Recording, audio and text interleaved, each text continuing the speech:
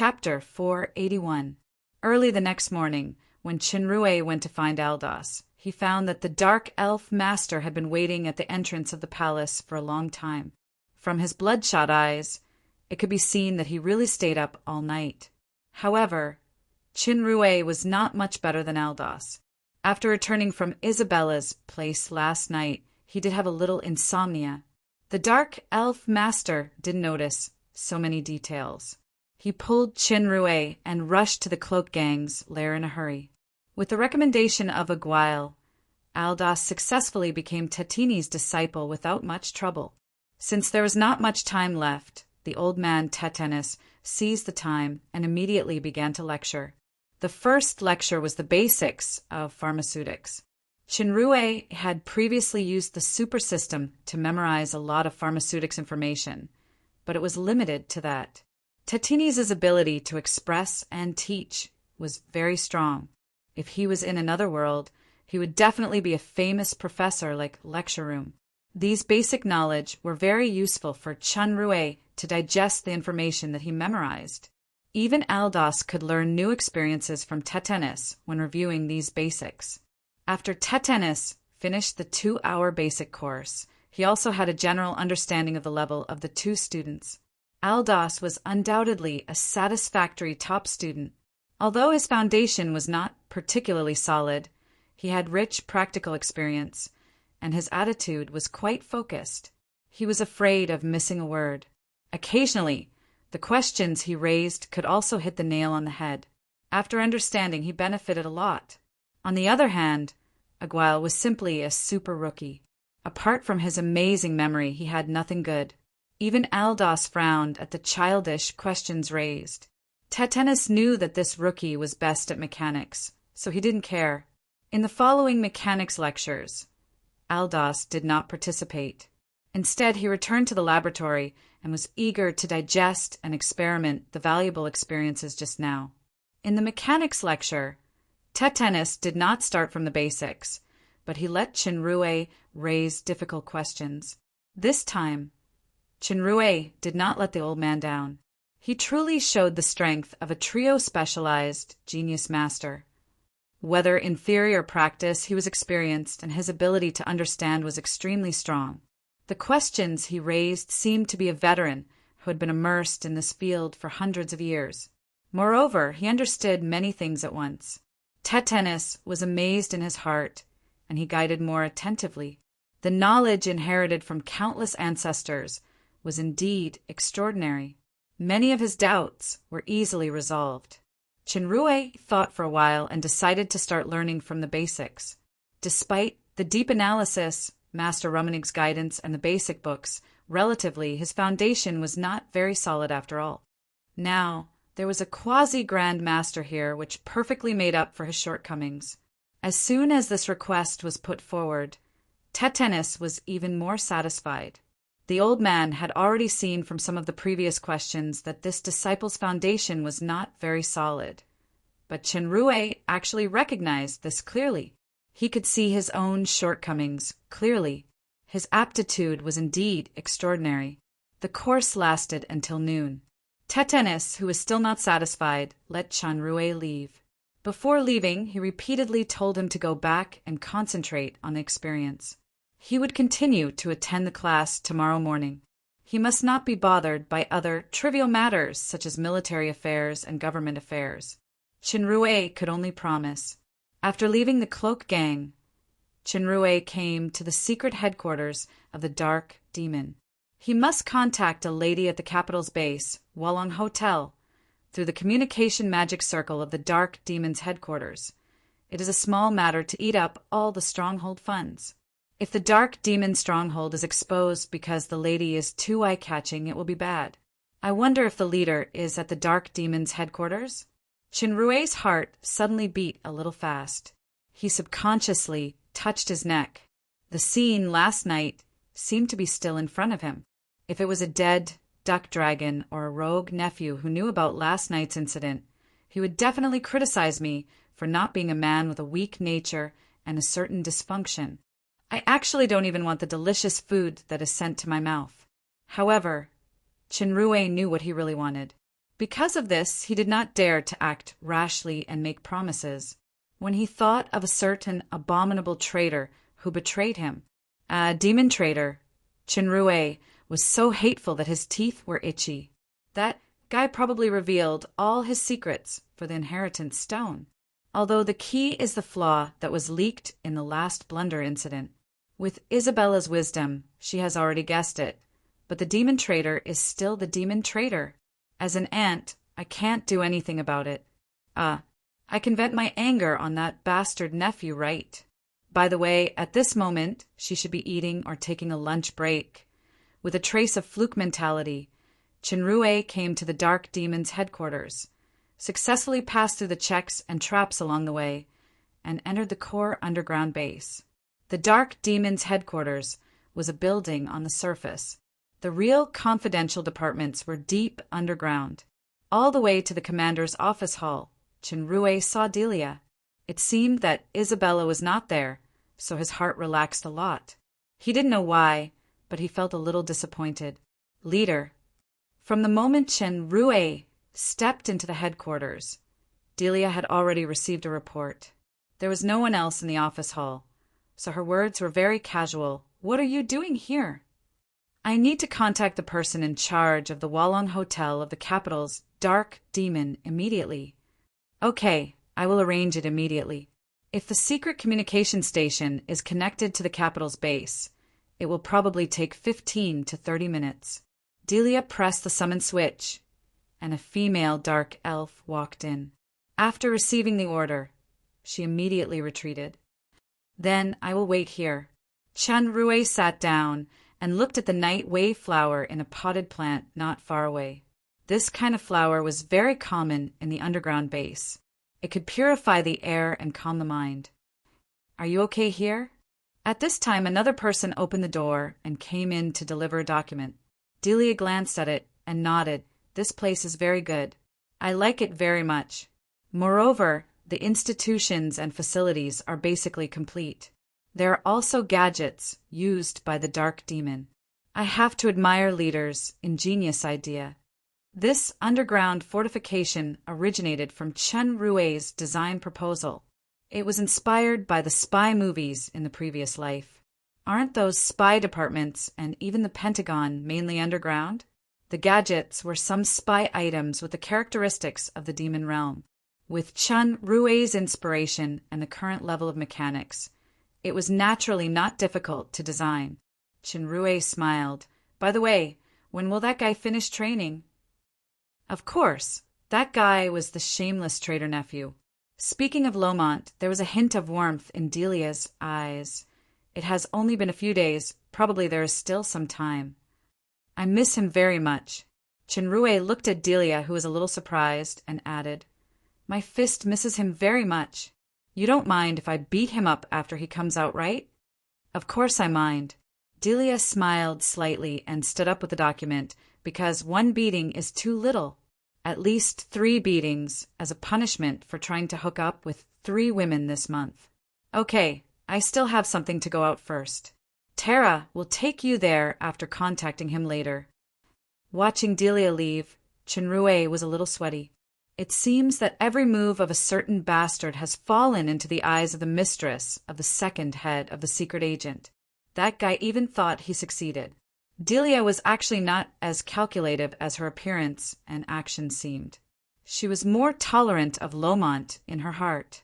Not only Delia, but also Athena and the others were probably the same. Tolerance is also a kind of deep love. Chinrue suddenly felt a little ashamed. At this time, a voice sounded. According to Delia's words, wouldn't a greedy and heartless person be dismembered? Chinrue shivered and saw a moving figure coming out of the inner office. It was Miss Innie whom he was most afraid to see. It turned out that the head of the secret agent was actually in the inner office, and she even monitored the conversation just now. Greedy, he admitted, but heartless. Sigh, I'll just admit it. Isabella. Chinrue stood up. It's Madame Isabella. Isabella said coldly, At least you still remember to come here. If anything happens to the Wallong Hotel, you will be fully responsible. Got it. Rue knew that he was in the wrong, so he quickly responded. In the midst of the awkwardness, the female dark elf, Tara, reported that she had connected to the capital's contact point. Rue followed Tara to the communication magic circle, and Tara bowed and retreated. The communication magic circle was a suspended mirror that could project a real person's mirror image. After a few words with the contact person of the capital's hotel, it turned into Simon's appearance.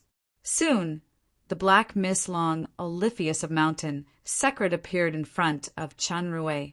The black Miss Long was still young and beautiful. She was dressed in a slim black robe, but her movements were unflattering. She was holding a chicken leg in her left hand and a few skewers of barbecue in her right hand. She chewed ungracefully and said, "Who are you? If you delay my meal time, I will kill your whole family." "How long has it been since I came out, and you already learned to kill your whole family?" The sweat on Rue's forehead came down at once, and he said, "Oliphius, I'm Simon. Do you remember? Your employer." "Simon?" The black Miss Long was taken aback. She took a closer look. "Wow, it's really you. Your place is really good. There are delicious food and drinks. I can reluctantly live here for hundreds of years. Okay, don't disturb me if there's nothing else." This girl actually wants to stay in the Walong Hotel and not leave? Hundreds of years? Even if nothing happens to this base, it will still collapse. Rue thought of the sharp eyes of the head spy just now, and he couldn't help but shudder. Rue hurriedly shouted, "You swore in your mother's name. How can you go back on your word?" That mom's name seemed to be very binding. Oliphius was stunned and showed a pitiful look. "That, Simon, let's make a deal. I will only live here for 100 years. No, 50 years. After 50 years, I will protect you. I will be killed by others in 50 years. Rue had a feeling of going crazy. Then 40 years. There are delicious food here that doesn't cost money. I have never enjoyed it so much. I really don't want to leave this wonderful life. Sob, sob." The black Miss Long actually cried emotionally. She wiped the tears on her face with the back of her hand. Then she turned her grief into appetite. She bit half of the chicken leg with meat and bones in one bite, chewed a few times and swallowed it. Rue also wiped the sweat on his face. "I already thought that Oliphius is the best, but why didn't I realize that she is such a best? Oliphius, why do you think that protecting me means leaving this wonderful life?" Rue rolled his eyes. "Life here is better than over there. There are more delicious food and more fun things. Have you ever eaten in the legendary hot pot? Have you ever tasted the legendary purple berry wine?" The black Miss Long listened to these food with her eyes shining, and she shook her head desperately. "By the way, I have paid you a deposit. If you breach the contract and don't come, not only will you violate the oath to your mother, but I also have the right to deduct the balance. I will deduct 100 black crystal coins for each day you are late. If you live there for 20 days, the rest of the money will be gone. If you live there for a year, you will have to pay me millions of black crystal coins. Are you really going to live there for 40 years? No, no, no." This coercion and temptation made the black Miss Long completely dumbfounded. Then she burst into tears. "Don't deduct the money. I'm coming right away. Where are you? Please, don't deduct my black crystal coins." That kind of miserable look made it seem that Rue was a landlord who was pressing for debts at the end of the year.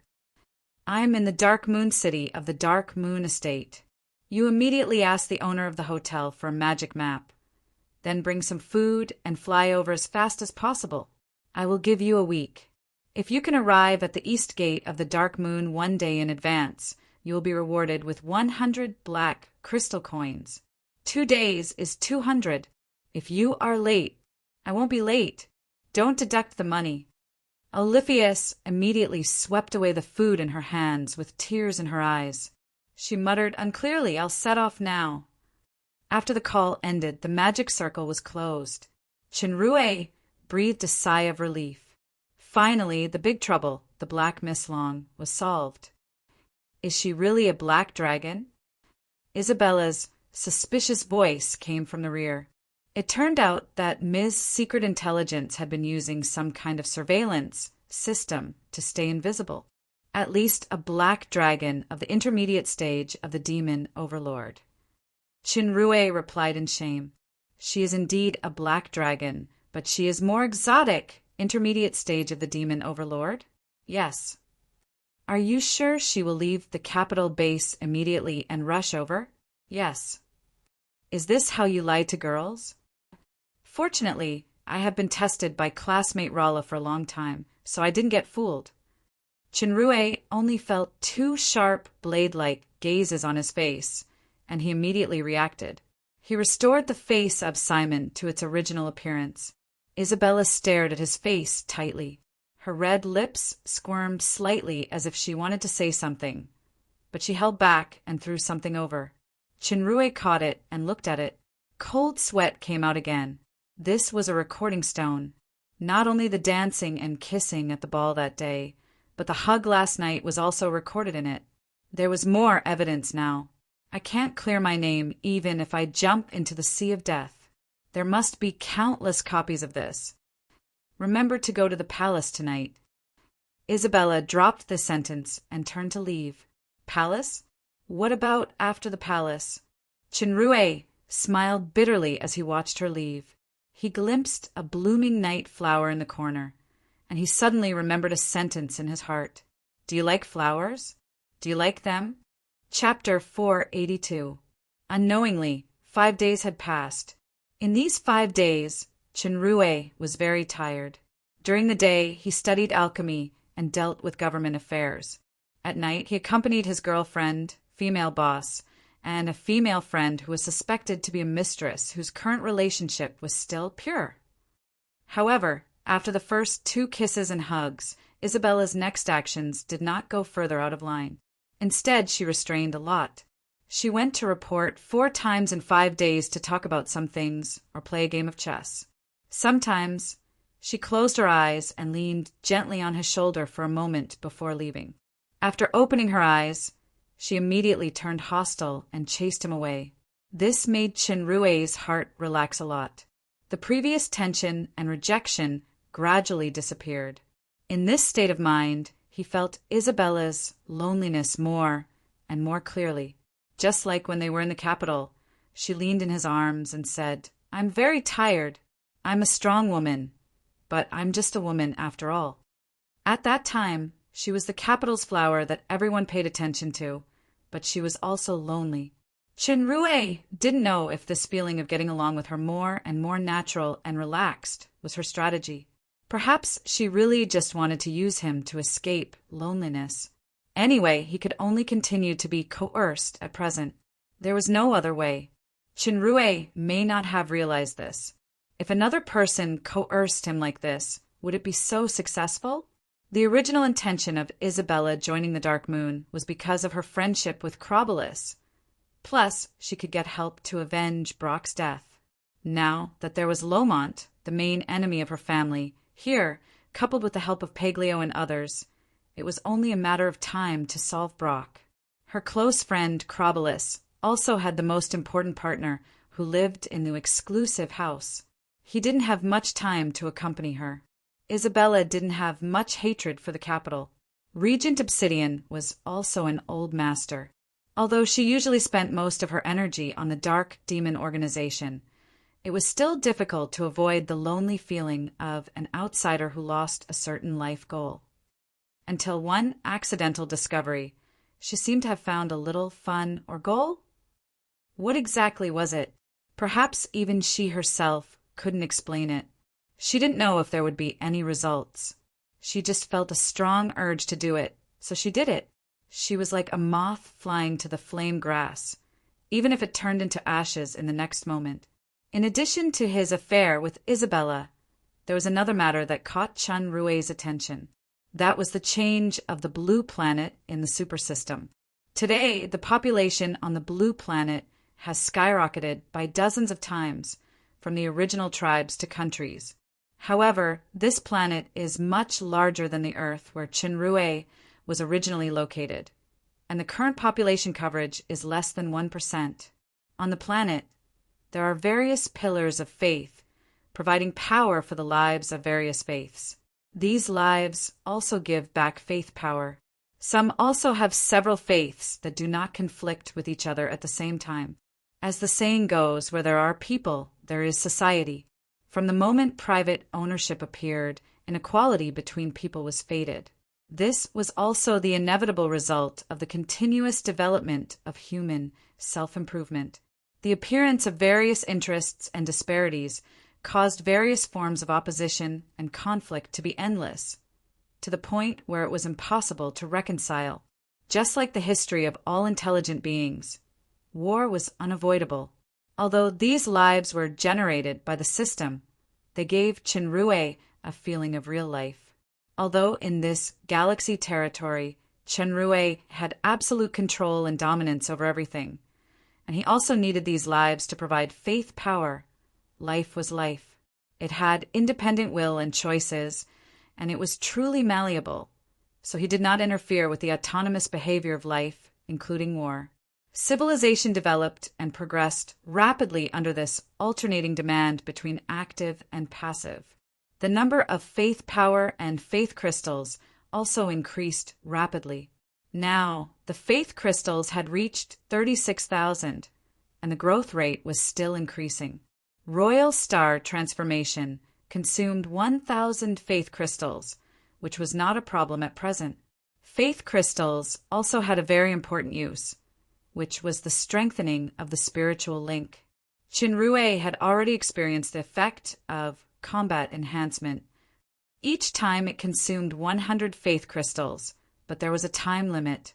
There was also a kind of star enhancement which was permanent. It was worth looking forward to, but one star enhancement required 100,000 faith crystals. At present, he could only accumulate it slowly. One thing that worried Chinrue was that he could feel that Shura's power had increased a lot under the influence of some faith power. It seemed to have reached a certain critical point. Once this critical point was exceeded, he couldn't predict what would happen. In any case, Shura was always a big trouble. If there was a chance, he must be eliminated completely. Compared with these nerve-wracking things, Chinrue's progress in learning alchemy was very smooth, which surprised Master Tetanus, who was temporarily staying in the Cloak Gang. As this disciple said at the beginning, his qualifications and abilities were beyond imagination. Not only mechanics, but also pharmaceutics. In less than a week, this super rookie, who was originally equivalent to a pharmaceutics apprentice, actually advanced by leaps and bounds. If this continues, he can become a potioneer in just 1 month. It's not by rote memorization, but by real understanding. The potioneer in Tatini's mind was not those who barely passed the assessment, but the real potioneer who had mastered all the knowledge and skills of a potioneer. If he didn't witness it with his own eyes a few days ago, he would think that this guy was pretending to be weak. This was thanks to the function of the super systems, training ground, and refinery. Every time Tetanus taught a piece of knowledge, in addition to the abnormal effect of deep analysis, Chinrue could also use 100 times the time to experiment and master it. Even if he used 2 hours a day, it was equivalent to a week in the training ground.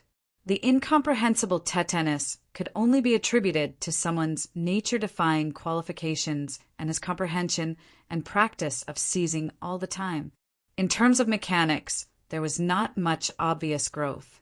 At Chinrue's current level, it was very difficult to have a big breakthrough. The key was to accumulate a little bit to make a breakthrough. On this day after the class, Chinrue did not ask questions as usual, but he immediately left. This time, the old man did not scold him for being distracted, because it was impossible to have such an effect if he was distracted. Unfortunately, the old man still underestimated Chinrue. This guy is really distracted. A certain Ms. Bodyguard, who almost destroyed the capital's Dark Demon's base with her stomach, should be arriving at the Dark Moon in these 2 days. Although I have sent someone to wait there, Ms. Oliphius is not an ordinary dragon. It is best to receive her as soon as possible.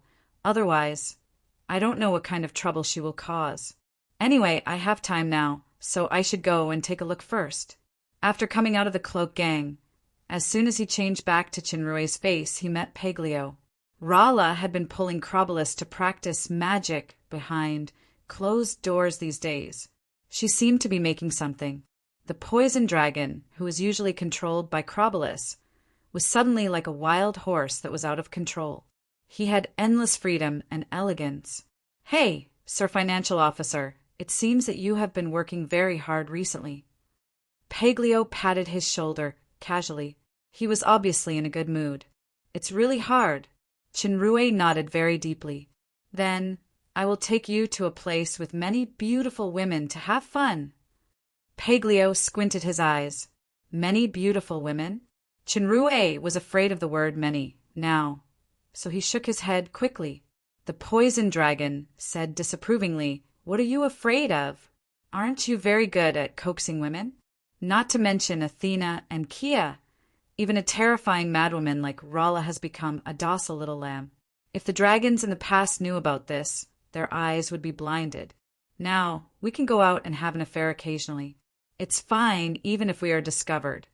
When Chinrue heard the word have an affair, he couldn't help but feel a little guilty. "Lamb, have you seen that a lamb's teeth can kill a dragon? Don't harm me. If you want to go, go by yourself. It's boring to be alone. If Lomont was here, he would have dragged me away already. Don't spoil the mood, okay? It's rare that little Betty is not here." Paglio rolled his eyes. "Don't worry with our strength, as long as we change our appearance. Those minions of the Governance Alliance will never recognize us." Chinrue thought again. "Then let's go to the East Gate." "Okay, I will accompany you to the East Gate and look at the beauties coming in and out. I'm a good friend, right?" The dead duck dragon said without blushing, as if it was Chinrue who was pursuing freedom. Chinrue turned into Simon's face and followed the dead duck dragon, who transformed into a handsome man, toward the city gate. "If there are beauties later, let's go up to hit on them together and see who can get them." Paglio sneered. "Don't forget the great harem plan that I said. I want to bring a group of female dragons to hover in the sky in front of your house. Now I'll add another sentence. There will be a demon beauty on the back of each female dragon. Let that damn bullshit alliance go to hell."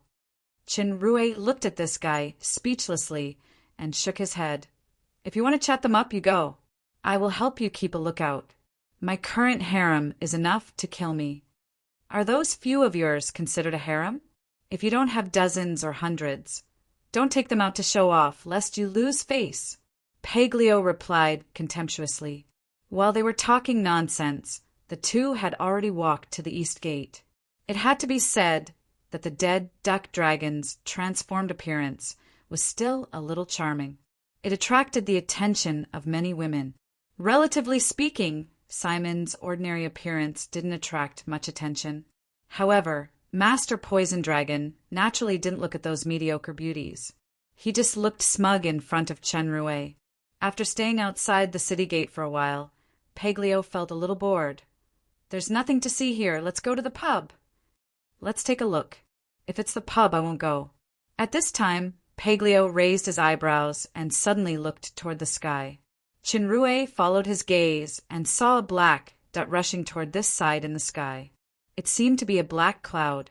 When approaching this area, the speed of the black cloud gradually slowed down, and the area was also shrinking. With their eyesight, they could see clearly that it was a girl in black. Chinrue's eyes suddenly lit up. This trip was not in vain. Finally, Chapter 483. The girl in black flew for a while and seemed to be out of strength. She landed crookedly. Many people did not see the scene in the air. They only felt that there seemed to be a girl in front of them. This young girl had long black hair and a pure and pleasant appearance. She wore a black robe and had a slender figure, especially her long legs, which were incomparably perfect. If one really had to pick out a flaw, it would be that her breasts were a little small, but they had a unique charm. Paglio felt the faint aura of dragons on this girl and his eyes lit up. Do you see that beauty? It's actually dragons. Finally, I see my dish. Wait, don't you like those with sharp teeth, tall and plump? Do you know what it means to specialize in many things? What does it mean to have a wide range of hobbies? Little Betty isn't the tall and plump type after all. All right, now that I'm the main character, don't disturb my pursuit of happiness. You, the supporting character, stay here and keep watch for me. As soon as the girl appeared, she immediately attracted the attention of many people. Some people had already begun to approach her. However, the expression on the girl's face seemed to be a little uncomfortable. She even covered her stomach as if she was not feeling well. The girl ignored these people and looked around as if she was looking for someone. Suddenly, she saw Chinrue and walked over with a surprised look on her face.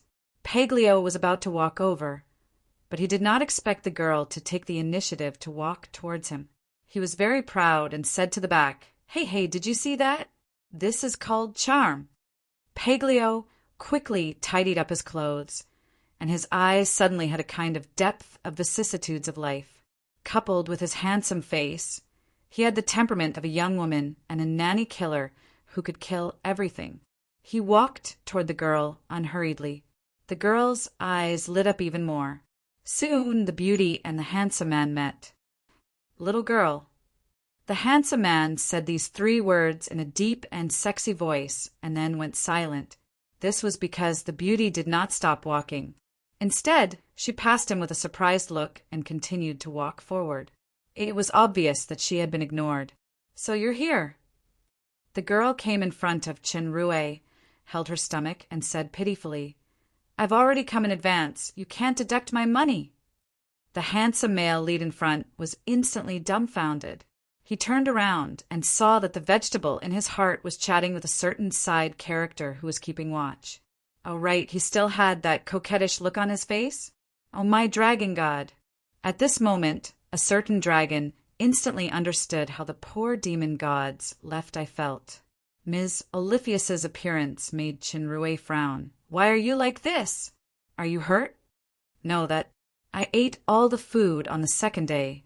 I flew here with an empty stomach for the past 3 days and almost died on the way. Remember to give me a bonus of 200 black crystal coins. Don't you know how to find a town to buy food on the way? That costs money. I've seen it in the capital. Even such a thin cake costs 3 white crystal coins. Black Miss Long had a righteous look. Mom said that a good dragon's treasury will never be taken out. So you flew for 3 days with an empty stomach? Chinrue was already speechless. He had seen people risking their lives for money, but he had never seen someone risking his life for 3 white crystal coins. Moreover, it was a dragon. I'm starving to the point of becoming a skeleton. Quickly take me to eat the legendary hot pot, the legendary purple berry wine, and so on. Black Miss Long swallowed her saliva as she spoke. Her stomach cooperated and made a goo-goo sound. Before Chinrue could speak, Paglio had already gritted his teeth and walked over. After a long time, he squeezed out a sentence. Do you want to bring a group of female dragons to hover over my head? Half an hour later, in a private room of the Cloak Gang Hot Pot restaurant, an extra-large hot pot was already bottomed out, and there were empty side dishes next to it. Miss Oliphius touched her slightly bulging belly. She leaned back in the chair with happiness, comfort, and enjoyment. Life is so wonderful. Not only do I have free delicious food and drinks, but I also received an early arrival bonus of 200 black crystal coins. It was not in vain to fly on the road with an empty stomach for 3 days. Mom is right. There will be rewards when there is effort. Miss Oliphius. Chinrue had recovered from the shock of Black Miss Long's appetite. Didn't you say that you can only come out of Mountain Sacred after reaching the peak stage of the demon overlord? Why did you come out of the mountain in advance? In Chinrue's analytical eyes, Oliphius' strength was indeed only the original intermediate stage of the demon overlord. She did not reach the peak stage of the demon overlord. Did she sneak out? This is the case. After you left last time, I remembered the taste of the barbecue, so I wanted to try to make it myself. Olivia said embarrassedly, I tried many times, but I didn't succeed. Then you sneaked out to find me for the barbecue? No. Black Miss Long looked more bashful. Because I accidentally killed some demonic beasts and burned a few forests when I was making the barbecue. A few forests! Chinrue was dumbfounded. How big is this fire? So I was driven out by Sir Satan. Black Miss Long looked pitiful, as if she was homeless. Simon, you must take me in. We can have an agreement to protect you for 1,000 years. It's 300 years, right? How could Chinrue not understand that this girl wanted to eat and drink for free for a longer time?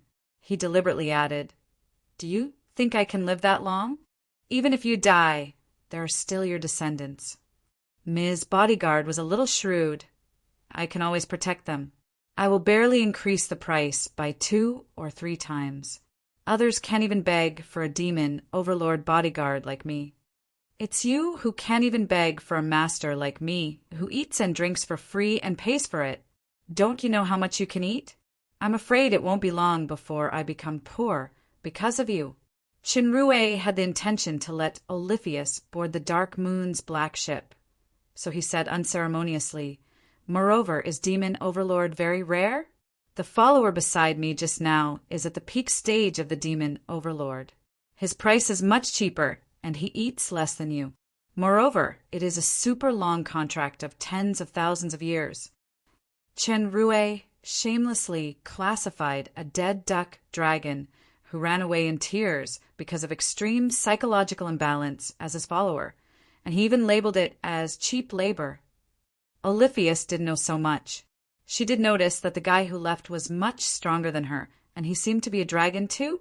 Thinking of this, Black Miss Long was immediately stunned, and she quickly explained, The peak stage of the demon overlord. I won't need long. Sir Satan has already given me a trace of source power, which is much purer than the one I gave you last time. As long as I can absorb this power, I can reach the peak stage of the demon overlord. Chinrue was really taken aback this time. He knew very well what the source power containing the demigod's spiritual imprint represented. As long as Olifius completely absorbed the power, she was likely to become a puppet controlled by Satan. No wonder Satan would drive Olifius out. It was likely that he deliberately let her come to his side to monitor or complete some kind of mission. Then Olifius was equivalent to a time bomb. However, Black Miss Long was innocent, so it was a bit unreasonable to kill her directly. Moreover, it might cause Satan's greater suspicion or action. Olifius obviously didn't know about this, and she still said pitifully, Actually, I can also go on a diet, but my mom said that girls should eat nutritious things when they're developing. Chinrue thought quickly and said, Olifius, although we are employers, we are also friends. You have been freeloading in the capital for so long, but I have never asked you for a black crystal coin. Olifius nodded quickly. Of course, we are friends, best friends. Since we are friends, it will hurt our relationship to talk about money. How about this? I can provide you with free food and accommodation so that you can eat as much as you want every day. The commission will also be paid. I can also give you some rare treasures and even legendary grade equipment as long as you agree to one condition. What condition? Black Miss Long's eyes lit up, and she suddenly showed vigilance. Don't tell me you want to do something special to me. Chinrue almost choked. What are you thinking? Black Miss Long said righteously. Mom said that girls should learn to love themselves and never let men take advantage of me before marriage, unless you want to marry me. Then she asked curiously, By the way, what are taking advantage of me and marriage? Can I eat it? Cough. Chinrue really choked this time. In your dictionary, besides money, there is only food. After recovering with great difficulty, Chinrue also put on a righteous look. Don't think too much. My condition is that we sign a contract. The contract proposed by Chinrue included that Olifius must not hurt the employer in any form. She must do her best to protect the employer during her lifetime. Keep all the employer's secrets, protect the employer's designated targets, and attack the employer's enemies. The whole contract was a strict contract. In terms of treatment, under Oliphius's persistent pestering, it was increased to 500 black crystal coins per year. In addition to free food and accommodation, there were also some fixed benefits. If this contract fell into the hands of any demon overlord, the so-called employer would be beaten up, let alone the dragons with super financial management ability. However, Black Miss Long thought that she had taken a big advantage. Her original salary had skyrocketed by 5 times, and she could eat, drink, and live for free. Travel expenses were reimbursed for business trips, and there were some small benefits on holidays. It was much better than staying in the poor Blackwood Cliff. By the way, I will spend more effort to fly over next business trip.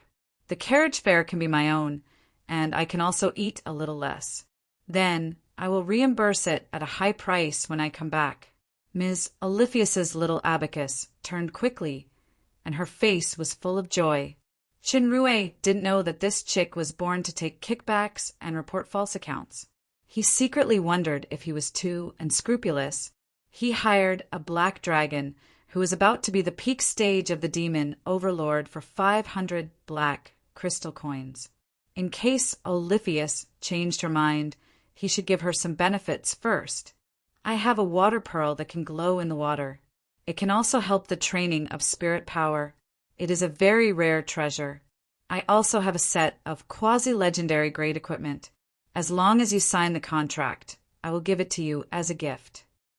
The legendary water pearl and the legendary quasi-legendary grade equipment. It is even the legendary free gift. It seems that I finally found the legendary rich sucker.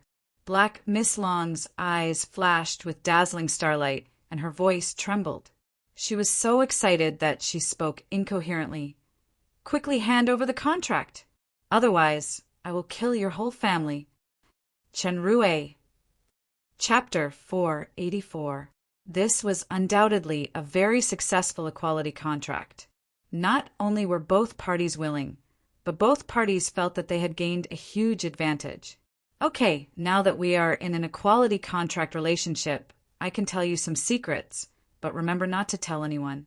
My name is not Simon. It's Chenrue, the financial officer of the Dark Moon City. Chinrue and the Black Miss Long had a confidentiality clause in the equality contract, so he was not afraid that she would leak the secret. Oliphius's focus was not on his secrets or conditions, but on the treatment, especially the water pearl that was immediately redeemed. After successfully signing the contract, the Black Miss Long finally got the coveted treasure. She was so touched that she burst into tears again. After leaving the hot pot restaurant, Chinrue restored his original appearance and walked toward the house with Ms. Bodyguard, who he had successfully abducted. Along the way, there were constantly demons pointing fingers. This flirtatious sheriff has deceived a stunning beauty with flowery words again. The demon god is really blind. He doesn't care about so many single demons, but he actually cares about a human with a family. These whispers couldn't be hidden from Oliphius's ears. The curious questions along the way almost made Chenrue anxious. Ao, are these people your enemies? Why do I feel that they have a deep resentment? Ao, do you have another name called Lewd Stick? Ao, someone cursed your D*CK to always point to the ground. What does it mean? Is it some special magic? Do you want to kill him? Chen, when he finally returned to the house, he saw 4 people in the yard who seemed to have been waiting for a long time. 3 of them were sitting, and 1 of them was standing. They put on a posture of a tripartite trial. There were 3 women sitting. The leader was the fairy dragon Rala, who was training behind closed doors with Ms. Betty in the past few days. On her left and right were Crobolus and Delia. The one standing was Paglio with a gloating smile on his face. As soon as Chinrue came in with Oliphius, he was locked by Rala's murderous gaze. Ms. Betty and the second head of secret agents also had a mighty posture. Miss Betty said, "Chinrue, you are quite capable. I haven't seen you for a few days, and you have tricked another woman back. Rala, you can't tolerate it this time no matter what." Rala didn't say anything. She just stared at Chinrue. Chinrue could feel that the fairy Miss Long was really angry. In fact, just in case, he had already told Athena and Kia that Black Miss Long was going to be a bodyguard in advance. Since Rala was training behind closed doors with Crobolus, he couldn't tell for a while. Who knew that as soon as he came back, he happened to meet Rala, who had just finished training. No, these people seemed to have put on this posture of denouncing since a long time ago. Someone should have snitched in advance. Chinrue immediately reacted and glared at Paglio. That's too despicable. Paglio was taken aback. Then he immediately reacted. He quickly waved his hand. "It's not me. It's her." The poison dragon refers to Delia. Although I was hit previously, I am definitely not the kind of despicable person who snitches in revenge. However, I am really gloating. The second in command, Lady's momentum, was much stronger than Chinrue's. She said righteously, "Captain, I don't care about your affairs, but this time you are really too much. A few days ago, we joked that we received a lot of gifts from you, but didn't give anything back." Rala took it seriously after listening to it. She wanted to make a gift for you, so she asked Betty to go to the Rainbow Valley to help. "We have been staying in seclusion for a few days, but you brought a strange woman back." Gift. Chinrue was stunned. His eyes looking at the fairy Miss Long became exceptionally soft, and his heart was filled with warmth. As he was about to speak, Black Miss Long came up and asked insensibly, "The woman in the middle looks very annoying? Do you want me to help you kill her?" As soon as the sentence came out, it was no different from an uproar. An overwhelming murderous vibe swept toward Oliphius. Chinrue broke into a cold sweat. "Don't make trouble. She is my—" "Be careful." Facing Rala's murderous vibe, Ms. Bodyguard instinctively felt a great danger. She professionally pulled Chinrue behind her as if she was protecting him. This action added fuel to the fire. Rala's suppressed anger suddenly erupted. Her glasses flashed, and a purple arc appeared in front of Oliphius like a living long snake, surrounding her. Oliphius was initially on guard, but when she saw this kind of magic attack, she seemed to be a lot more relaxed. Instead of avoiding, she took the initiative to go forward and let the purple lightning strike her body. After a raging sound, the protective inscriptions on the ground were all distorted and deformed. However, Oliphius just shook the remaining electric arc on her long black hair as if nothing happened. Forget about Delia. Paglio and Crobolus knew the power of the purple arc just now the best. Even Paglio couldn't be so indifferent. This girl in black actually withstood this powerful compound magic effortlessly. Oliphius showed strong confidence. "Woman with glasses, you are very strong.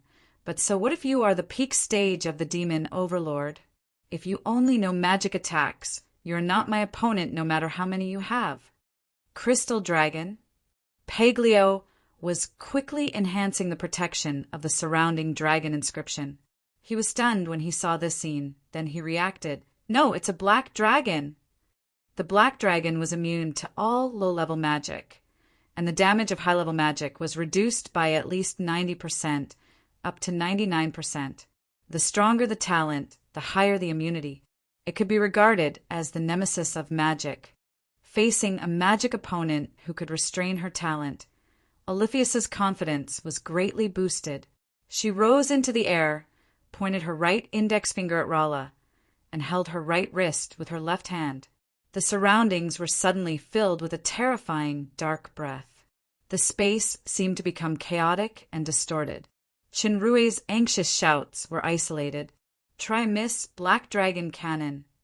A huge black ball, wrapped in dark blue destructive energy, appeared in front of Oliphius' fingertips. Like a missile ejected from a launcher, it whistled toward Rala below. "Damn, are you going to demolish the house?" Paglio's face changed slightly on the side. He blocked in front of Crobolus and Delia. Both of his hands were activated continuously, cooperating with the surrounding dragon inscription to protect the yard with all his strength. Otherwise, if these two women were to fully unleash their power, not only this house, but the entire block would be turned into ruins. In Master Poison Dragon's opinion, these two girls were Chun Rue's women. It was not good to help either side, so it was better to wait and see. To put it bluntly, he was just continuing to watch the show. The lightning that Rala launched just now was actually a controlled power. At most, it could only knock out this annoying woman of the intermediate stage of the demon overlord. Unexpectedly, it was actually a black dragon with magic resistance talent. Due to having an old enemy like the crystal dragon, Zola had been studying ways to break magic. She was not afraid of this kind of opponent. Although the magic just now was almost ineffective against Oliphius, she didn't put Oliphius's attack in her eyes. With her ability, whether it was defense or evasion, she could do it easily. However, Rala hated this woman, who seduced Chinrue and threatened to kill her very much. There was already a magic wand in her hand. It was the artifact, Secret Shadow, that Chinrue gave her. She wanted to directly break the Black Dragon Cannon, and let that annoying woman, who doesn't know the immensity of heaven and earth, know what rules are. What is manners? What is first come, first served? At the critical moment, a familiar figure suddenly appeared in front of the Black Dragon Cannon. It's that fickle bastard man. Rala and Oliphius were taken aback at the same time, not to mention the terrifying destructive power of the Black Dragon Cannon itself. Just teleporting in front of Oliphius' dark power that distorted space was quite risky. Chenrue was just a demon emperor. If he was hit, he would definitely die. Oliphius hurriedly wanted to withdraw her power, but it was too late. No matter what the relationship with the Black Dragon Woman was, Chinrue's action of blocking in front of her had already explained everything. The resentment in Rala's heart suddenly disappeared, but she was still a step late to rescue him. The Black Dragon Cannon hit Chinrue firmly. The power of this blow was quite amazing. Even with the protection of the dragon inscription, the surrounding ground became distorted in an instant. The tables, chairs, furnishings, and plants were shattered and flying in the terrifying airflow. However, Chun Rue's figure was not engulfed by the terrifying destructive power. He had a large, dark, golden-round shield in his hand. The surface of the shield was covered with quaint patterns. The powerful Black Dragon Cannon actually could not break through the defense of this round shield. Leviathan Royal Family Artifact, Demon Shield. The Demon Shield was one of the two major components of the 7 artifacts' elusive Demon Shield. Chun Rue, Delia, and Lomont found the elusive Demon Shield in the treasure of the Silent Night wetland. The Demon Shield was obtained by Chun Rue using the identity of Master Arthur from Brock. At that time, he also planted the seed of self-destruction on Brock's Blood River sword. However, after the Demon Shield was cracked by the Super System, it could not be separated from Chinrue like the God-eating mask. It was likely that he would have to wait until he reached a certain level or fully mastered the magical use of the Super System before he could separate it. Delia didn't care about this. Not only did she get the elusive shield, but her and Lomont's lives were also saved by Chenrue. If Chenrue asked, even if it was the elusive shield, Delia would not be stingy.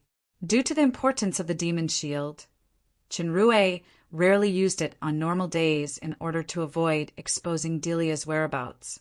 The demon shield's characteristic was not only strong in defense, but it could also absorb attack power for its own use. However, Oliphius' attack of the intermediate stage of the demon overlord was too powerful. Chinrue's body was still pushed back by that strong force. His hand holding the shield trembled a little, and his feet dragged out 2 deep trenches on the hard ground protected by the dragon inscription. In the face of this terrifying pressure, he might collapse if he couldn't hold on. Fortunately, Chinrue was prepared, and his body suddenly lit up with a dazzling light. Royal Star Transformation. However, at this moment, Chinrue felt that time suddenly slowed down, and everything around him also slowed down until it was still. He could clearly see the dark blue terrifying energy cluster stagnating in front of him, and he could feel the anxious expression of Rala on the side, but he couldn't move. The only thing that was moving was his breathing. The slow and deep breathing sound seemed to have become the only sound in the world. It was as if he was covering his ears and listening to his own breathing in a quiet environment. It seemed eerie and creepy. At the same time, a strange power spread uncontrollably in his body. Chinrue tried his best to contain the spread of this power, but it didn't work. In the eyes of Rala and others, Chinrue was another scene. His body was suddenly filled with a strange, destructive breath. It was unknown if he was affected by the destructive power of the black dragon cannon. Then, the dazzling starlight on Chinrue's body suddenly dimmed and turned into a dark color. His aura and power began to rise crazily. His whole body seemed to be shrouded by a kind of dark cloud with dark red light, and the dark cloud quickly retracted into his body. Chinrue's body already had a full body armor. This dark red armor was completely black and looked ferocious. It flashed with a strange luster, like a dark gem bred in the abyss of hell. Not only that, Chinrue's pupils slowly turned red, and his body emitted a wave of destructive breath. Although the quantity was not as strong as the black dragon cannon, the quality was much better. The change just now was completed in an instant. Facing the terrifying black dragon cannon, Chinrue suddenly made a surprising move. The demon's shield in his hand disappeared, and he directly used his hands to resist the huge energy ball. When touching the light ball, Chinrue's body trembled, and the redness in his eyes became more intense. His feet began to continue to retreat, but he did not drag as before. Instead, he retreated step by step, and each step sank deep into the soil. The power of the black dragon cannon seemed to be swallowed by something. It was weakening rapidly. Finally, Chinrue's footsteps stopped, and the huge black dragon cannon had disappeared without a trace. Everyone present was taken aback. Oliphius is at the intermediate stage of the demon overlord. Chinrue did not rely on the defense of the demon's shield, and he took this ultimate move head-on. At this moment, Chinrue suddenly posed a posture. He clenched the 3 fingers of his right hand, straightened his thumb, extended his index finger, and held his right wrist with his left hand. He aimed at Oliphius in the air. The destructive breath on his body flourished, and it instantly climbed to a terrifying level. A huge black ball, wrapped in dark blue destructive power, appeared at his fingertips. The surrounding ground couldn't withstand the great force and began to crack in the trembling. In the process of condensing the black ball, Chinrue seemed to be very strenuous. Blood overflowed from his ears, nose, and mouth at the same time. Oliphius was initially surprised by the powerful strength of this employer, but she was shocked again when she saw this action. This posture, this power, as soon as she thought of this, the huge black ball had already ejected from the front of Chinrue's fingertips. The speed and power were very amazing. Oliphius couldn't be surprised. She put her arms together and blocked in front of her. The black ball that arrived in an instant hit Oliphius with a boom, and it engulfed black Miss Long's body in the blink of an eye. The black ball, wrapped in dark blue, twisted and squirmed violently in the air for a while, and the range gradually became smaller. At the moment when it was about to stop, it suddenly broke apart, revealing the slender figure in it. Oliphius's arm was smoking, and her expression looked very solemn. That's right, it's the black dragon cannon. Although the power is slightly inferior, the power characteristics are exactly the same. This is simply the sentence in the demon realm's ancient saying, "Pay someone back in their own coin." Chapter 485. Everyone present had good eyesight. Not only Oliphius herself, but even Rala and others saw it clearly. Chinrue just used some strange method to devour Oliphius' black dragon cannon, then he launched it back unbelievably. Everyone's eyes were on Chanrue, who was wearing a dark red armor and exuding a terrifying dark breath. Rala was the most worried one. Her figure flashed and appeared in front of Chanrue. She was immediately locked by the red eyes with a strange breath. Chanrue! As Rala's voice fell in his ears, Chanrue was shocked. The blood red in his eyes began to fade quickly, returning to black. The dark red armor was also changing shape while transforming into a bright light. Rala. Chanrue's visor opened, and he barely showed a smile. After saying a sentence, his body fell forward, and Rala quickly hugged him. He won't die, right? Black Miss Long fell to the ground and stammered as she looked at Chanrue, whose breath was greatly reduced in Rala's arms. She beat her chest and stamped her feet. It's over. I finally found an employer who provides food and drinks. Employer? This time Crobolus and Delia heard it clearly. Chanrue had no strength to explain anymore. The armor on his body began to disappear gradually. He felt that the consumption of spirit and physical strength was extremely huge. It was even more than the Royal Star transformation under normal circumstances. The mutation just now was definitely related to Shura. Black Dragon Cannon was just equivalent to a trigger. A while ago, he felt that Shura's power had improved greatly, and he was at a certain critical point. Could it be Oliphius' misunderstanding had basically been clarified? Even if it was not clarified, Rala couldn't care so much. She hurriedly helped Chanrue into the room to rest. I'm sorry, Rala. I'm the one saying sorry. Miss Long shook her head. I shouldn't have doubted you. Chanrue thought he had heard it wrong. Fairy Miss Long would pretend to be dumb even if she did something wrong. Why did she take the initiative to apologize today? This is a gift that I personally made in the past few days. It's for you. Rala took out a necklace. The small pendant seemed a little strange.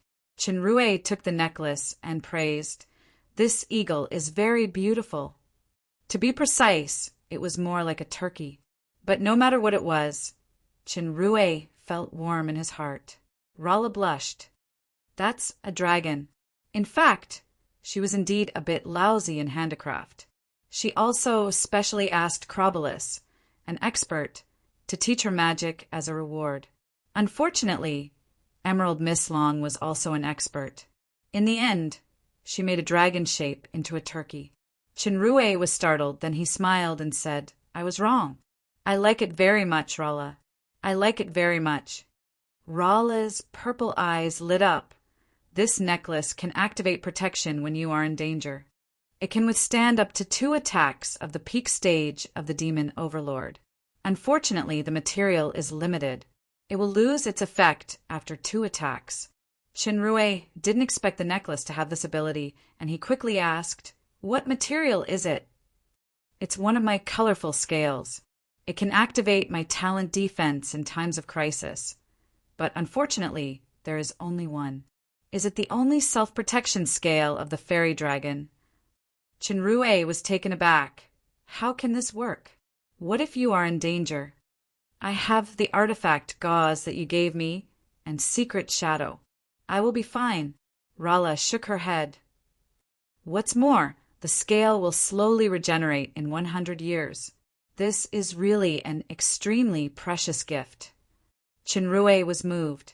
He held Rala's hand. No, with you by my side, it is already the most precious gift. Oh, Rala responded blankly. Her face was red, but the joy flowing from the corner of her eyes couldn't be concealed. Chanrue was about to speak when he suddenly felt dizzy.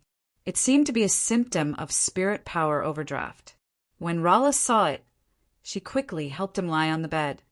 I'm fine. I just need to rest quietly for a while. Rala nodded. She suddenly leaned down to kiss his face. Then she turned and walked out of the room. Chanrue's heart was warm, and he slowly closed his eyes. He did not fall asleep as usual after the Royal Star transformation, but he entered the super system. If he used the Royal Star transformation, as usual, there would be no such strange changes just now, and the symptoms of spirit power and physical strength overdraft would not appear so quickly. Just what kind of change happened?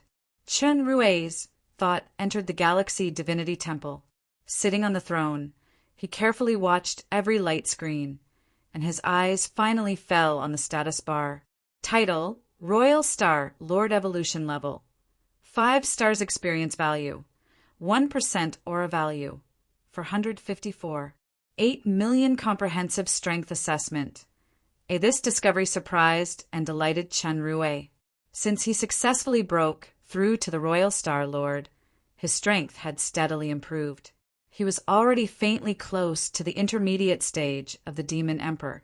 He had also comprehended the summer territory, and he had the strength to compete with the early stage of the Demon Overlord with the Royal Star transformation, but this experience value had not changed. The super system was a bit different from the training in this world. Even if Chen Rui could keep improving his combat power and various physical qualities to A+, as long as his experience value did not change, it was impossible to break through the Fecta and reach the next 6-star evolution. I didn't expect this strange change today would actually increase my experience value. Could this be the mystery of Fecta? Don't you want to say something? Chinrui asked lightly. A cloud of black gas suddenly appeared in the Galaxy Divinity Temple, and it gradually condensed into another Chinrui, but his eyes were crimson. Shura, you should have noticed my changes a long time ago, Shura said with a confident face. Oliphius, Black Dragon Cannon. Just now is just an inducement. Now I have mastered the power that you don't have. Then what? Chinrui was unmoved. If you can really devour my consciousness or completely occupy the control of my body, will you still be here just talking? I know that you are strong-willed, and you have an extremely persistent heart in the pursuit of power. I have already experienced it from that damn refined mind of Migres. I know everything about you, including the past of time travel, because I'm equivalent to another you. Shura looked serious. Then you should also know that you can only defeat me at most, but you can never really destroy me, because I myself represent destruction. Birth and destruction are the eternal truth of the universe. They are opposite to each other, but they are interdependent, just like the two of us. You want to tell a cliché story like the Gemini of Fate? Chinrui shook his head. You can simply say that you are the illegitimate child of Fate. Maybe it can cheer me up a little. If you want to keep beating around the bush like this, I don't mind chatting with you before falling asleep. By the way, don't say nonsense about accepting your consciousness to destroy Demon Overlord and even Demigod Powerhouse. Too much will only make my ears calloused and increase the hypnotic effect. That's not nonsense. However, since you won't choose that path, I won't force you. What I want to say is what you really care about. Shura stared into his eyes, and he suddenly showed a strange smile. Don't you want to know why the experience value changed? Don't you want to know the true mystery of Fecta? Chinrui's eyes narrowed slightly. Oh, you know, the so-called Fecta is to transform into a certain realm. Royal Star transformation is not only a combat skill, but also a medium for comprehension. Shura raised a finger. Do you remember the feeling when you faced the Black Dragon Cannon previously? At that time, I used my own power to let you experience the feeling of Fecta. If you didn't try your best to fight against me with your will, how can your physical strength and spirit power be so exhausted? Have you ever seen a person fighting against the enemy while still being distracted by internal strife with his own people? You are not one of us. Chinrui shrugged, but please go on. I don't know what the Fecta originally limited by the super system is, but I can tell you for sure that the Migres you experienced before and the Fecta you're going to experience now are shorter than the system's original expectation, even if there is a special time rule like the training ground. Shura's raised index finger turned into a thumb, and he pointed at himself. These are all because of me. My appearance has made your progress even faster and easier. The same is true for Fekta. The power I have can be called destruction, which is the origin of destruction. As long as you can transform into destruction and comprehend my origin power, then you can understand Fekta and break through the current level. The Royal Star transformation is not only a combat skill, but it is also a medium to comprehend Fekta? Chinrue seemed to understand something. Shura nodded. Yes, let go of the resistance and restraint of the soul and comprehend my power. You can obtain my power just like the skill of giving them a taste of their own medicine. Not only that, the higher the comprehension, the greater the power of the Royal Star transformation. The duration will be extended, and the exhaustion period will be shortened afterward. Even if it is an opponent of the intermediate stage of the Demon Overlord, it may not be impossible to fight. Looking at Chenrue's smiling expression, Shura frowned. Why? You don't believe it? The change in your experience value is the best proof. I don't know if others believe this, but I believe it anyway. Chinrue spread his hands.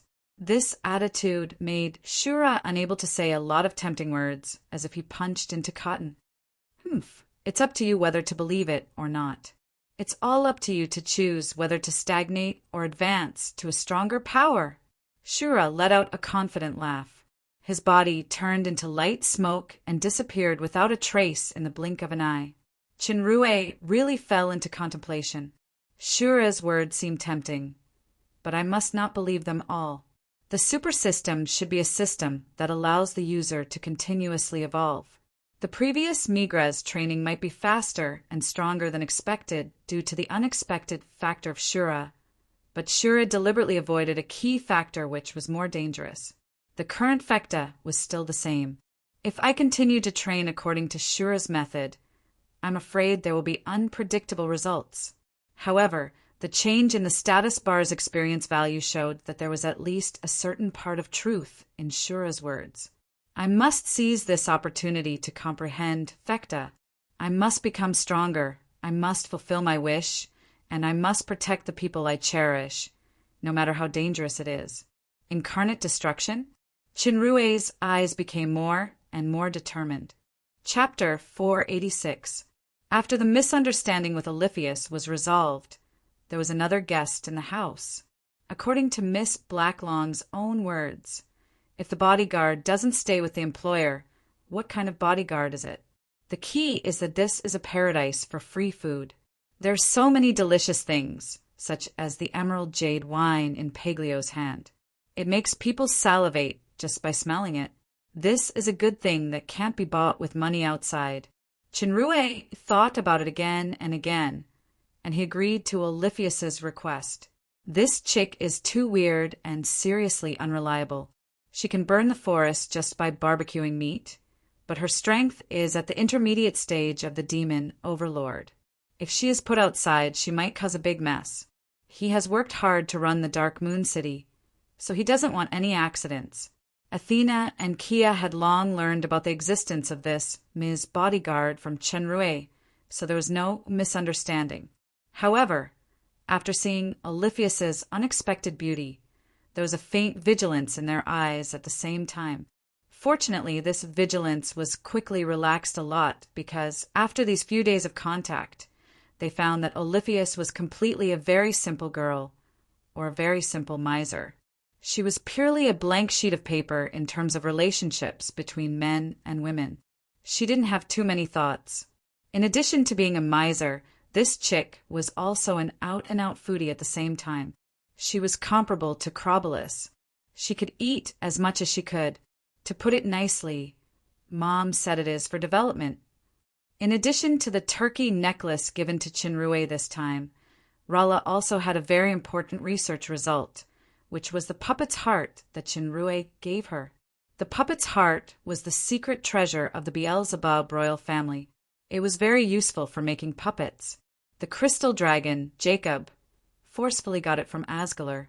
He could use it to make more and stronger crystal men. Later, it was tricked by Chinrue. Later, Chinrue gave it to Rala for research. Now, this research had finally achieved great success and created a peculiar puppet. This kind of puppet was somewhat similar to the crystal men created by the crystal dragon using his talent and special power, but the material was not crystal but alloy. Many ancient runes were added into it, so Rolla named it the Goldman. The material of the Goldman itself was extremely sturdy. It was assembled from small components similar to building blocks. It could freely control every part of the body, just like the human body controls muscles. The core of its brain was made of the highest refined material provided by Chinrue and the power of the puppet's heart through the process of ancient runes and compound magic. The role of the ancient runes was very wonderful.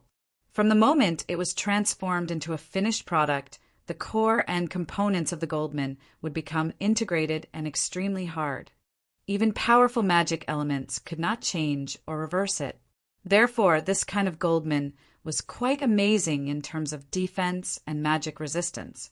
In terms of attack, it had also reached the Demon King level. In addition to being an assistant in the experiment, Rolla's purpose of creating the Goldman was to complete many dangerous experiments and detection work. There was another important function. Except for the new little black dragon, there were no outsiders in this house. Rolla thought so, let alone servants and maids. Everyone usually had their own things, so it was very inconvenient for them to clean and clean. Therefore, this kind of Goldman could be used as a servant. The Goldman did not have independent consciousness. In the absence of human control, it was just like a robot, working according to the input program, such as cleaning, guarding, etc. According to Rolla's secret method, after entering a certain spiritual imprint, she could control the Goldman to carry out various actions. The emergence of the Goldman solved a big life problem, but Chinrue thought of a more important strategic significance. Compared with the crystal men made by the crystal dragon, the Goldman not only had the same magic defense characteristics, but its physical defense and attack power were also better than the crystal men. The same disadvantage was that its speed was relatively slow. Of course, it was still incomparable to the Asmodeus royal family's war puppet with pure combat instinct. However, according to Rolla, as long as there were enough materials, it could be manufactured in batches.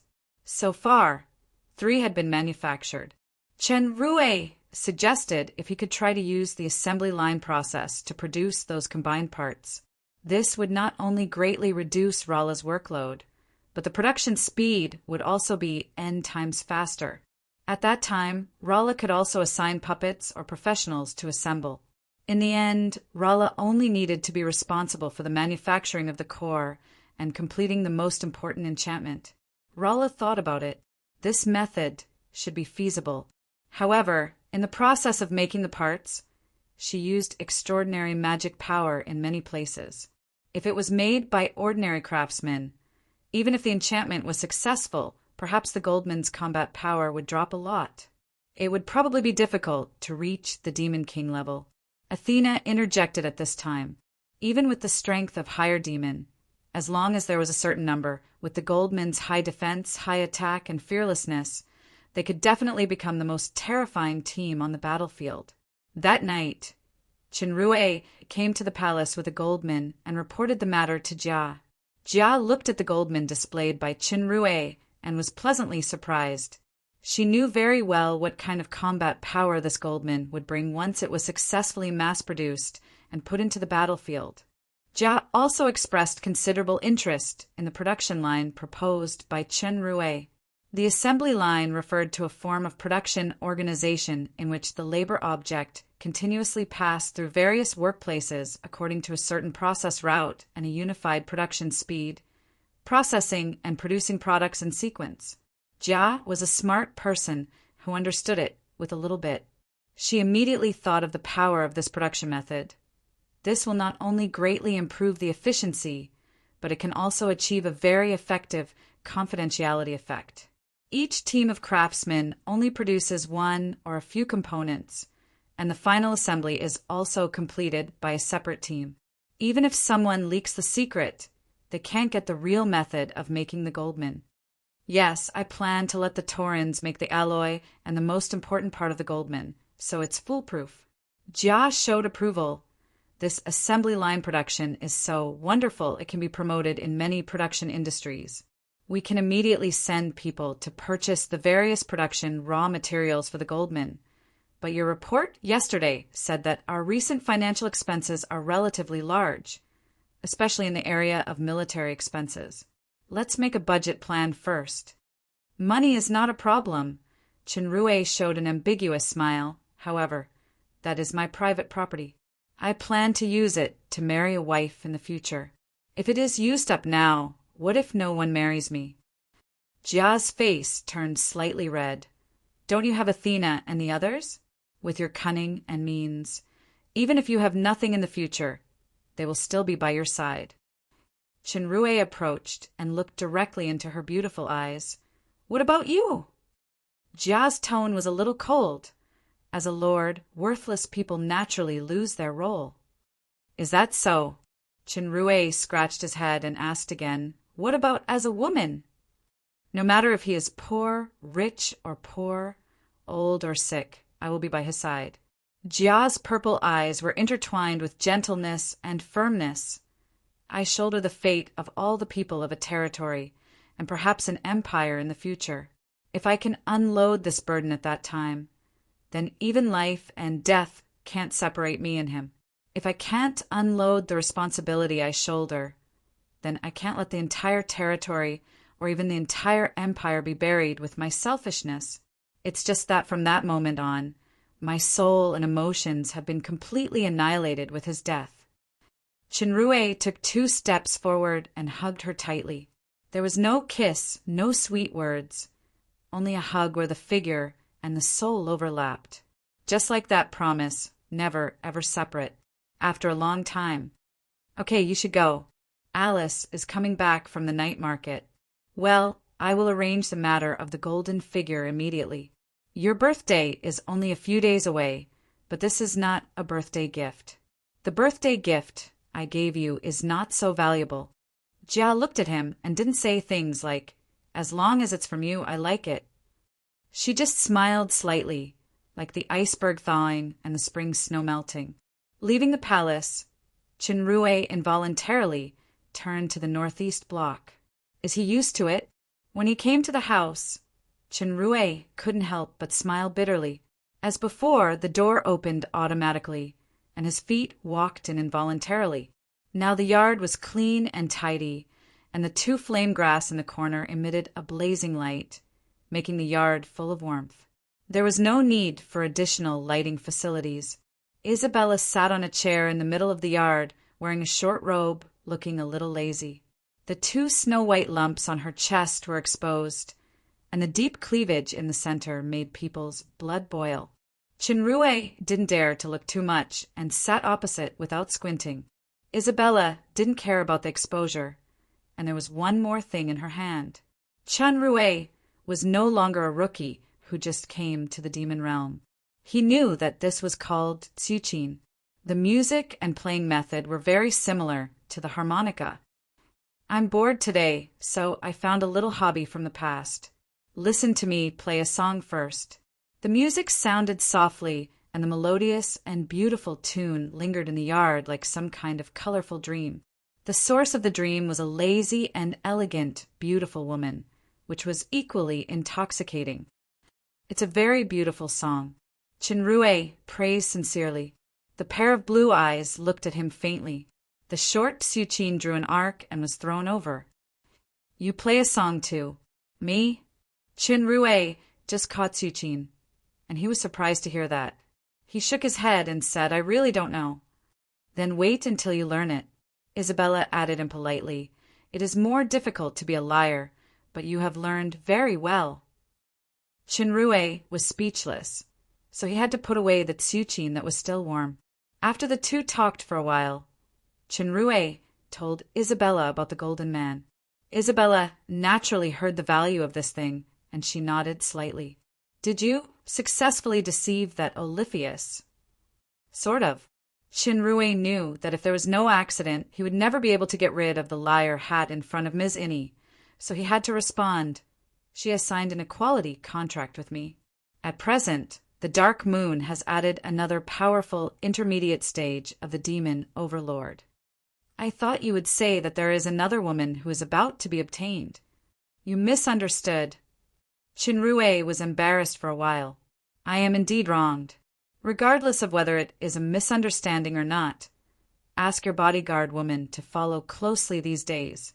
I received news. The capital may send someone to harm you. To me? Chinrue frowned, but this was not the first time the capital wanted to harm him. He had been assassinated several times before. His identity was different from Jia. Jia and Alice were the only direct descendants left by the Lord of Midnight Sunday. Once Jia encountered an accident, then the main military force, led by General George, would trigger a large-scale turmoil. They might even betray the fallen Angel Empire and defect to the other two empires. Before he was sure of controlling this situation, not only could he not assassinate Jia, but he had to pray that she was alive and well. Especially now that the capital was troubled by the fundraising scandal, he couldn't afford such a change. This time, they probably don't want to kill you, but they want to bring you back alive. The powerhouse who is coming is probably not simple. Isabella snorted. You should be glad that you made that long speech at the meeting with the White Feather Estate. This kind of talent is more useful alive than dead. Maybe you can deliberately be taken away and trick the capital again.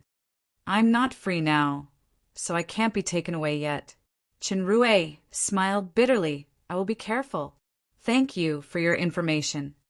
Isabella nodded and didn't mention this again. She took out a small bag from the space ring. This is the leaf you brought back last time. Delia tried several times but failed to do it well. I was bored, so I asked for it. I made some according to the method you said, but I don't know if it reached the level you said. Chinrue was startled. The leaf Isabella mentioned was accidentally discovered and bought when he took Alice to the plant trade fair in Townlea of the Shadow Empire last time. These spirit-clearing leaves were a kind of potion material which had the effect of detoxifying and calming. It was beneficial to the practice of magic power. However, what Chinrue valued was not their function, but the taste. This kind of spirit-clearing leaf was very similar to the tea he liked in his previous life. But the people of the demon realm only used it in the mouth or at most soaked it directly in water to drink. He didn't know if the spirit-clearing leaf would have that kind of taste and feeling after it was made according to the method of tea. Chinrue didn't like wine much before the crossover, but he had a special fondness for tea. Due to financial constraints, he only drank some low-grade loose tea leaves. He once wanted to make tea on tabac, but there was always a gap between reality and ideal. In the end, he chose clothing with relatively low cost and risk. He was still relatively clear about some processes such as wilting and fermentation of tea leaves, but the schedule was too tight during this period, so he didn't have time to try step by step. Athena was the legion commander who wielded swords and guns. Kia was passionate about clothing design. Rala had more scientific research projects, and Kroblis was too busy brewing wine, so he taught it to Delia, who was a little interested. He didn't expect Isabella to take over, and she actually made some finished products in such a short time. Let me do it. Chinrue suddenly became interested. He took out the tools he usually used in the field, boiled the water with the magic stove, and picked out 2 small cups from the treasures in the storage warehouse. Making tea is very knowledgeable. The water, utensils, and tea-making methods are all very particular. Unfortunately, there are too few things now. The first tea can't be drunk. During the growth and picking process of these leaves, there will be fine impurities on the surface. They haven't been washed before frying, so this is the role of tea washing. These are relatively tender tea leaves, so the temperature of boiling water shouldn't be too high. Isabella listened carefully and watched him talking endlessly while operating for 100 years. Suddenly, a strange feeling surged in her heart. It's warm and peaceful. Chinrue made a cup of tea and tasted it first. His eyes lit up slightly and he smacked his lips. It's very good. Come on, try it. And it really feels different from when I make it myself. In fact, the feeling that Isabella mentioned was not just the taste. Under the moonlight, the man and woman tasted tea, quietly, like a peaceful and natural painting. Chapter 487. In the blink of an eye, another 3 days passed. The Dark Moon City became more and more lively because Princess Royal Highness' birthday was approaching. Although Princess Royal did not hold a corresponding celebration, the people of the estate spontaneously organized many celebration activities. In the minds of the Dark Moon soldiers and civilians, the Dark Moon could have its current development and prosperity thanks to the help of capable ministers, such as Chun Rue, Aguile, and Tim. But the most critical central figure was still Lord Jia. Without Jia's hard support under Obsidian's oppression and control over the years, there would be no Dark Moon's glory today. Fortunately, her persistence and efforts were finally rewarded. The Dark Moon had become the most prosperous estate of the fallen Angel Empire and even the entire demon realm from the declining and impoverished estate. This was simply a miracle, but it just happened. The happiest were those merchants who held promotional activities in the name of celebrating Princess Royal's birthday. The people naturally rushed to buy them happily, so everyone was happy. The entire Dark Moon estate was like a celebration festival. It was almost comparable to the lively scene of the last trade fair.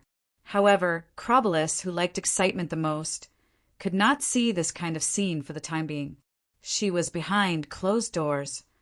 When she studied the gold men with Rala last time, she received a lot of pointers. Her water magic power became purer, and her territory power also showed signs of improvement. Since Chun Rue's identity as Charles had been exposed to Isabella, there was no need to hide the black potions. He gave her a set of eternal potions. Miss Emerald Long, who was overjoyed, was complacent. With the encouragement of Paglio, she was determined to go behind closed doors again to break through the small realm of the intermediate stage of the demon overlord. Chinrue knew very well why the dead duck dragon encouraged Crobolus to go behind closed doors so much. Wasn't it to pursue the so-called freedom? In fact, after this guy knew that Oliphius and Chinrue were only employer-bodyguard relationship, he showed considerable hospitality to Black Miss Long. Unfortunately, Black Miss Long was not only unromantic, but also asked a few deadly questions such as, "What is a date? Can I eat it? And do you have money?" In front of Emerald, Miss Long, Master Poison Dragon, was speechless at that time. The most important thing was the financial issue. He did have treasures, he also had the fundraising money, and he also had a share of the crystal mine in the Crystal Valley, but these were all with Chen Rue. Master Poison Dragon had already sold a lot of treasures to Miss Long of Emerald before. Now that he had made up his mind to hide his small vault, how would he be willing to reveal it? Therefore, he could only retreat in defeat in Black Miss Long's innocent eyes. What made Paglio speechless was that this matter caused Miss Long Jadeite to be highly vigilant. Before she went into seclusion, she took away all his money and even the big gold crystal bed.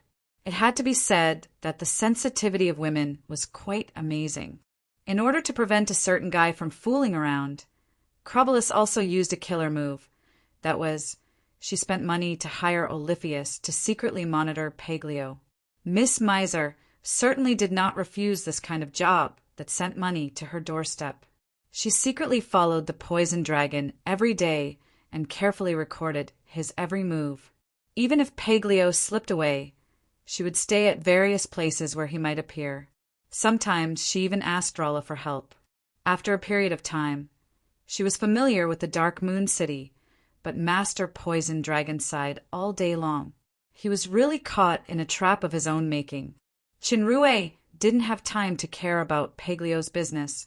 During this time, he was busy learning mechanics and manufacturing-related matters all day long. The production line was divided into several parts. Chinrue had already arranged for the Taurins and the Cloak Gang. Now he was looking for the Terry family. The Terry family was one of the few big families in the Dark Moon, second only to the Seifel family. They had always been on Jia's side. Now, they controlled more than half of the Dark Moon's manufacturing industry. There were a large number of skilled craftsmen under them. They were the backbone of the manufacturing of the Goldman parts. The Terry family received the order from Princess Royal Jia, and they still attached great importance to this matter. They sent Jason, the main person in charge of the family's manufacturing industry, to contact Chen Rue. Jason was a member of the Lucifer royal family. His official wife was the eldest daughter of the Terry family's patriarch, which was equivalent to a form of half marrying into the family. This kind of marriage was very common in the demon realm. It was mainly a political marriage to deepen the relationship and control. If he could give birth to a royal family, he might even become the heir of the family. Jason's appearance was about 30 years old. He had good facial features, and his eyebrows showed shrewdness and competence. Chenrue had met him several times, but it was the first time they actually contacted each other. Accompanied by Jason, Chenrue came to an exclusive factory of the Terry family in the mountains outside the Dark Moon City. Sir Chenrue, may I ask what is the commissioned manufacturing project this time? Chenrue smiled slightly. It's a special part. Princess Royal has ordered that this matter is classified as highly confidential, so please forgive me for not being able to say more. I must also order the craftsmen to keep it strictly confidential. Jason nodded, understood. Sir, please meet the Terry family's craftsman director, Sarandi. If you have any technical requirements or questions, feel free to ask him. Sarandi has served the Terry family for 150 years. He is absolutely trustworthy. Okay. Jason immediately ordered his subordinates to leave. Soon, a great demon walked into the room. This great demon was tall and stern with a scar on his brow bone. When Chen Rue glanced at it, his pupils suddenly shrank. A strange expression flashed across his face. Jason, this is Director Sarandi? Jason nodded. Sarandi, this is the Demon Realm's top minister, Sir Chen Rue, whom you have admired for a long time. From now on, you must unconditionally obey all his orders. Jason, you can leave first. For the sake of confidentiality, let the irrelevant people leave here. By the way, go to the Flame Legion again and help me deliver this letter to the Legion commander, Athena, as soon as possible. By the way, tell her that I'm going back late. Chen Rue took out an envelope and handed it to Jason. Sarandi unexpectedly stopped Jason and said, Wait, that letter, let me see it. Jason's figure paused, but he actually did not dare to disobey. He respectfully handed the letter to Sarandi. Chenrue's eyes narrowed slightly. He put his hands behind his back calmly. Sarandi opened the letter. There was nothing written in it. It was just a blank piece of paper. Is this some kind of danger warning? Sarandi smiled faintly. Sir Chenrue seems to have noticed some kind of flaw. It's really surprising. He is indeed a rare, wise, and capable minister of the demon realm. Unfortunately, even if there is no problem with this letter, I will not let it go. This time, I am determined to come to the Dark Moon. No mistakes are allowed. I advise Sir to give up unrealistic delusions. In the face of absolute strength, no matter how clever your wisdom or strategy is, it is useless. Really? The reason why Chenrue found the flaw was very simple. Intuition. When Sarandi first came in, he instinctively felt a sense of danger, and the analytical eyes clearly explained the reason for this danger. Race. Pride royal family mutated. Comprehensive strength assessment, C S+. It's actually the Lucifer royal family of the peak stage of the demon overlord. Apart from the fallen angel capital, Chenrue couldn't think of any other place that could send such a top-level Lucifer royal family. Thinking of the intel that Isabella said a few days ago, he suddenly understood that this peak stage of the demon overlord was coming for him, and he came faster than expected. The previous few assassins were only great demon king or demon emperor. This time, they actually sent the strongest demon overlord. It seemed that this demon realm's top internal affairs minister was really prestigious. The letter just now was indeed a warning that only he and Athena understood. But to his surprise, Jia, who had always valued the royal family, Jason, was actually an insider. Sir Chinrue is overthinking. This time, apart from Sir, we do not intend to touch Ms. Athena. General George has a large number of troops, and he is the general with the highest prestige in the military. Even the capital has to be afraid. Chinrue's heart moved.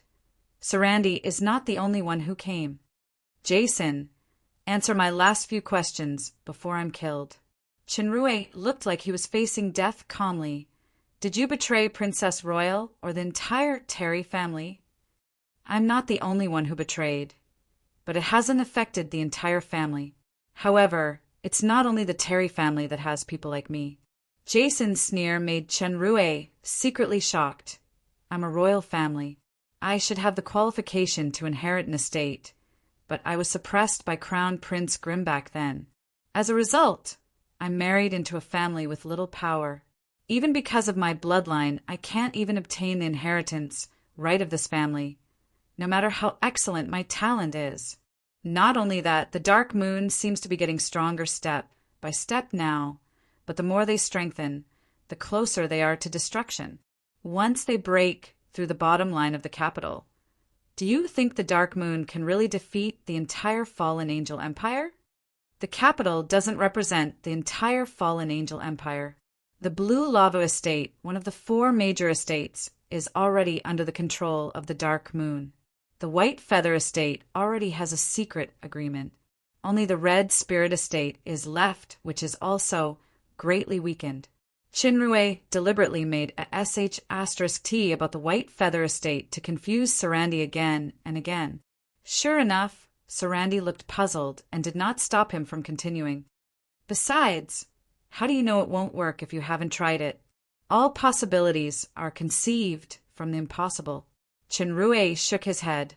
Are you sure you saw the future of the empire before betraying? We are developing rapidly now, and the capital is struggling in a dilemma. It is clear who is strong and who is weak at a glance. Not only the economy, but even the military aspect of the Dark Moon is also unlimited. The capital has the peak stage of the demon overlord powerhouse, and so do we. Moreover, do you think the demon overlords of the capital are surrounding Obsidian as a whole? Do you think Obsidian can mobilize the elder demon overlords of those elder families at will? Just for this, Sir Sarandi, to come here, I'm afraid Obsidian has put in a lot of effort. Besides, even if Obsidian defeats the Dark Moon, do you think he will get power and be put in an important position? You are just a chess piece with a little value for the time being. You can betray Jia for benefits this time, but it is hard to guarantee that you will not betray Obsidian for benefits in the future, who will keep a dog that may bite back at its master at any time. The last sentence made Jason's face pale. Sarandi said, You are worthy of being Sir Chinrue. With just a few words, you have made this traitor waver. Moreover, you are in the Dark Moon, but you actually know the situation and interests of the capital so well. You even guessed my strength. But don't worry, my purpose this time is not to kill you, but to invite you to the capital as the finance minister. Chinrue had long guessed that Sarandi's purpose was to capture him to the capital. Otherwise, he would not talk nonsense for so long. However, Sarandi's next sentence made Chinrue's complexion change suddenly. Your wisdom is extraordinary. It is worth my trip here in person. Unfortunately, it is useless to delay time. Don't expect the Dark Demon to send a message to let the Dark Moon's powerhouse come to save you.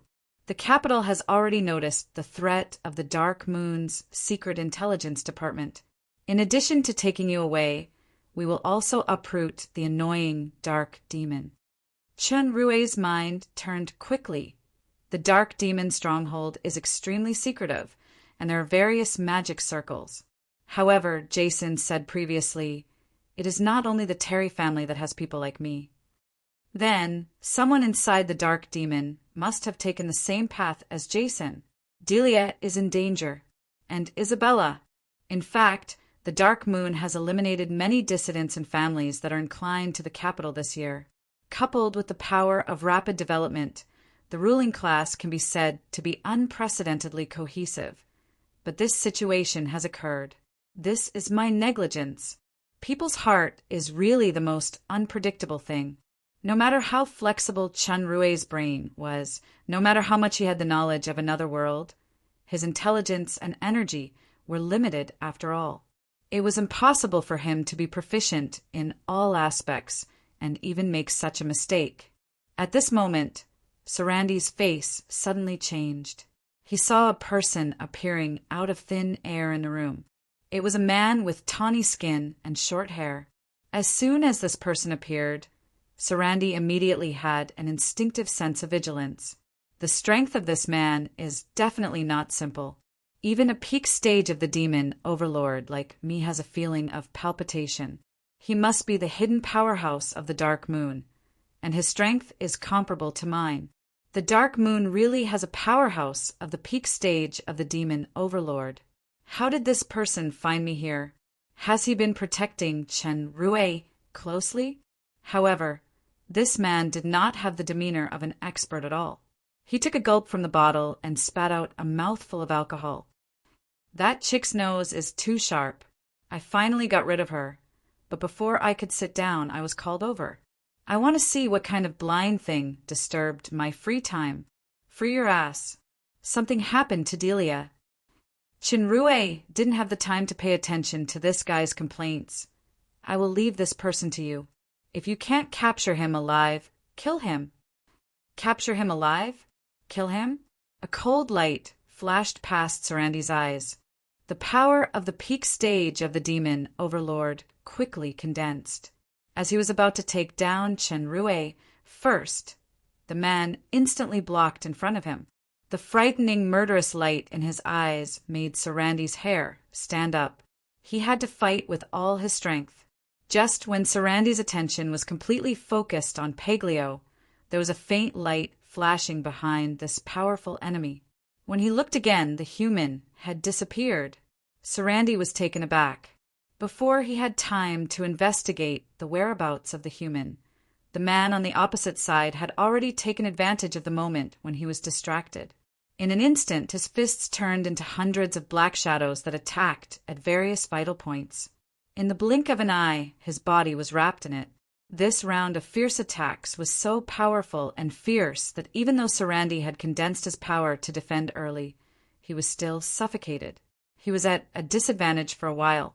When Chen Rue put his hands behind his back previously, he had already crushed a piece of Paglio's dragon scale, which could make the poison dragon come quickly within an effective distance. That was why he kept delaying with Sarandi. He did not ignore Isabella's warning a few days ago. He had already prepared the corresponding preventive measures. It really came in handy now. Chinrue left the room with the Stargate just now because the star point set by the Stargate was much closer to the Dark Demon's stronghold than here. Although it might be seen by Sarandi, he couldn't care less. I must rush to the Dark Demon's headquarters as soon as possible. Chapter 488. Chinrue came to the Dark Demon's headquarters at the fastest speed. What he saw was a ground full of casualties. Many of the original magic circles had been stopped or destroyed from the inside. It seemed that this insider was very familiar with the magic circle. He should be the person responsible for controlling the magic circle. The entrance of the underground base was broken with a big hole. Chinrue quickly rushed in and came all the way to the hall. The hall was in a mess. Several people fell to the ground. Delia was among them with her eyes closed. Chinrue's heart was suddenly suspended. He hurried forward and found that Delia's face was pale. She seemed to be poisoned and unconscious. The same was true for several dark demon members around her. Chinrue was now quite familiar with pharmaceutics knowledge. He saw that these people were poisoned by an extremely powerful, soul-scattering poison. Fortunately, the poison was not too deep. Due to the need of learning, there were a lot of medicinal materials in the storage warehouse. He immediately took out a spirit-cleansing leaf and put it on the tip of her nose. At the same time, he used his power to suppress the poison. He cut Delia's finger, and green poisonous blood flowed out immediately. This symptomatic method was very effective. Delia herself also had the strength of the great Demon King, so she gradually opened her eyes. Chinrue immediately fed her a bottle of antidote. The green color on Delia's face finally disappeared slowly, but her body was still very weak. Hurry! Hurry up and save Isabella. It turned out that the person who poisoned Delia was the dark elf, Tara, a very trusted assistant of hers. She even took Chinrue to the communication magic circle last time. Tara was the leader of the dark elves. She was the best at using poison. This time, she mainly poisoned the drinking water. This poison itself was very strong. In addition, the night wave flower in the underground base was tampered with by Tara to catalyze the poison. The only one who was vigilant was Isabella because she was also a poison expert. However, due to the sudden incident, she noticed that Delia and others were poisoned at an abnormal time. At this time, there was a warning of a strong enemy invasion outside. She actually appeared in the hall with an overwhelming force. Isabella didn't have enough time to save everyone. She decisively killed Tara and drew the enemy away. After listening to Delia's brief explanation, Chinrue's figure flashed and disappeared. In the eastern suburbs, a figure moving at lightning speed suddenly stopped. She staggered a few steps and almost collapsed. It was a woman in a long blue dress. The white veil on her face was stained red with blood. Clearly, she was heavily injured. Suddenly, the light behind him grew brighter and condensed into the figure of a man. This man was not tall and had average looks. His silver hair made him look very special. Finally unable to run anymore, the man's eyes were like a cat playing with a mouse. The talent of the demon's royal family is indeed amazing. A mere demon emperor can actually hold on for so long in my hands. Unfortunately, I've blocked all your escape routes. You can only escape out of the city. Even if the reinforcements can find this place, they can only get a corpse. Am I right? The leader of the Dark Moon Estates, Dark Demon, or should I call you Ms. Isabella? Although you are wearing a veil, you can't hide from me, your admirer, Nero. Isabella gritted her teeth and spat out a person's name. This person turned out to be the human who risked coming to the demon realm to train in order to become a demon overlord, the royal family of the Rio Empire Nero. She didn't know why he hadn't returned to the human world yet, and he even became the assassin sent by Prince Obsidian to the Dark Moon. The change in the Dark Demon's headquarters was too sudden. Isabella had no time to react. She knew that Crobolus had been training behind closed doors. Her original attempt to escape to Chinrue's house in the east to seek protection from Rala or Paglio was also seen through and blocked by the other party. She was forced to escape out of the city gate. She was surrounded by danger along the way, and she was seriously injured. Now she was at the end of her rope. It's really an honor to be remembered by Ms. Isabella. Nero laughed presumptuously.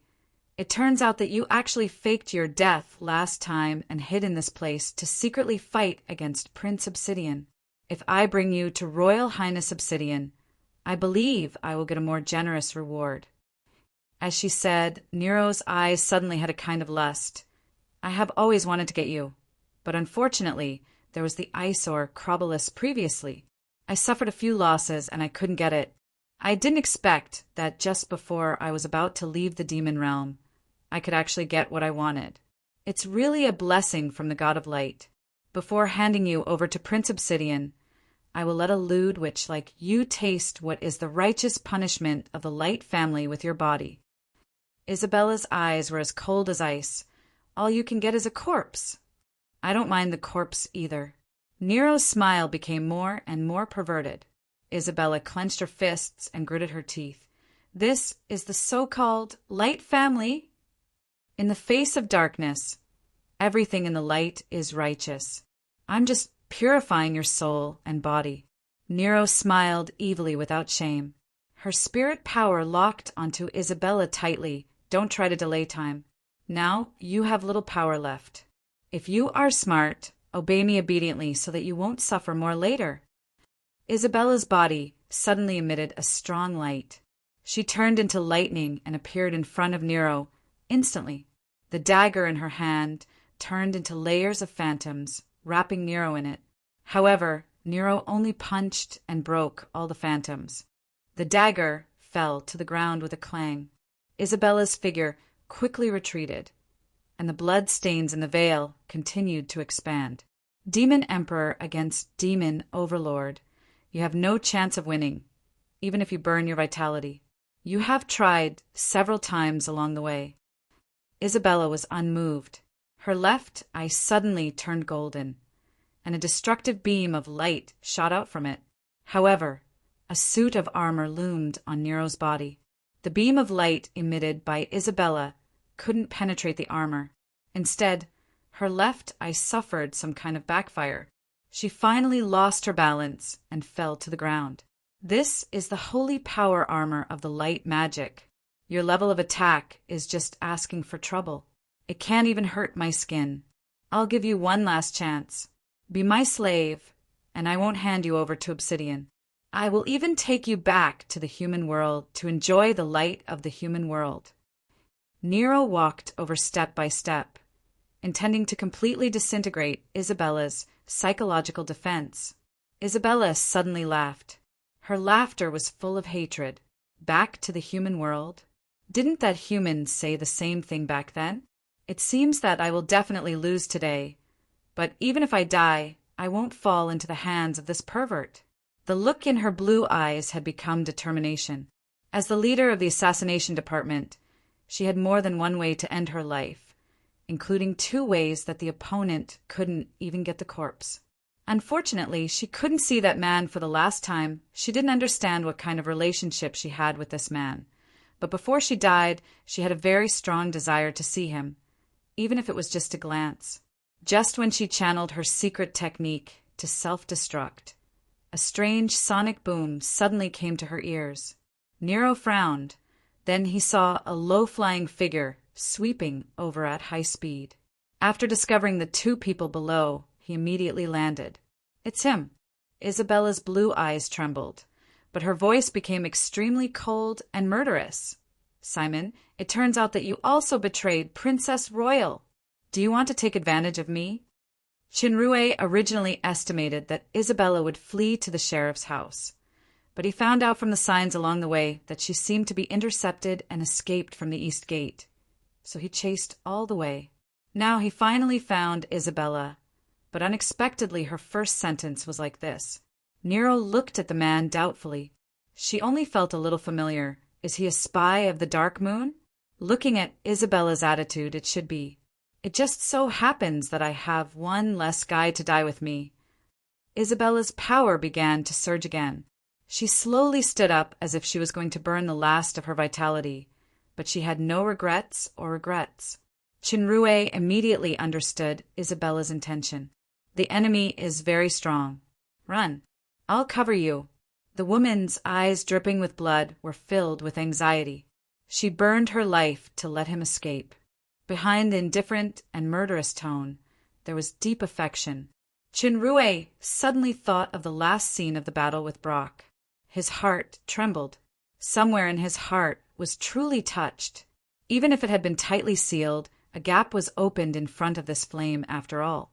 Although this touch would bring more troubles and trivial matters in the future, it was touched.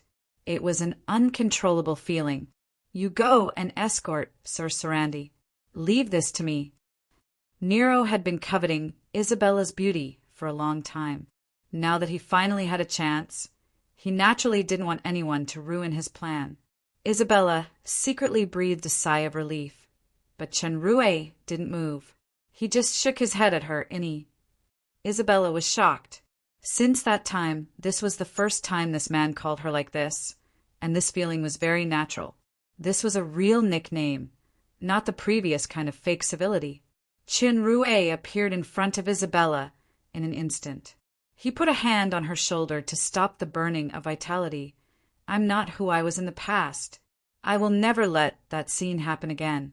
Believe me. Okay. Isabella trembled slightly.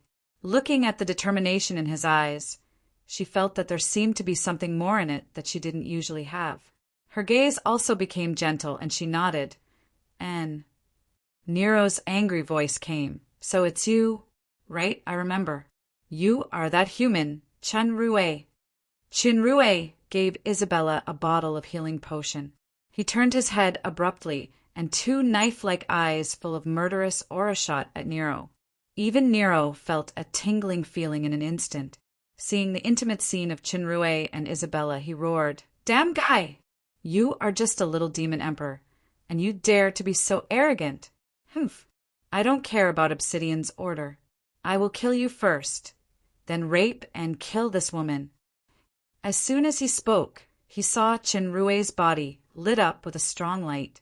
Even in this daytime, he could feel the brilliance like countless stars. Correspondingly, his breath skyrocketed. The sense of crisis in Nero's heart became stronger and stronger. When he felt that the breath exceeded the demon emperor level and was still rising, he finally couldn't help but move. He instantly came to the light and punched it. However, this punch had no effect at all. Instead, he felt that the expansion inside the light was even stronger. Nero's consecutive punches were ineffective. He was shocked and suddenly distanced himself. The light burst out instantly, revealing the enemy wearing a full set of armor in the center. Nero looked at the armor shining with starlight vigilantly, feeling the noble and elegant breath. His face suddenly changed drastically. Armor of faith! You are the Saint of the Light Divinity Temple? Chunrue frowned slightly. Armor of faith? The Saint of the Light Divinity Temple? Right. When I was in Mountain Secret, demigod Satan once mentioned the concept of armor of faith. Tiffany has Satan's armor of faith.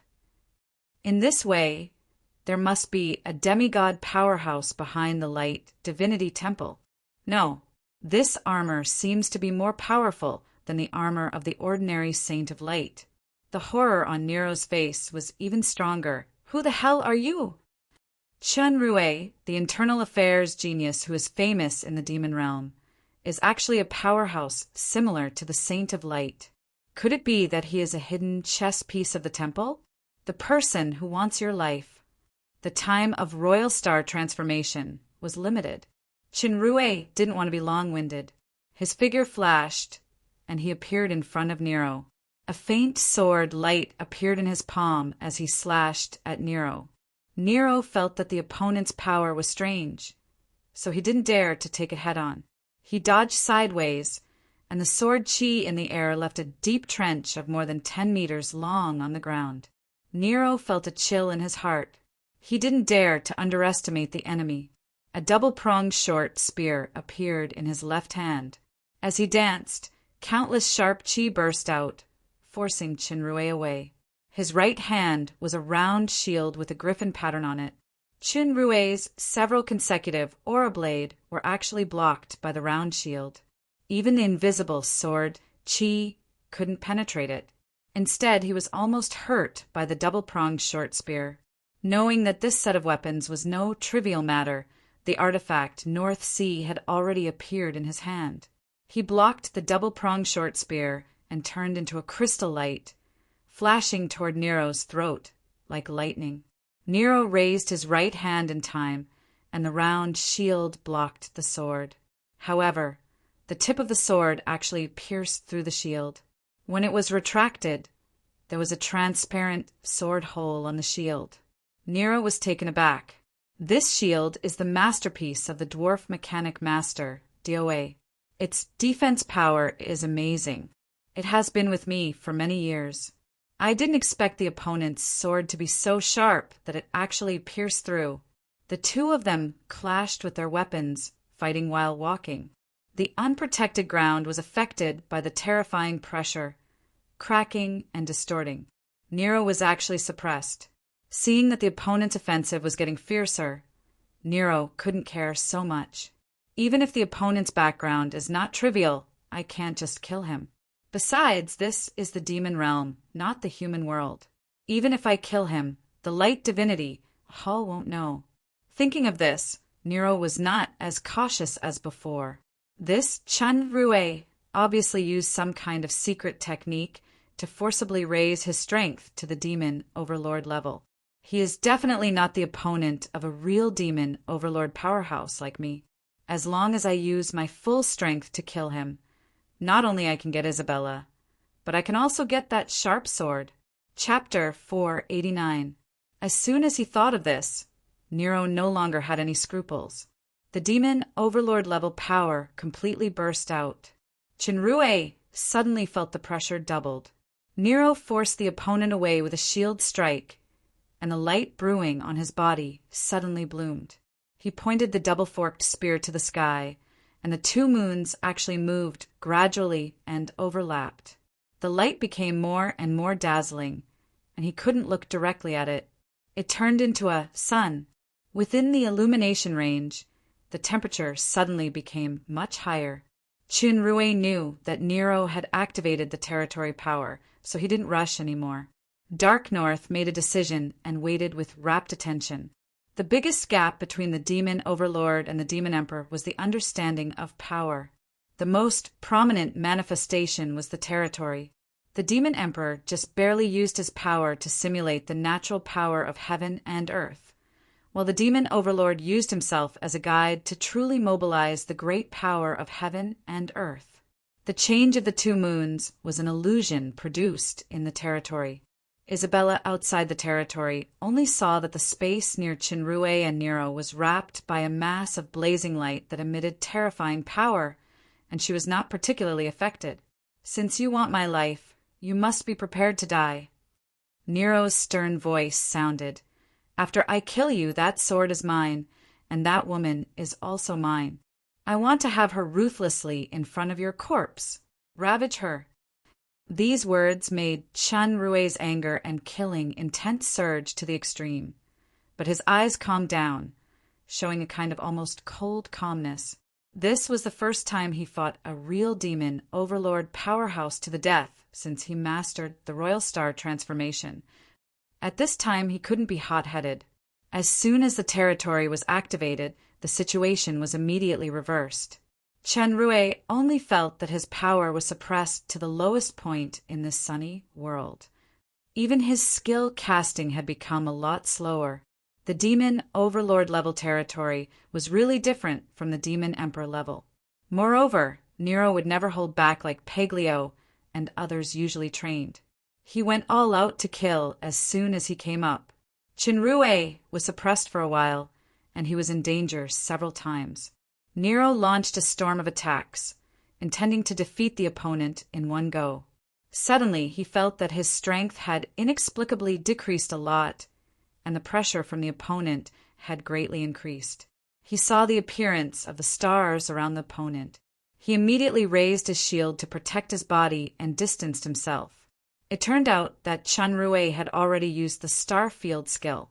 The current star field could increase all his attributes by 50% and reduce the attributes of enemy creatures by 50% for 1 hour. Nero didn't know the mystery of the super system. Seeing that this demon emperor could actually cast territory in his own territory, and it was not suppressed by his demon overlord level territory, he was even more shocked and murderous. His scorching sun domain didn't stop there. Rays of sunlight flashed continuously in the sky, and the dual spear and shield glowed with a faint rainbow light. At the same time, all sorts of lights flashed on his body. Divine weapon, holy armor, God bless the day, light's blessing. For a while, Nero's strength increased greatly again. The weakening effect of the star field was greatly reduced, and various enhanced attack and defense states were also added. Although your territory is strange, in this scorching sun domain, I can have unlimited buffs and an immortal body, so you will definitely lose today. There were a few bottles of black potions in Chenrue's hand. He uncovered the mask and drank them all. This was a complete set of true black potions which could greatly increase strength and various attributes in a short period of time. Moreover, there were no side effects afterwards. In order to completely kill Nero, he had already gone all out. Nero was not too surprised or worried because there were potion grandmasters in the human world. Black potions were not surprising. Moreover, the difference in realm and territory could not be solved simply by taking medicine. However, Nero didn't want to delay time. It would be bad if the Dark Moon's demon overlord powerhouse rushed over. Before Chun-Rui finished drinking the potion, he had already dodged and attacked. Chun-Rui teleported again and drank all the potions while dodging the attack. At the same time, a faint red light appeared under his feet. He threw the empty bottle and faced Nero's attack. Nero really didn't brag. Under the influence of the colorful light, the North Sea sword actually only left a shallow mark on the shield this time. However, Chun-Rui used the true black potions and the hot blood halo of the mystic jade armor. His strength and other attributes had been greatly enhanced, and he gradually got rid of the suppression of Nero's territory. In a sense, the two of them were standing on the same starting line again. The two sides fought back and forth, and they were in a stalemate for a while. Nero didn't want to continue fighting. He leaped up and flew into the air. His body shook and he actually disappeared. Immediately afterward, the sun emitted a terrifying strong light. The nearby ground quickly became scorched and cracked. Many creatures in the territory withered in an instant. The North Sea sword in Chun-Rui's hand turned into a purple light to protect his whole body. However, no matter how dense the sword dance was, it couldn't stop the light. Fortunately, he immediately cast a protective shield to block the sunlight. Chun-Rui leaped up and rushed towards the sun in the air. Several light balls shot out from his hand and flew into the sun, but they disappeared without a trace. The sun emitted a majestic force field, and an invisible force pushed Chun-Rui's figure from the air to the ground. He was like a real star that could only be looked up at from the ground. Chun-Rui noticed that the protective shield had become very thin at this time. It seemed that it wouldn't last long. The moment the protective shield disappeared, a mask suddenly appeared on his face. As soon as the mask appeared, the majestic mental power nearby quickly gathered towards the mask. Even the sunlight was rapidly weakening, and Nero's figure was faintly revealed. What secret skill is this? It can actually devour my magic and mental power. Nero's voice was mixed with surprise and fierceness. Unfortunately, my territory is not built on mental power alone. Try this strongest ultimate skill, light and shadow clone. Countless figures jumped out of the sun, and all of them had a series of buffs. In Chun-Rui's analytical eyes, every one of them was real, although the strength of the clones was much weaker than the real person, and judging from the flashing state the duration was limited, the number was very shocking. Chun-Rui slashed with Aura Blade and cut a clone into 2 pieces. However, the 2 clones actually exploded. The power was very strong. Even the star armor suffered a lot of shock. Chun-Rui was shocked by the force of the explosion, and he quickly retreated. I forgot to remind you that they will self-destruct. Nero's arrogant voice came. With so many Neros, once they were attacked by a joint attack or a concentrated explosion, even if Chun-Rui had reached the strength of a demon overlord, he would inevitably be seriously injured. Chun-Rui did not panic. His figure instantly appeared in the air, attracting the clones to chase him. Then he suddenly launched a sonic boom and flew toward the ground. At the moment when he was about to land, he twisted his body violently and pointed the North Sea sword at the many clones chasing above. The purple sword body instantly emitted a dazzling light. Countless meteor-like beams of light spread rapidly in the sky in a fan shape. This was the charging ultimate move of the North Sea sword. Flow back to origin. Previously, Chun-Rui used the North Sea sword to deliberately resist the power of the sunlight in order to complete the charging. His original intention was to seize the opportunity to launch an ultimate move to attack the sun, but unexpectedly Nero used this clone technique, which just happened to become the target of flow back to origin. The attack range of this move was extremely large, and its power was terrifying. Wherever it went, the Neros were penetrated and burst apart. No one was spared. After destroying the clones, the power of flow back to origin still did not weaken. Countless meteors gathered into a huge sword shape and flew toward the sun. Ah! There was a scream. The sun in the sky was cut in half, but the two halves of the sun did not disappear. Instead, they slowly underwent a strange change and separated into two complete suns. Nero's voice full of hatred echoed in the territory. Terrifying sword! It actually has light and water element double damage. You made me suffer this level of trauma. No matter who the big shot behind you is, I will tear you into pieces today. Light of extinction. The two suns emitted a strong light at the same time, shining toward Chunrui. Chunrui's figure scattered into countless flies in an instant. The light shone on the flies, but it couldn't cause any damage. However, the time of fly transformation technique was limited, but the light was long-lasting. When the flies instantly combined into a human form, they couldn't escape and were illuminated. A large round shield appeared in Chunrui's hand, protecting his head and other vital parts. Suddenly, he felt that the other parts that were illuminated by the light felt very wrong.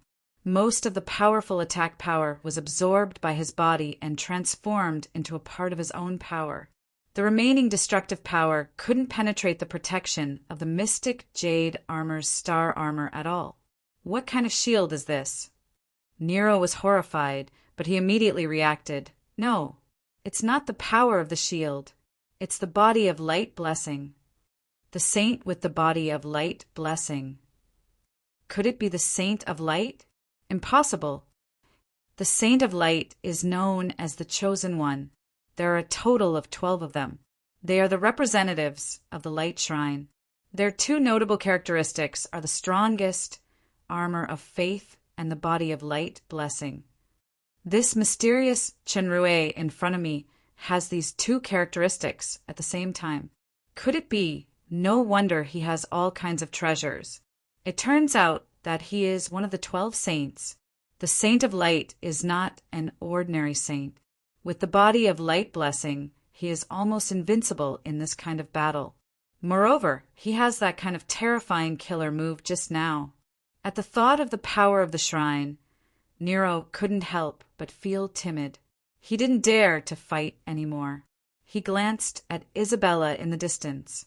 With a move of his mind, the scorching sun territory spread quickly. The light instantly spread to where Isabella was. Although Isabella was vigilant, she was now exhausted and had not recovered from the serious injury.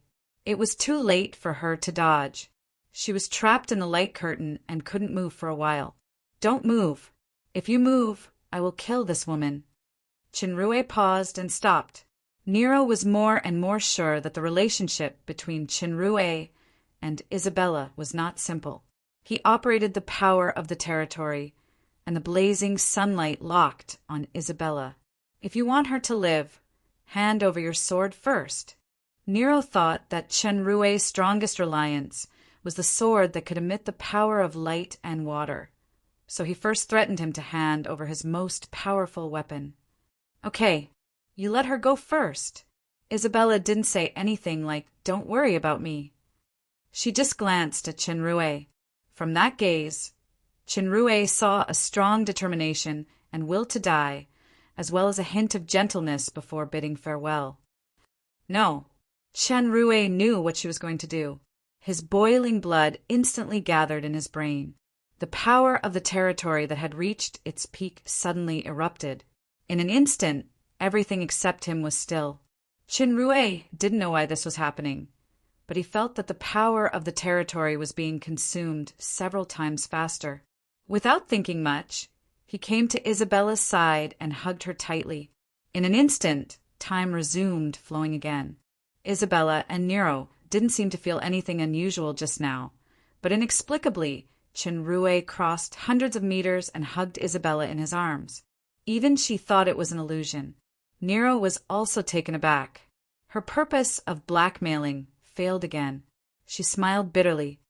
Although I can't kill you today, you can't kill me either. In the Scorching Sun territory, you can't give me a fatal blow at all. I will definitely announce your identity as a saint of light to the entire demon world. At that time, you will be killed by the powerhouses of the demon world without me doing anything. Even if you don't die, when I return to the ground, I will spread the news that the Saint of Light has an affair with the demon world siren. No matter where you are, there will be no place for you. Chinrue protected Isabella behind him and looked straight at the dazzling sun, in the sky without retreating. Not only did the burning power on his body not converge, but it also became manic. He spat out 2 words, Star Devourer. A huge black hole appeared in the sky. The moment the black hole appeared, everything in the territory rushed toward the black hole, including the light emitted by the 2 suns. They were distorted by the terrifying devouring power. Isabella trembled in fear. If not for Chinrue deliberately separating his power to protect her, she would have been swallowed by this terrifying hole long ago. Chinrue's eyes gradually changed, emitting a destructive and ferocious aura. His black pupils had an additional crimson color, and the power of the black hole suddenly increased several times. Not only the light, but even the 2 suns themselves involuntarily moved toward the black hole. Nero felt like a frog being stared at by a venomous snake. He tried his best to resist the devouring black hole that was filled with a destructive aura. Chinrue suddenly leaped toward the black hole. His body turned into black smoke and merged into the black hole. The terrifying devouring power rose again, and the 2 suns finally could not resist. Nero was scared out of his wits as he was dragged into the black hole step by step. A moment later, Isabella felt her mind shake. The territory of light, the sun, and the black hole disappeared in the blink of an eye. The 2 moons were still hanging high in the sky as if nothing had happened. There were 2 people in the field. Chinrue's armor turned dark red, and his 5 fingers were clasping Nero's head. Nero's eyes turned white, and his body was shriveled to the bones. It was as if his blood and strength had been emptied by the sucking. He let out a trembling voice. No, don't kill me. I'm a royal member of the Ryo Empire. His blood-red eyes flashed, and his 5 fingers exerted force without the slightest hesitation. Kacha! The skull was completely shattered. Chapter 490. In the mountains outside the city, the entire factory of the Terry family had been reduced to ruins. The area within a radius of several hundred meters was filled with a terrifying force field. Many people had desperately fled to the nearby mountains, watching the strange scene in the distance in horror. Green mist and black flames emerged from that area from time to time. They were twisted into a ball and entangled repeatedly. Even their vision became distorted. Boom! Boom! Boom! With a few loud noises, everyone only felt that there were circles of fluctuations in the originally distorted vision. They rippled toward the surroundings. Then the space finally returned to calm. In the thick smoke and dust, the scene inside could not be seen clearly. Only some demons with special eyesight could faintly see the traces of destruction caused by the terrifying power. Suddenly, a figure flew out of the thick smoke. He looked embarrassed with a few wisps of green mist on his body. There was a faint, proud laughter behind him. Jason, who was hiding in the crowd, recognized that the figure was the capital's powerhouse, Sarandi. He was shocked. Isn't this Sarandi a royal family powerhouse of the peak stage of the demon overlord? How could he be defeated? Sir Sarandi! Jason yelled in a panic. Since Sarandi had failed, he would definitely die if he stayed in the Dark Moon. He must make a prompt decision to flee back to the capital with Sarandi and submit to Regent Obsidian while he was at it. As soon as Sarandi heard Jason's voice, he really changed his flying direction and turned back. Jason was overjoyed and hurriedly greeted him. Sarandi arrived in an instant, but Jason saw the murderous look in his eyes. He knew it was bad. Before he could say, "Spare me," he had lost consciousness. The people nearby only saw the fast figure passing by Jason. Jason's body was stained with a kind of green smoke. Then his whole body turned into ashes. Jason knew a lot of secrets. Sarandi didn't want this living witness to fall into the hands of the Dark Moon. After getting rid of Jason, he fled forward without stopping. After flying for a while, he sneaked into the jungle on the ground. Feeling that he had gradually shaken off the enemies chasing behind him, and the toxins invading his body became more and more intense, Sarandi slowly stopped. He found a hidden stone pile in front of a big blue lake and sat down. Sarandi tried to use his power to remove the toxins, but the toxins stuck to his bones, internal organs, and even every blood vessel like glue. It couldn't be removed in a short time. Sarandi frowned tightly. I didn't expect to encounter such a terrifying enemy in the Dark Moon this time. Not only does he have powerful strength, but he also has the terrifying means of this toxin. Even the body of the peak stage of the demon overlord can't resist it. Just now he killed Jason. Besides silencing him, another purpose was to use the power of Heart of Light and Dark to guide some of the toxins on his body surface to relieve the pressure. However, the toxins in his body couldn't be removed in this way. If they stayed in his body for long, it would be a big hindrance.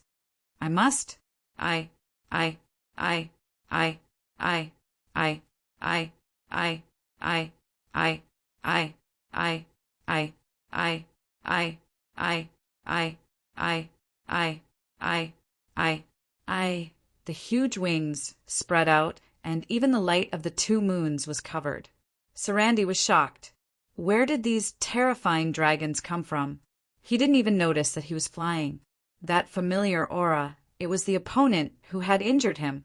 It turned out to be the extremely rare poison dragon among the dragons. Humph, you still want to run after being poisoned by me? This is my lair. I know where you are even if I close my eyes. A familiar voice came from the mouth of the poison dragon. It was indeed the enemy named Paglio. Sarandi sighed.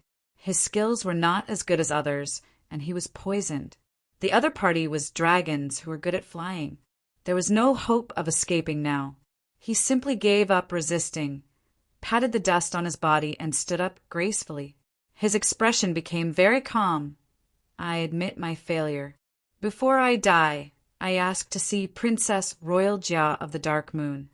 As soon as he finished speaking, the dragon's figure flickered, and he had turned into a human form and flew over. He knocked Sarandi, who had dispelled his defense, to the ground with a punch.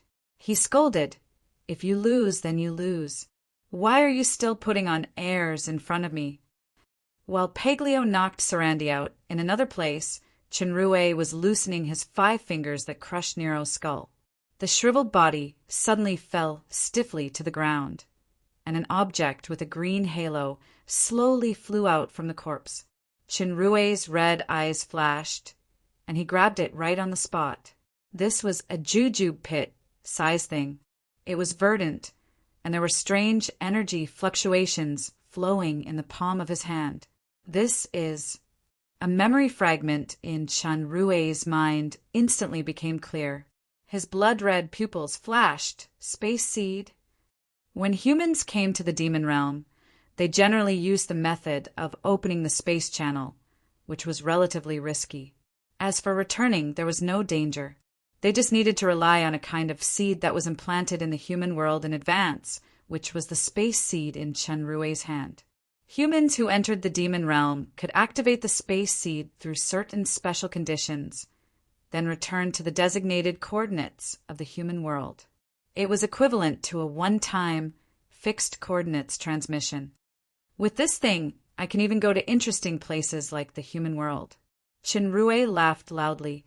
His laughter was full of evil. With a slight thought, the seed had integrated into his body. Suddenly, he thought of something and glanced at Isabella next to him. Facing the fierce and bloodthirsty red pupils, Isabella did not panic or escape. She just looked at him quietly. Chinrue's eyes narrowed, and he snorted coldly. The blood color in his pupils gradually dissipated, and it returned to the original black. The red color of the armor also faded, and it returned to its original shape and luster. However, he seemed to have consumed a lot of energy as he was panting heavily. Just now, when Chunrui was extremely angry, he inadvertently integrated Shura's power of destruction, and he actually integrated it into the black hole of Star Devouring. In the end, he absorbed all of Nero's power and flesh. Although Nero was eliminated, the cruel and fierce power and means still shocked him. Is this the incarnation of destruction? In the status bar of the super system, the experience value really changed again. 2%. This is the Fecta state? Do I really have to do this in the future? The path of training is full of dangers. How can I show my edge without going through hardships? Chunrui took a deep breath, and his will became firm again. The armor on his body gradually disappeared. He looked at Isabella, who was staring at him next to him. "Isabella, how are your injuries?" When Isabella heard his address, her eyes suddenly turned cold. "Your strength advancement is really beyond imagination. It seems that I thought I was smart just now." After that, she turned around and wanted to leave. Unfortunately, because of the serious injury and power consumption at this time, her physical state was already extremely weak. She staggered and fell forward. A figure appeared in time and caught her. "Drink it." There was a bottle of black potion in Chunrui's hand.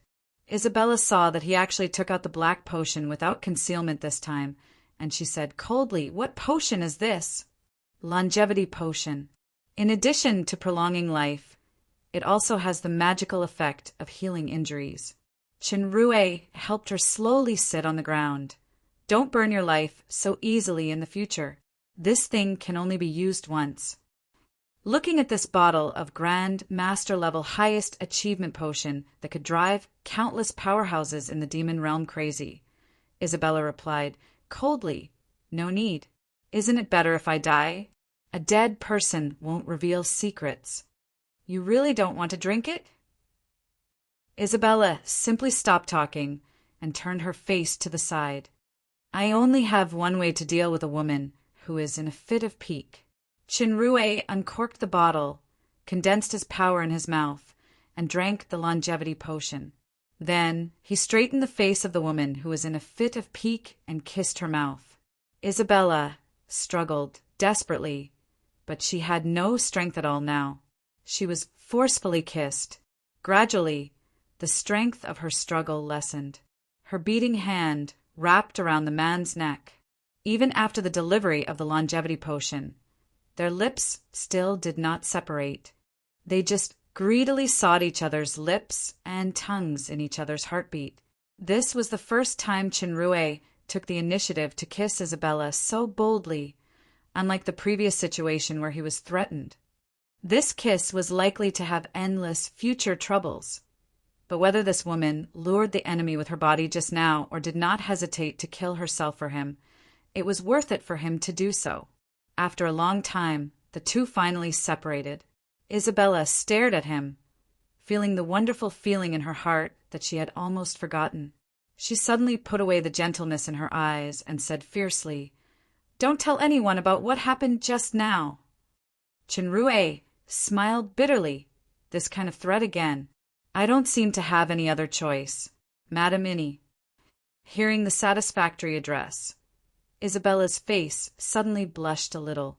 She didn't know if it was because of shyness or the effect of the potion. She snorted coldly, "Are you going to the palace tonight?" Palace was almost equivalent to the secret code of the two. Chunrui shook his head with an extremely tired look on his face. "I want to go, but unfortunately I can't go. Because I used some kind of secret technique. Just now, I am about to enter a deep sleep state. This time, the dark demon has suffered a heavy loss. It is probably difficult to keep the capital's stronghold. We have suffered a defeat. In any case, you should recuperate from your injury first." At the mention of the dark demon, Isabella's eyes suddenly became dim. Chunrui's eyelids had begun to struggle.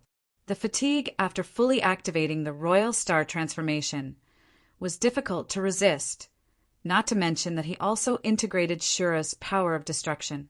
His body slowly softened. Isabella quickly put him down and rested his head on her lap. Chinrue stretched out his hand, wanting to touch her face, but he felt that his eyes were hazy. He had no strength when he stretched out halfway. He said with the last trace of consciousness before falling asleep, "I like flowers." When he spat out the last word, he had already fallen asleep. Although this sentence was vague, Isabella still heard it.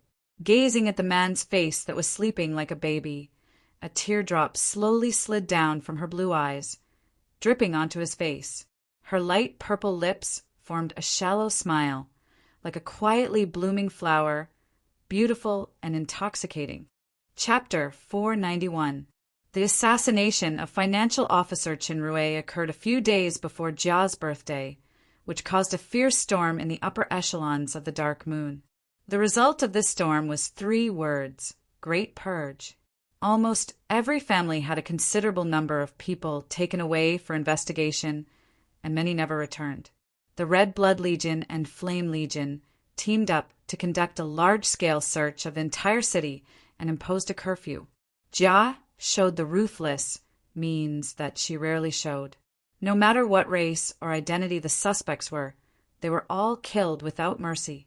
Those who pleaded for mercy were treated as accomplices. In just a few days, a reign of terror enveloped many families of the Dark Moon.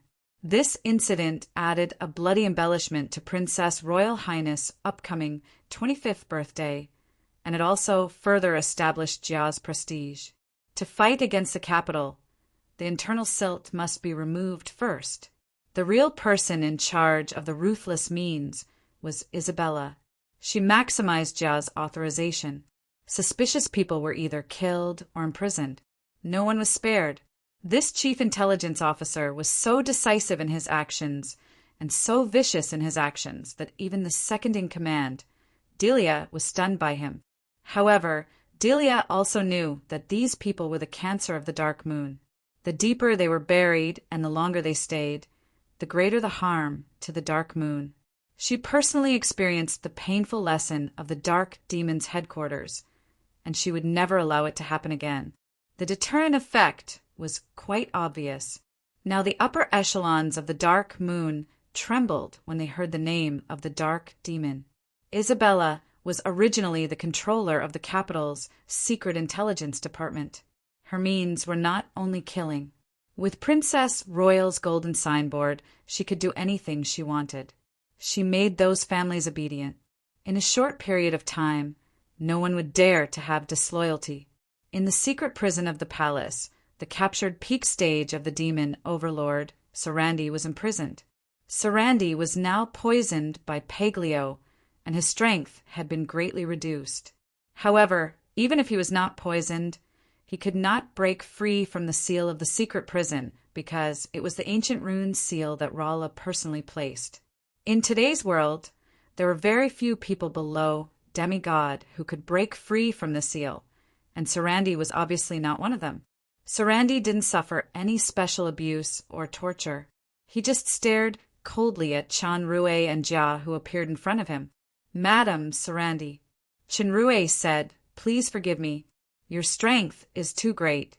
Just in case we had to use some imprisonment methods." "Humph. Human, I have to admit that you are lucky and cunning.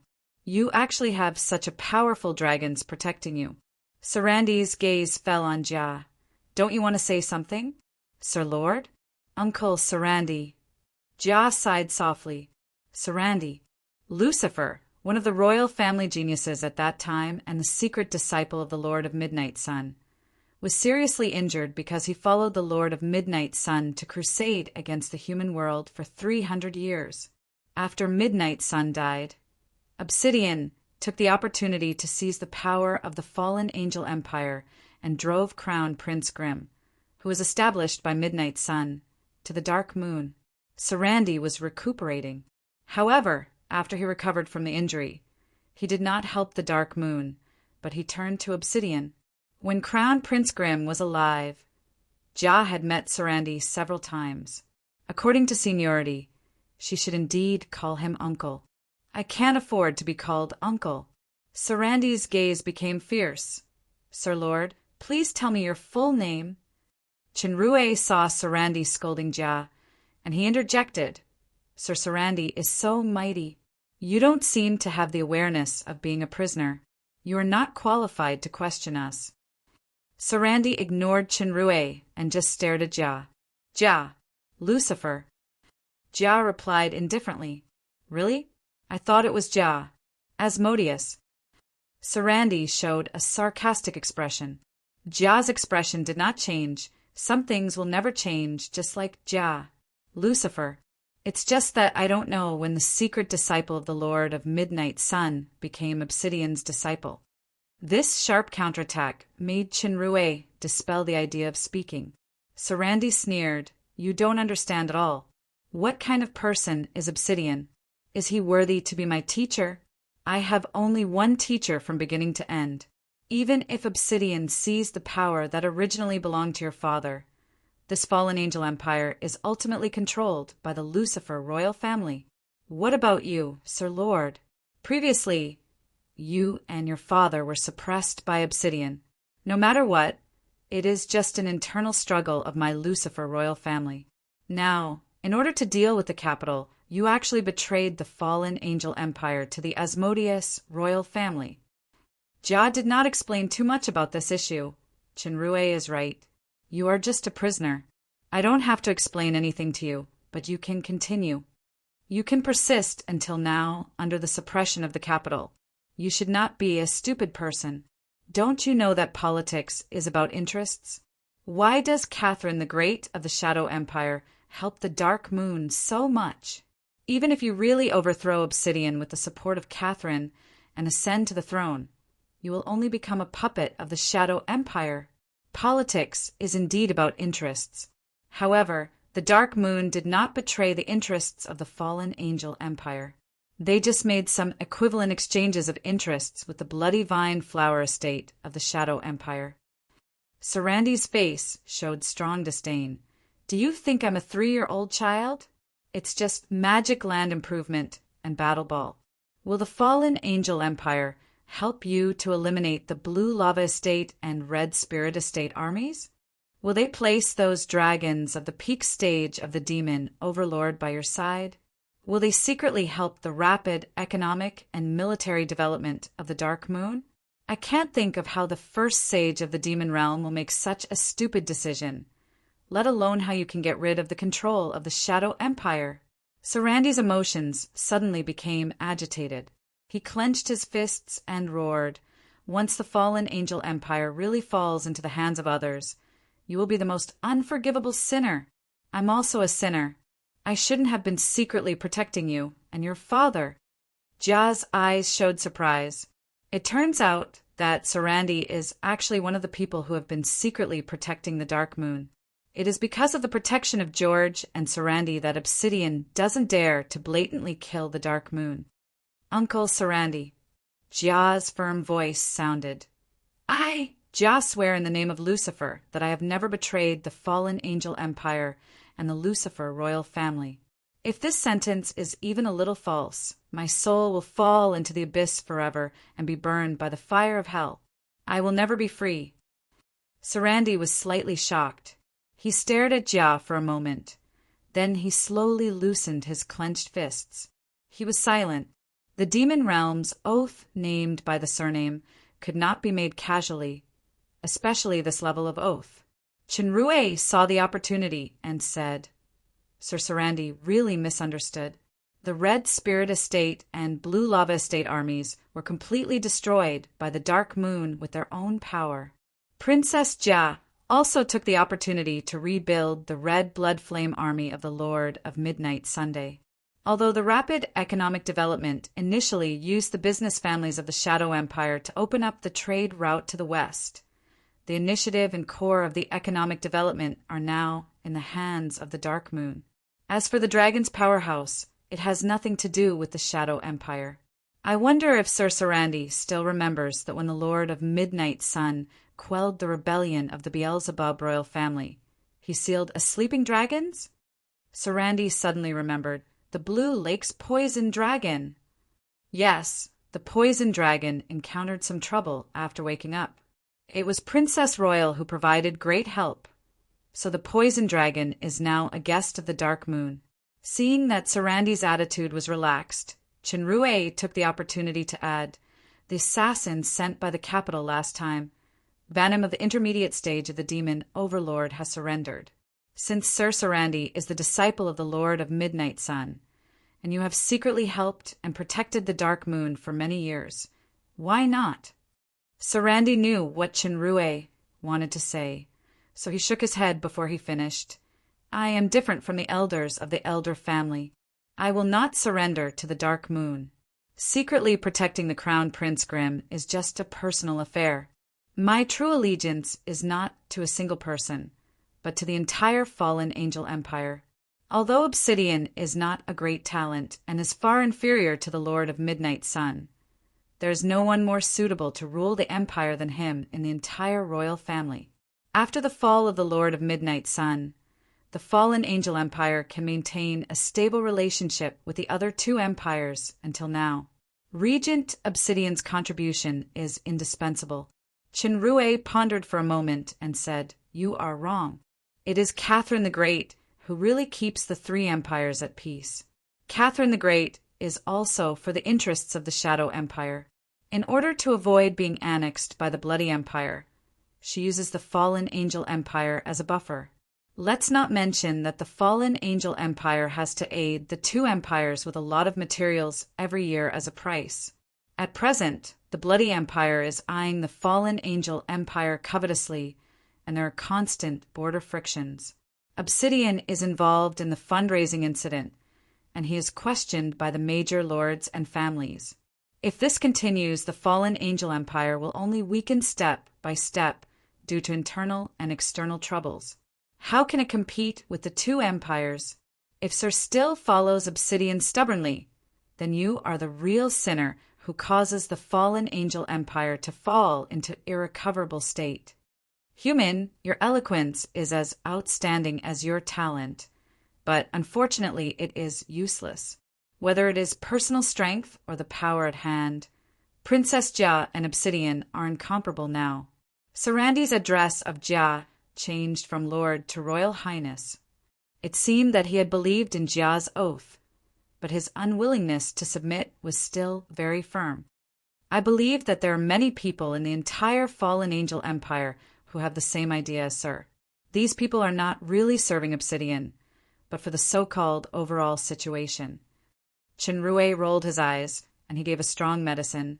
"What if I say that the Dark Moon's strength can defeat Obsidian in all aspects in 10 years at most? 10 years? Sarandi glanced at the calm Jia in surprise, and he took a deep breath. "If Royal Highness can really do this within 10 years, Sarandi, Lucifer, am willing to be the long sword in Royal Highness's hand to kill all the enemies on the road ahead for the new Empress of the Empire. However, if Royal Highness can't do it, then please put the highest interests of the royal family first and truly submit to the capital." "Deal." Jia agreed without hesitation. The strong confidence in Jia's eyes moved Sarandi. He felt that the thing that he had always believed in seemed to be shaken, but he finally nodded. Sarandi didn't know that Jia agreed so, without hesitation, not because she had confidence in herself, but because she had confidence in the human. After a while, in a certain house, Chinrue looked at Isabella, who was making tea for him opposite, and smiled bitterly. "You are famous this time. Now all the big and small families know that the Secret Intelligence Department has a murderous witch leader, but your means seem to be a little ruthless." Isabella did not answer Chinrue's question, but she poured a cup of tea for him. "Try it." "But this is also good. At least those guys will be careful in the future. Even if they have ulterior motives, they will be a little more scrupulous." Chinrue picked up the cup and took a sip. Then he said, "Unfortunately, due to the traitor, the 3 dark demon strongholds in the fallen angel capital, including the Walong Hotel, have all been uprooted.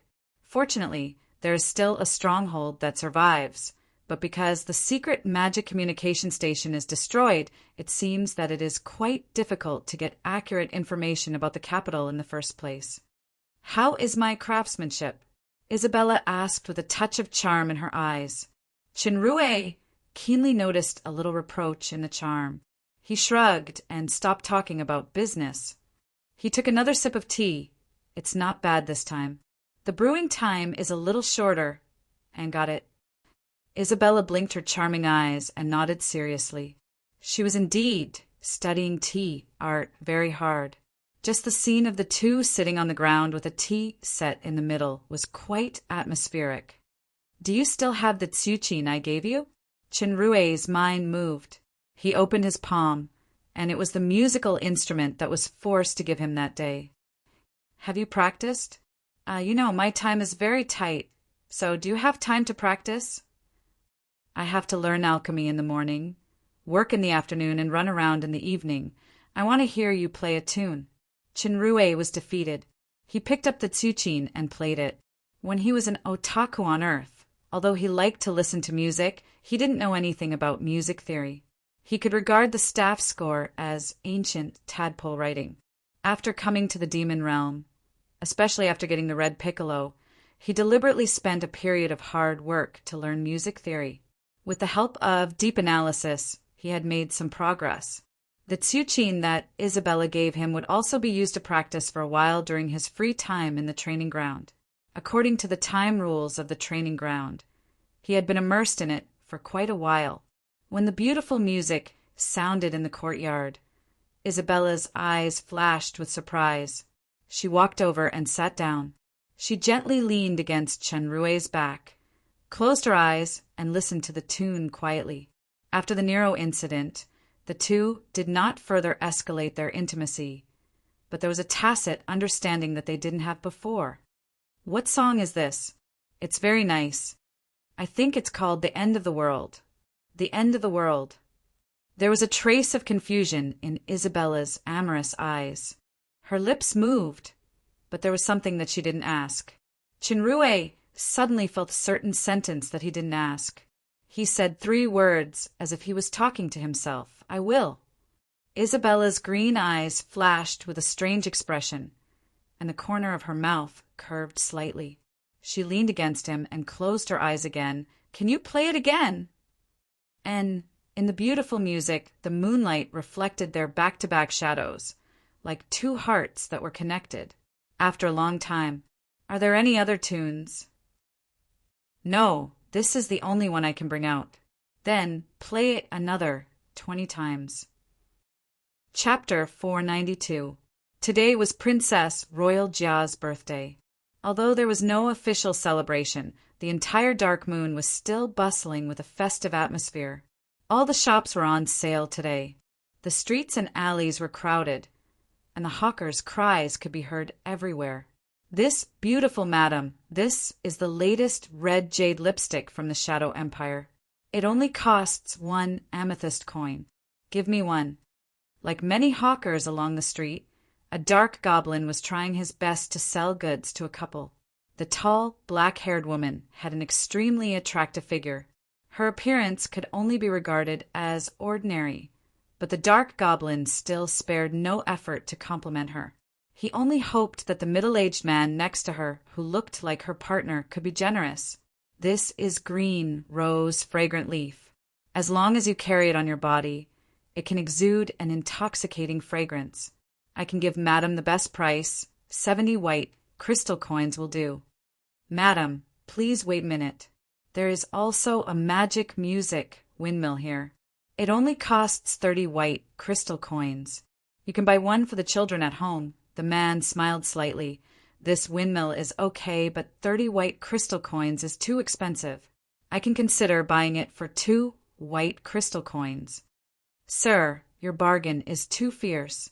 If you go to the shop next to me to buy my windmill, it will cost at least 80 white crystal coins, and there is no bargaining.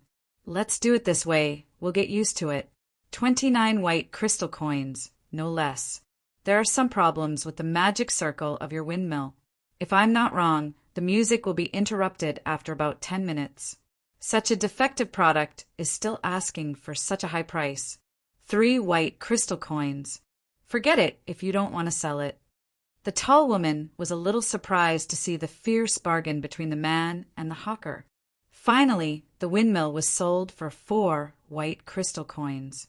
The man fiddled with the windmill for a while. Then he handed it to the woman and held her hand. The woman's face was slightly red. She wanted to break free, but she was held tightly. The man sneered, "What are you afraid of?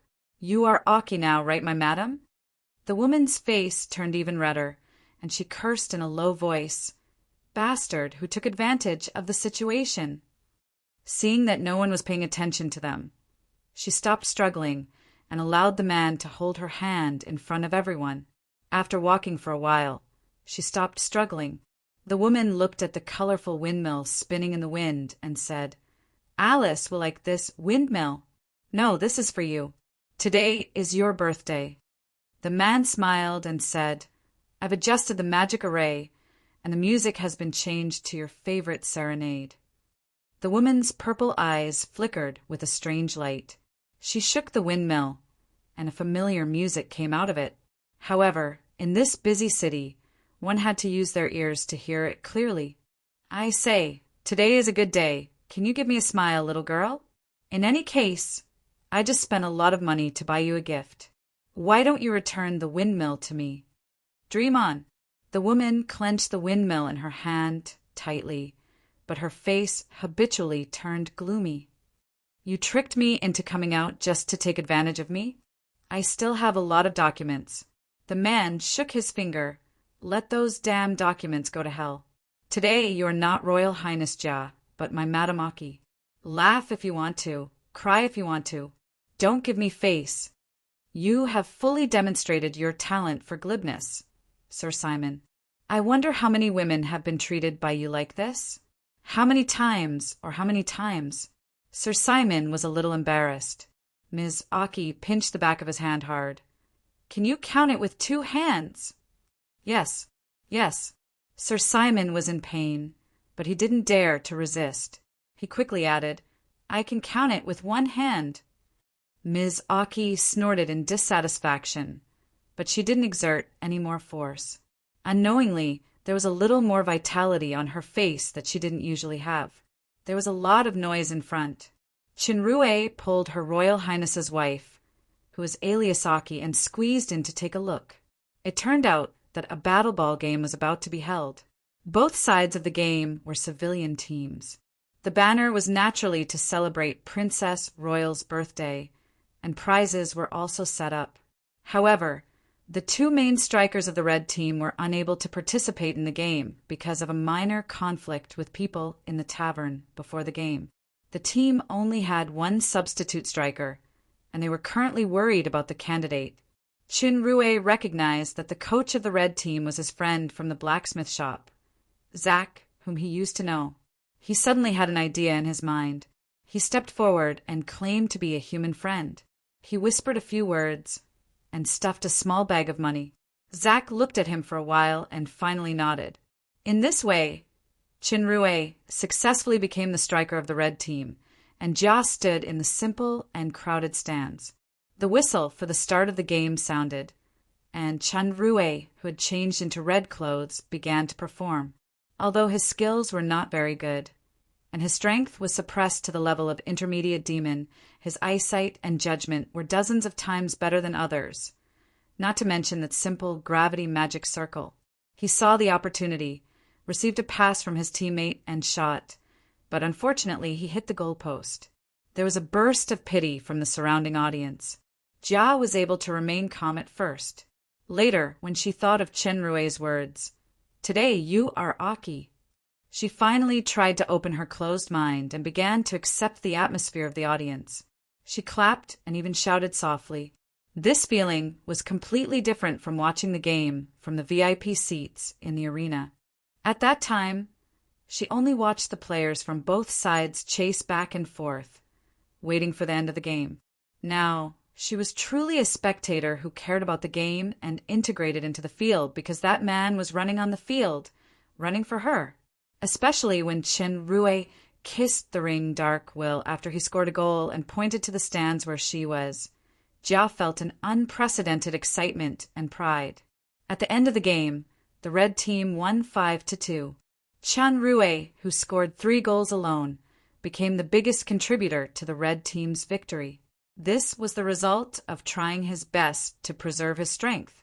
Seeing him running in front of her, Ja no longer had her habitual indifference on her face. She took out a handkerchief to wipe his sweat under the admiring and envious gazes of the surrounding people. Chinrue laughed and fled the field with Ja in his arms. There were whistles and cheers behind him. If he didn't run, the coach, Zach, whose eyes were shining, would probably use all means to invite this super striker to officially join the team. After the intense game, Ja seemed to have relaxed a little. She held hands with Chinrue and walked freely on the streets, shopping, eating snacks, and watching the fun. Ja suddenly had an illusion. It was as if she had returned to her carefree days as a young girl. At that time, she didn't have to wear a mask every day, didn't have to face tedious tasks every day, and didn't have to shoulder heavy pressure. It had been a long time since she had relived such a precious feeling. Ja looked at the man who was talking and laughing beside her. Her purple eyes revealed undisguised gentleness. She held his arm tightly, and the expression on her face finally became rich. When she was happy, she would smile. When she was unhappy, she would throw a tantrum. Anyway, no one would recognize her. In front of the tavern, Chinrue suddenly turned sideways and pulled Ja around. It turned out that there was a beautiful girl in a black dress in front of them. She had a beautiful face, long legs, and a chest a bit flat. The girl's cute nose suddenly twitched. She seemed to have smelled something familiar, and she walked toward Chinrue. Chinrue felt this from analytical eyes, and he knew it was bad. This chick's sense of smell was very sensitive. It seemed to be a special talent that could see through skills such as transformation and camouflage. The stalker, Paglio, often fell for this talent of hers. If this chick found anything unusual today, it would be troublesome if she went back and reported him. Chinrue had an idea. He shook his hand and threw a black crystal coin on the ground in front of him. He deliberately said, "Who dropped that money?" As soon as he finished speaking, the black Miss Long's foot stepped on the black crystal coin accurately in an instant. Then the chick bent down quietly and made a posture of tying her shoelaces. When she stood up, the black crystal coin was already gone. Her expression and movements were smooth and natural. Obviously, she was trained. Chinrue's forehead was sweating. The black Miss Long didn't seem to stop after picking up the money. She continued to walk toward them. Chinrue didn't dare to stay for a long time. He pulled Ja and walked forward quickly. He happened to see a familiar figure in the distance, holding a bottle in his hand. He was chatting up 2 dark elf beauties. "Ah, look, someone dropped a bag of money in front of that shop." Chinrue pointed to Paglio and said, "It's the way of the king. It's better to let your friend die than me." The black Miss Long was already very close to Chinrue. When she heard the voice, she immediately looked in the direction pointed by someone. She saw an unlucky old man flirting. Her eyes suddenly lit up. The old man keenly noticed the gaze in this direction. When he saw the chick, he was startled. When he was about to turn around and slip away, the black Miss Long had already appeared in front of him. She looked at the 2 dark elf beauties suspiciously. Chinrue took the opportunity to escape in the opposite direction with Ja. He even heard the black Miss Long's questioning voice, "Where's the bag of money?" It seemed that they were safe for the time being. "Dead duck brother, just sacrifice this once. I'll burn more for you during the holidays. What's wrong?" "She seems to be the one you mentioned last time," Ja asked curiously. Chinrue shrugged and said, "I'll tell you when we get out of the city. It's too dangerous here." After a while, there was a man and a woman flying in the air above the mountains in the outer suburbs. However, the man was flying with the woman on his back. "Hey, my Lady Ash, what are you doing?" Alice said that this is called the Titanic flying posture. "I'm just trying it." Last time, Alice played this posture on the back of the wyvern. You actually think I'm a magical beast?" In fact, Uncle Simon was enjoying it. Just the feeling of being pressed by the two fullness on his back was wonderful.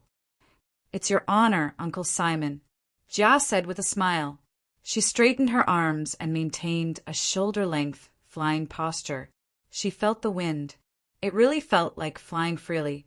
It was completely different from flying by herself. If someone familiar saw her smile now, they would think it was an illusion.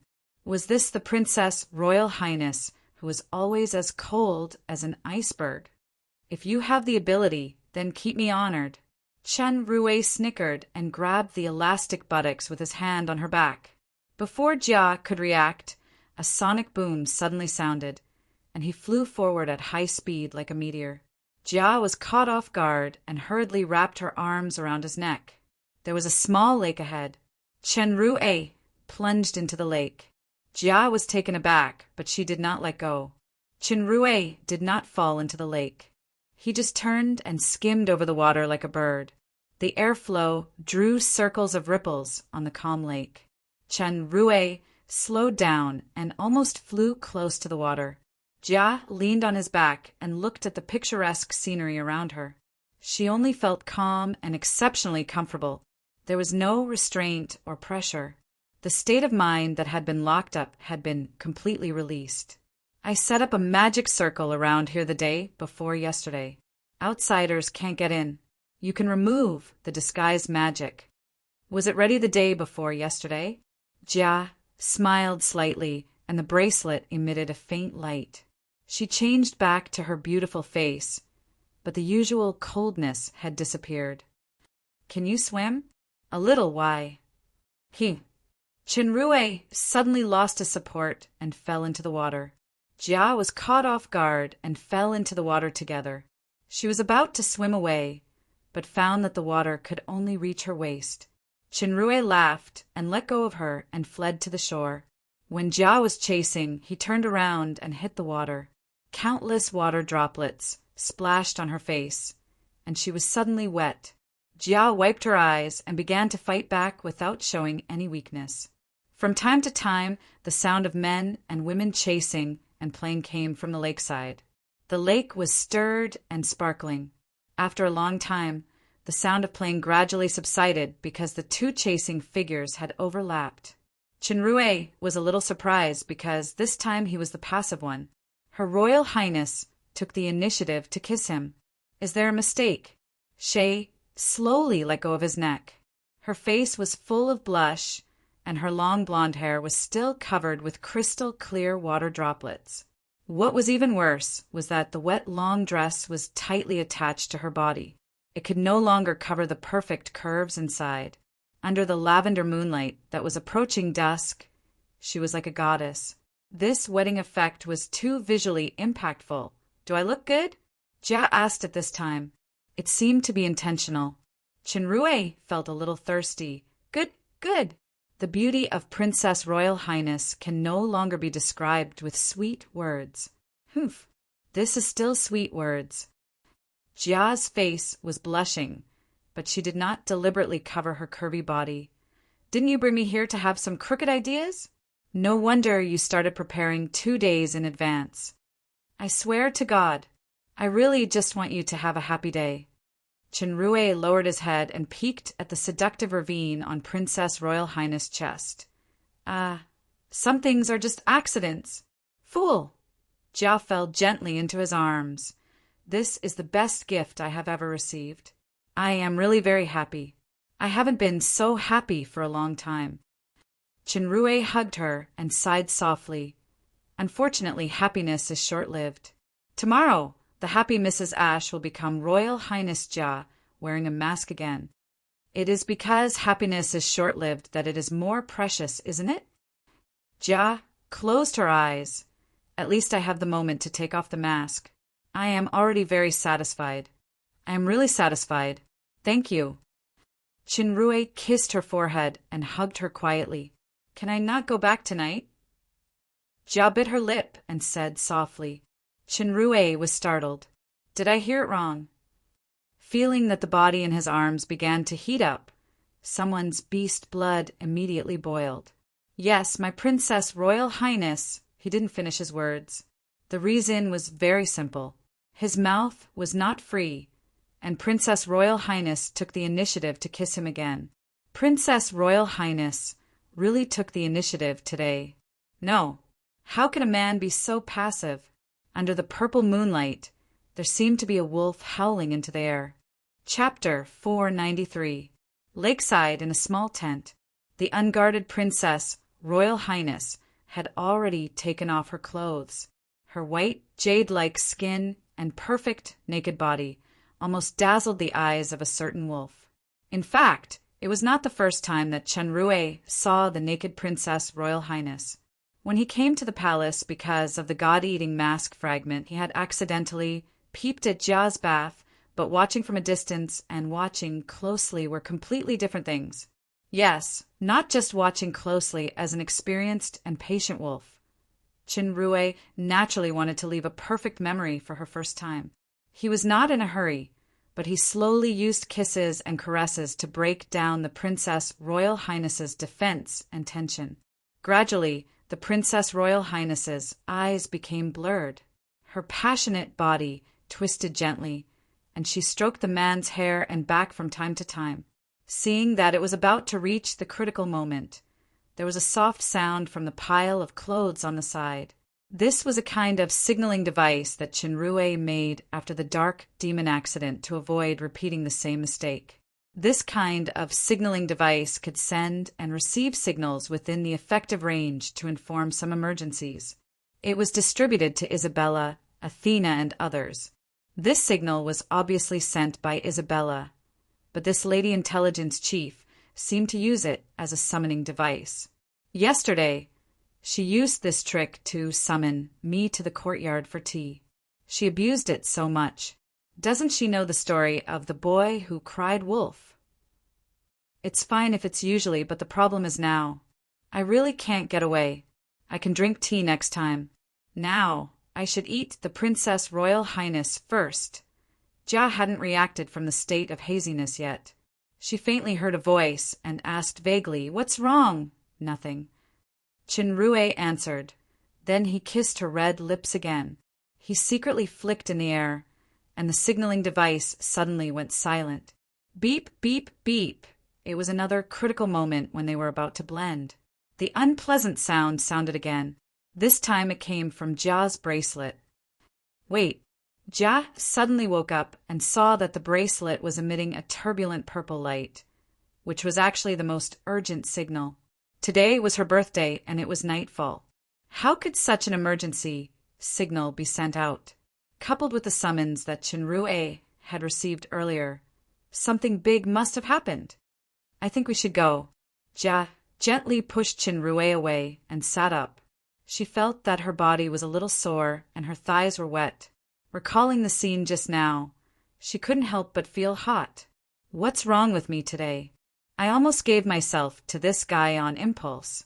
Chenrue looked gloomily at Jia, who was hurriedly putting on her clothes. What the hell was that signal? Why did it come at the most critical moment?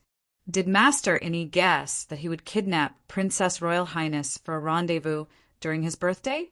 So when he failed to summon him, he deliberately alerted him by sending this signal. Seeing someone's bitter expression, a faint smile flashed in Jia's eyes. She took the initiative to kiss his face. "Can I kiss this side again?" Chenrue pointed to the other side of his face. Princess Royal Highness had already put on her clothes. Seeing the continuous flashing signal on her wrist, her face became solemn. "Let's go!" Seeing that the cold and solemn mask returned to Jia's face, Chenrue knew that there was no hope at all. After this village, is there another shop?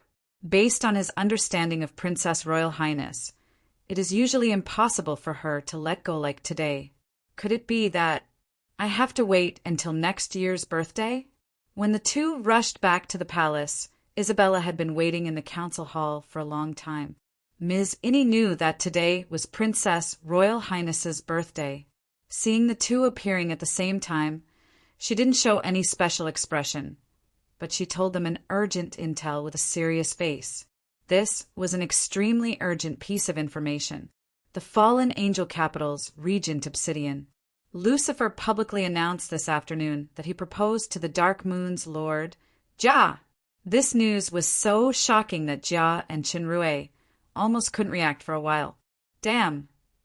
Qinrui's anger rose all of a sudden. This damn Regent Obsidian actually proposed to his nephew's daughter publicly. Does he know what shame is? He even wants to steal my woman. It was simply unbearable.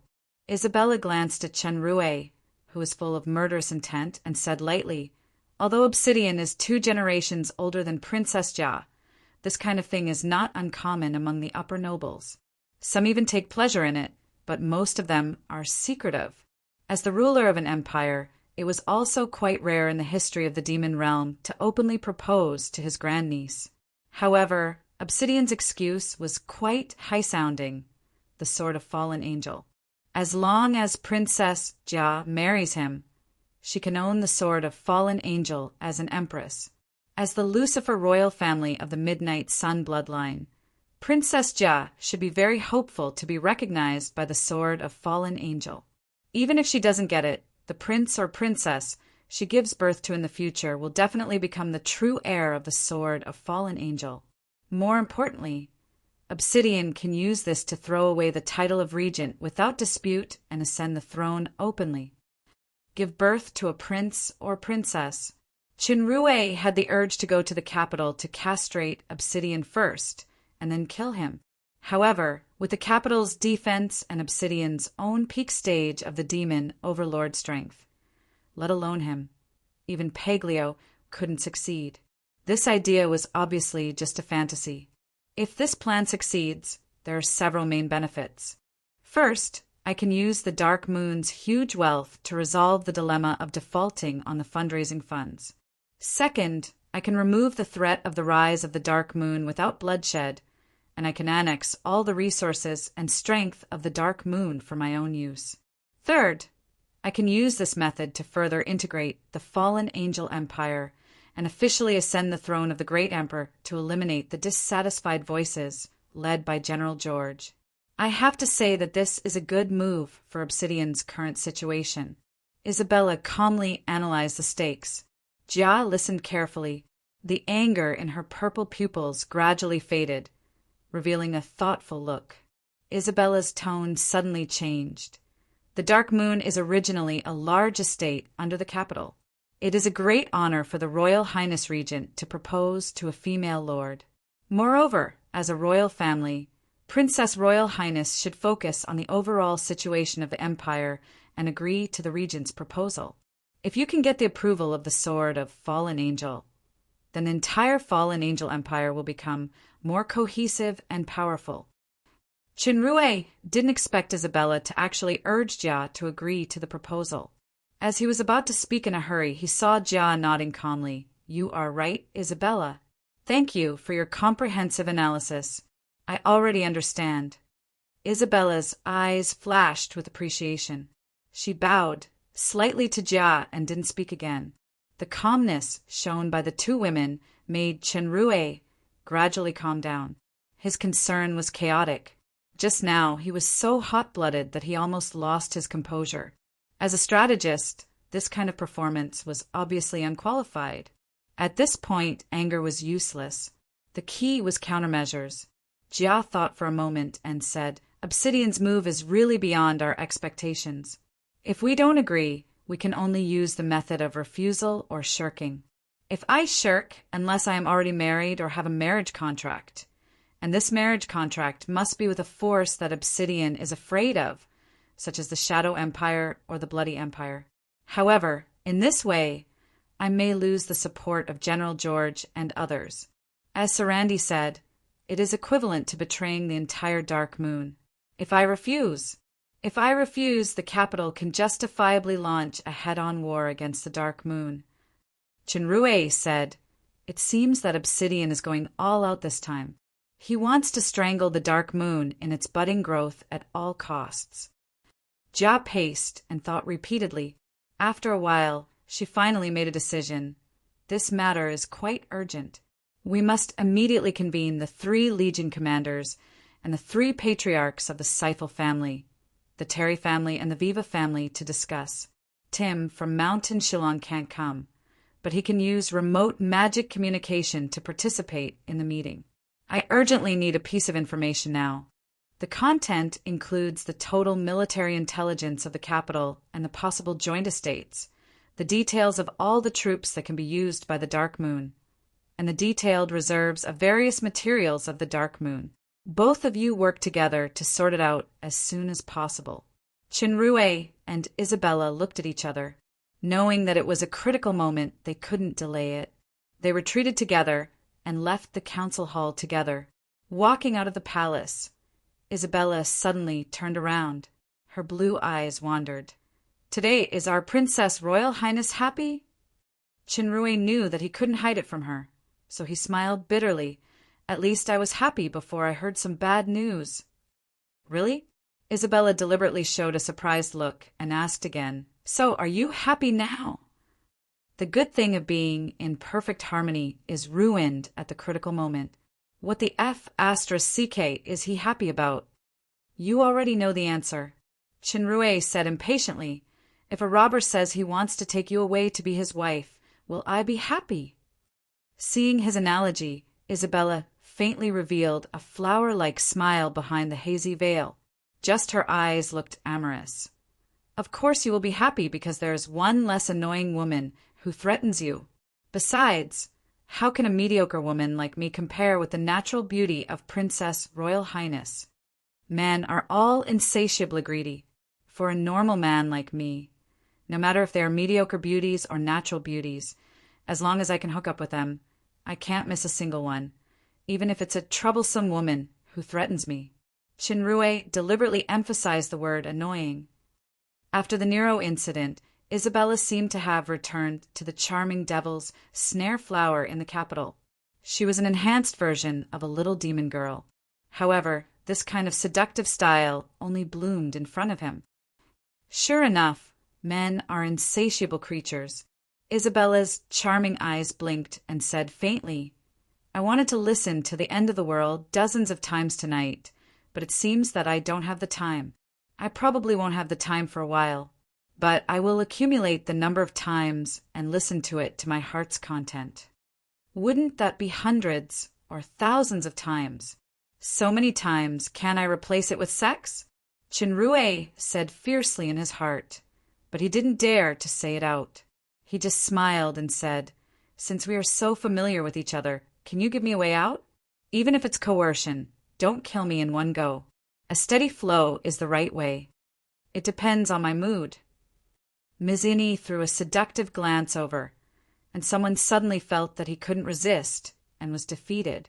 After a few teasing words, Chinrue felt that his originally depressed mood was suddenly relieved a lot, and his tense nerves gradually relaxed. He knew that this was Isabella's intention. Ms. Secret Intelligence was actually a very understanding woman. In the current tense situation, anxiety and anger would only bring more mistakes. He must keep a clear mind. The report on military and material resources was also urgently needed by Chinrue because, judging from Jia's attitude and orders just now, she had made a decision. Then the Dark Moon was about to face a real test that was unprecedented. Chinrue needed to carefully calculate all the trump cards that could be used in his hands. According to the original plan, with the development speed of the Dark Moon, it was only a matter of time before they confronted the capital head-on. He also considered how to disintegrate Obsidian's control of the capital and the entire empire step by step in 10 years. Finally, he would completely defeat the opponent in a head-on confrontation. That was why he made a bet with Sarandi. However, man proposes, after all, God disposes. This day had come much faster than he had expected. On the second day of her birthday, Princess Royal Jia, dressed up, attended the Red Blood Flame Army Battle Ball All-Star Game in the arena. Facing a packed audience, Jia announced a piece of good news before the game opened. That was Jia would marry the Red Blood Legion Deputy Legion Commander, Imperial Guard's Deputy Commander, and the leader of the Cloak Gang, Aguile, as her husband.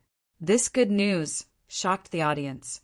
The mysterious hero who defeated the Red Spirit Estate, Aguile, will become the husband of Princess Royal Highness.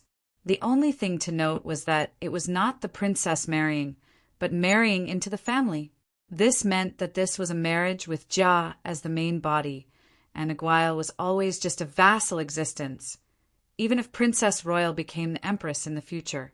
People couldn't help but think of the rumor that Aguail is a Beelzebub royal family that was popular some time ago. In this way, even if Aguail is really a remnant of the Beelzebub royal family, or even the rumored heir, then marrying into the Dark Moon now also represents the submission of the Beelzebub royal family to Princess Royal Highness. It is to the Dark Moon's Princess Royal, not to the capital's regent. This is a heavyweight to enhance the reputation of Jia and even the entire Dark Moon.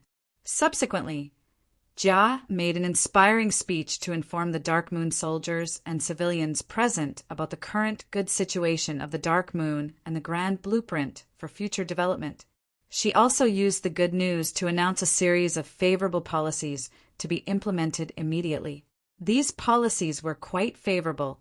If there were no accidents, the people of the Dark Moon would be richer, and each family would benefit more. The audience cheered thunderously.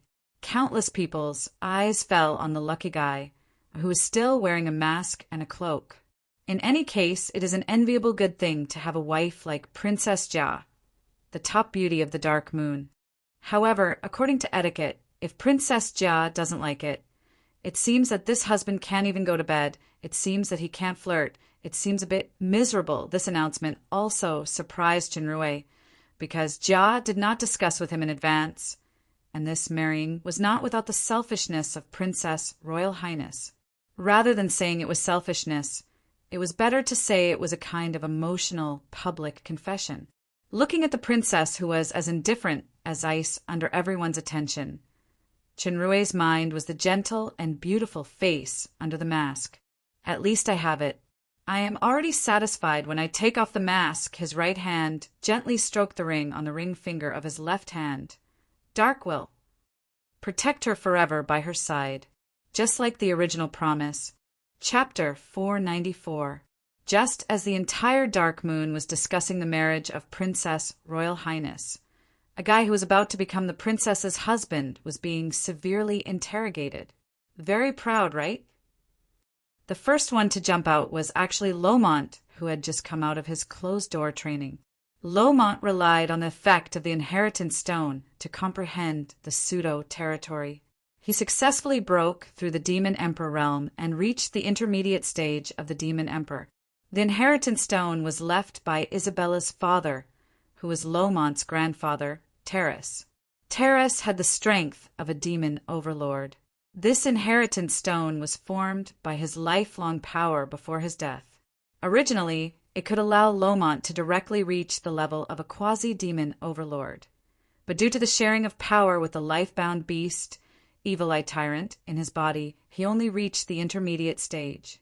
Lomont, at the intermediate stage of the Demon Emperor, plus the Evil Eye Tyrant with terrifying spirit talent, was enough to compete with any opponent of the peak stage of the Demon Emperor. Chenrue looked at this traitor, who betrayed Sir Leader and jumped out to add insult to injury. He couldn't wait to bury this guy's mouth in the mud. But now facing a room full of juries, he naturally didn't dare to act rashly. In fact, in the current urgent situation, Jia didn't have the time to be distracted by personal affairs.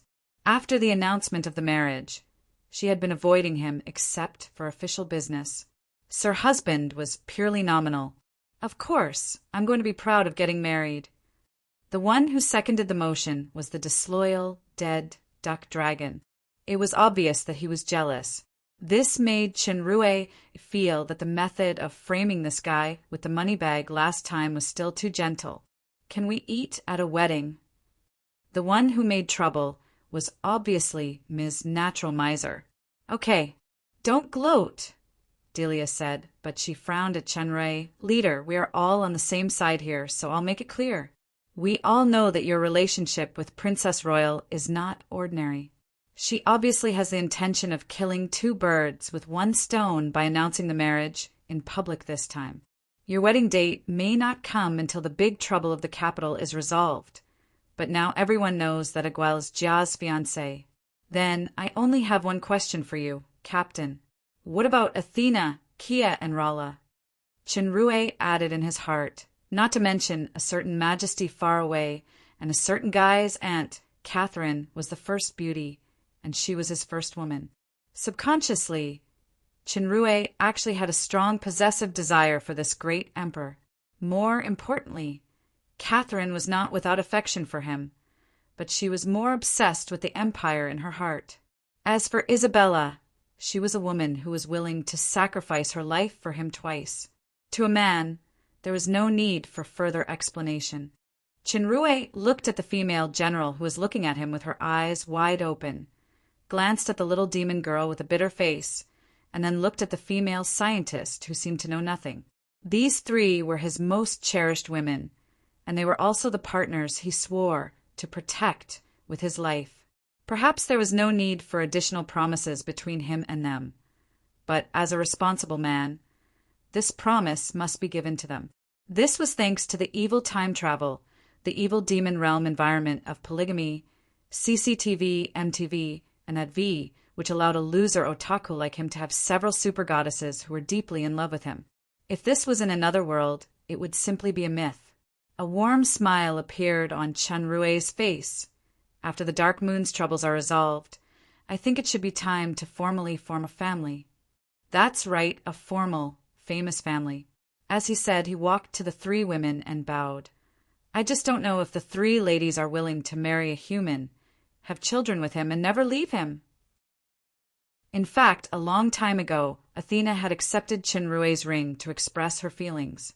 Now, when she heard him say this in public, she still felt extremely happy. She looked at his affectionate eyes with a blush and nodded. Although Catherine was Chinrue's first woman, Athena was his first lover. Until now, she was still the most irreplaceable and important woman. The little demon girl, Kia, showed an expression of following the wife of the first wife, even if she was entrusted to the wrong person. She held Athena's arm, and her eyes were a little red. Mom, do you see it? Kia will live happily under the care of this man. You will be happy, right? Fairy Miss Long still had a silly expression. Behind the fake dazed glasses, her purple eyes were filled with unprecedented joy and excitement. For dragons, marriage was sacred and solemn. Although after the unexpected sex incident in the Rainbow Valley, Chinrue used the dragon's courtship ritual to take out the ancient rune slate that she couldn't refuse, which was equivalent to a proposal. In fact, Fairy Miss Long knew that it was more of this man's improvisation or even forced action. Fate was quite wonderful. Judging from the long life of dragons, the time from then to now was actually just a blink of an eye. However, in this blink of an eye, too many unforgettable things happened to Fairy Miss Long. There were laughter, pain, tears. She didn't know when it started, but that wonderful feeling had been deeply rooted in her heart. Perhaps it was unclear, but one thing was certain. She hoped to be with this man for the rest of her life. Oh, although it was just a habitual response, Chinrue could clearly feel the feelings of never abandoning each other. He felt warm in his heart, and he nodded to Rala. Wait a minute. Rala. Krabalis spoke. Her meditation training only ended yesterday, and she had made great progress in magic. Although she didn't break through a small realm, she was already quite close. She just needed a chance to break through the window paper smoothly. Emerald Miss Long and Fairy Miss Long, who were both dragons, had already become close friends from the initial hostility. Apart from Isabella, Miss Betty's best friend was Rala. Seeing that she agreed so quickly, she was anxious and blurted out, "You haven't even agreed on the distribution of property after marriage, and you agreed to marry him just like that? No matter what, there should be a large sum of wealth as a betrothal gift." Oh, obviously he didn't care at all. In Rala's opinion, knowledge was the most important wealth. This man had already helped her gather all the ancient rune slates in the beginning, plus the artifacts, black potions, and devil fruits. These were all priceless treasures. The most important thing was not the value of these things themselves, but the man's true feelings for her. For a woman who had fallen in love, Nothing was more precious than this. Speaking of which, compared with many real-life dragons, Fairy Miss Long, who had been immersed in magic and research all her life, was much simpler. A large sum of wealth, Ms. Miser, who was equally simple but extremely sensitive to treasures, suddenly pricked up her ears. "It turns out that this is marriage!" Ms. Miser was not a fool. After coming to the Dark Moon for so long, she already knew that the wealth of this employer was far higher than her estimation. She heard from Paglio that he could even be regarded as the richest man in the entire demon realm. So does he have 1,000,000 black crystal coins? Or 10,000,000? Thinking of this, Ms. Miser's big eyes suddenly turned into shining black crystal coins. She leaned forward. "I want to eat too." "No, I want to marry you too." As soon as the sentence came out, all the women's eyes suddenly showed vigilance. It was more of a warning to someone. Lomont took 3 steps back exaggeratedly. He pointed at Chinrue with a pale face. "Leader, you are too beastly." Another one. But what surprised this guy was that his old buddy, Paglio, did not echo. Instead, he looked at Chinrue with a gloating face. Master Poison Dragon seemed to be the biggest victim of Miss Long these days. He couldn't wait for Oliphius to change her target. Chinrue ignored Ms. Miser, whose mind was full of money. He turned his head and said, "Delia, what I said in the Dark Demon Headquarters Hall last time still counts, right?" Delia was startled. She had a good memory, so she immediately remembered. "Leader said to beat up a bastard who went out to hook up with women 3 times for me. Of course it's valid." "Really? Where is this bastard?" "I'll help you too," Lomont immediately said guiltily, but his voice became softer. "Your biggest help is to stand still, bastard." Chenrue walked toward Lomont with a grin on his face. Lomont suddenly exuded the breath of the intermediate stage of the Demon Emperor. "Leader, if you don't use the transformation technique, you're not my opponent." Before the breath was completely released, he felt his body tighten as if he was imprisoned by some kind of spirit power. With the power of the intermediate stage of the Demon Emperor, he actually couldn't move. Lomont was taken aback. His left eye glowed with a faint golden light. He had merged the spirit power of the life-bound, beast-evil Eye Tyrant, but he still couldn't break free. Sir Nephew finally reacted, and he called out rather aggrievedly, "Rolla!" "What?" Facing the Fairy Miss Long's response of pretending to be dumb, Lomont had an urge to cry. With the strength of the intermediate stage of the Demon Emperor and the combat power comparable to the peak stage of the Demon Emperor, I can do whatever I want in any estate.